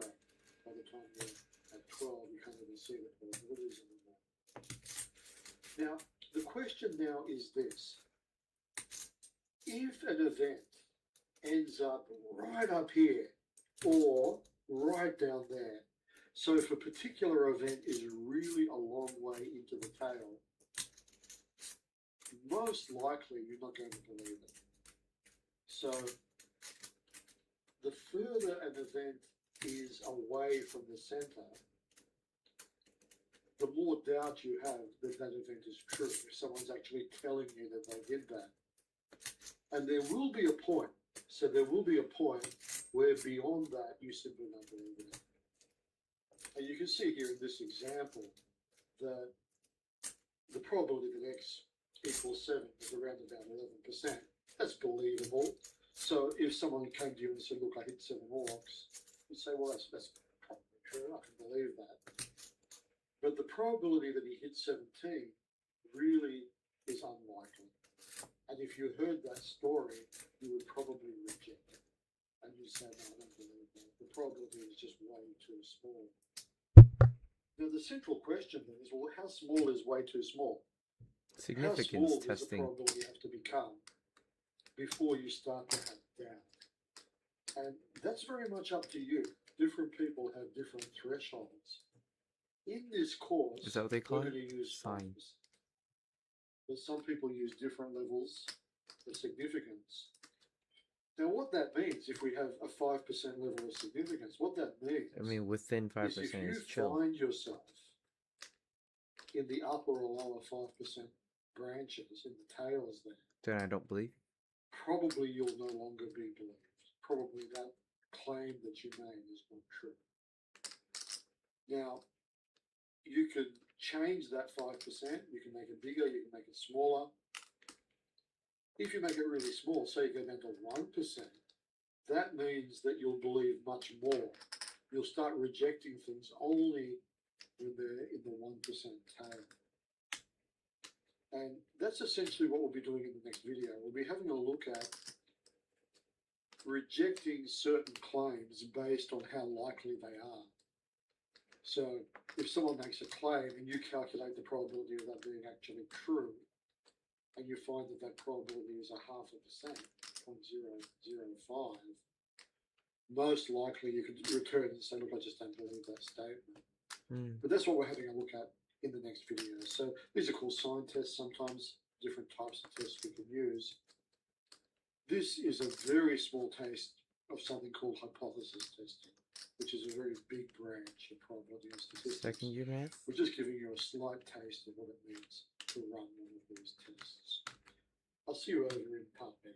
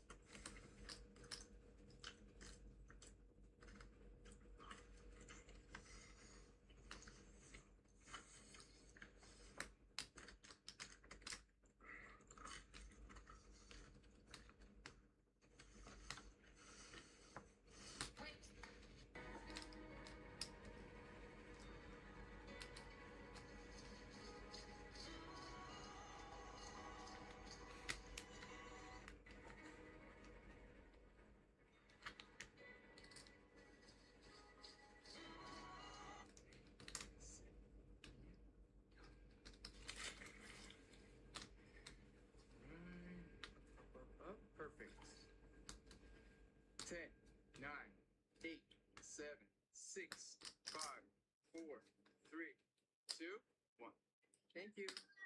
Yep, baby. End of the lesson. Good job. Ready, set, and go. Right. Up. Perfect. 10, 9, 8, 7, 6, 5, 4, 3, 2, 1. Thank you. Yep, baby. End of the lesson. Good job. Ready. Honors of Sydney.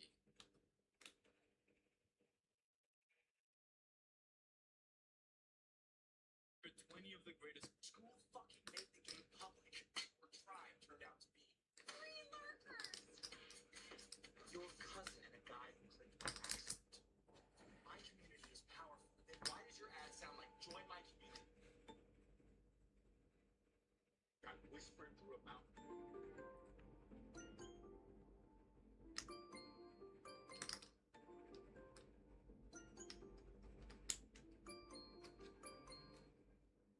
I keep buying Betty.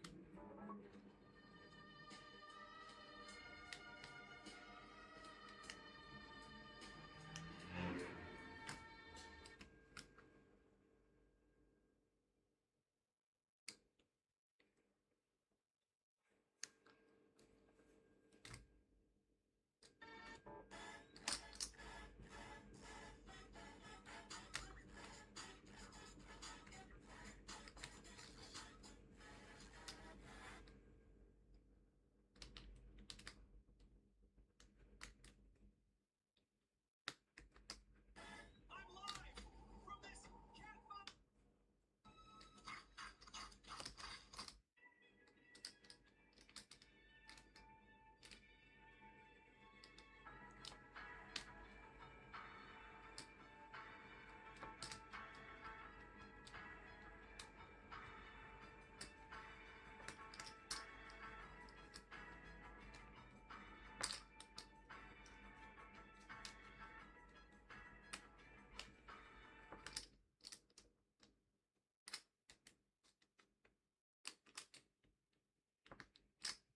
His hand was pulled into the grinder, cutting off most of his index finger. And as it was healing, he broke his middle finger, leaving it severely bent. But the boy still wanted to play baseball. So after it healed again, he learned to grip the baseball with the stump tucked underneath, while holding it tightly with his crooked middle finger. This put extra pressure on the ball, and when he let go, it spun rapidly in the air while curving downward. This made it extremely difficult to hit, and he became one of the best pitchers of all time with only 3 normal fingers.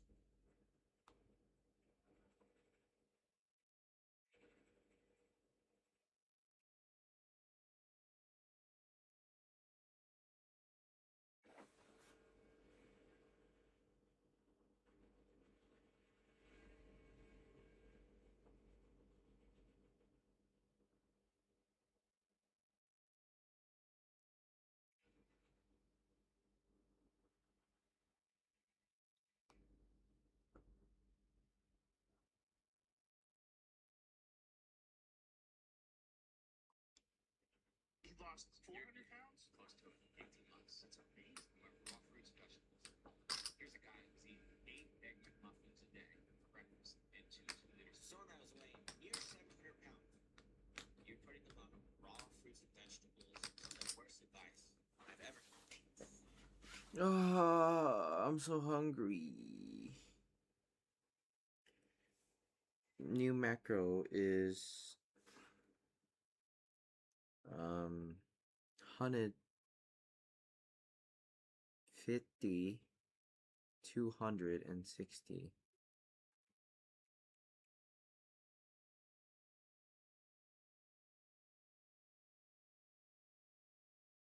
At 1920. 1980 or 1920? Oh shit.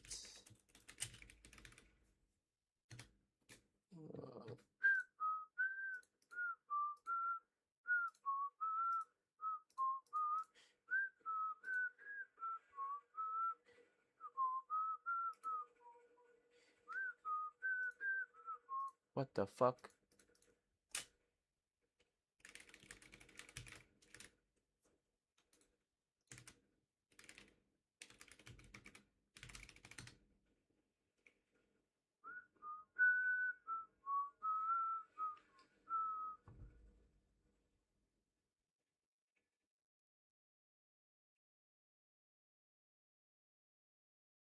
It's 9:30. I want my dinner. What the hell?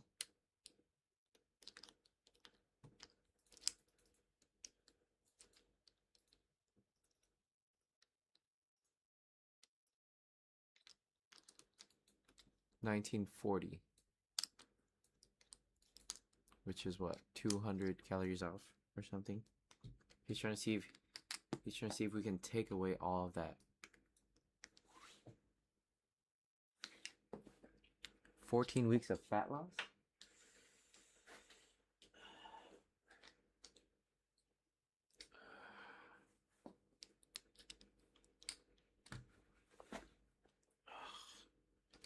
It's hard to hit these goals.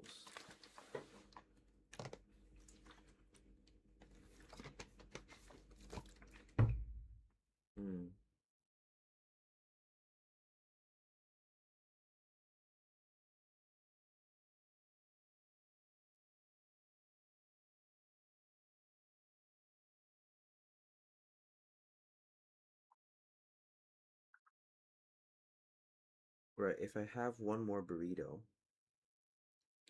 that's gonna bring me to 160p.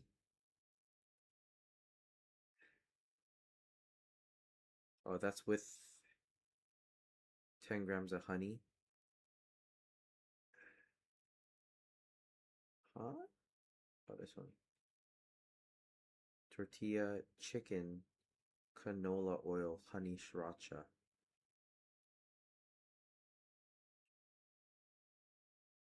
So I still get my honey. If I eat spinach,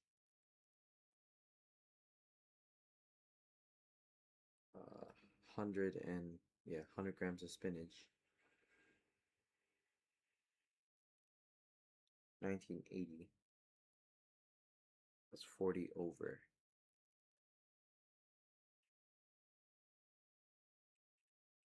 Okay, that's what I'll make though.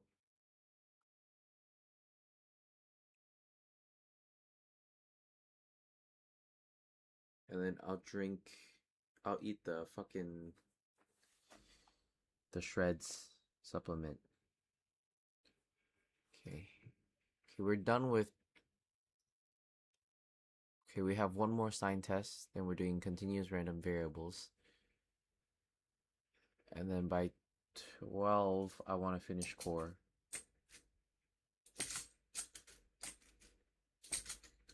So that we can do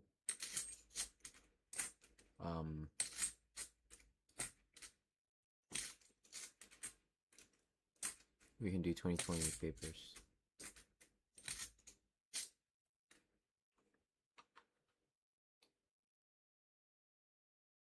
$20, hour 10, hour 30, let's say, because I'm just slow.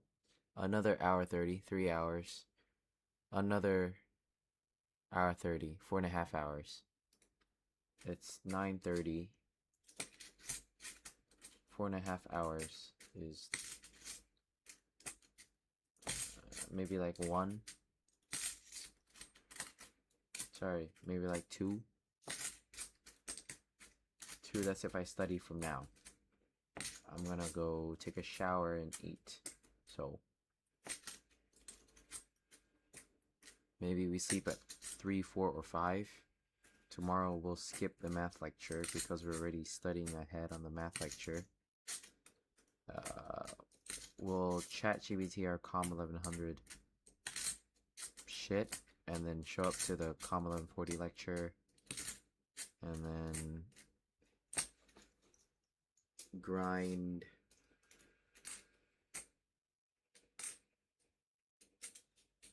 if we could grind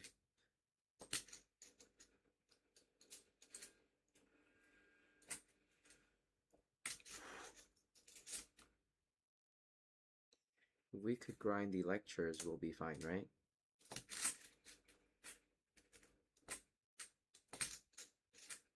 Lectures and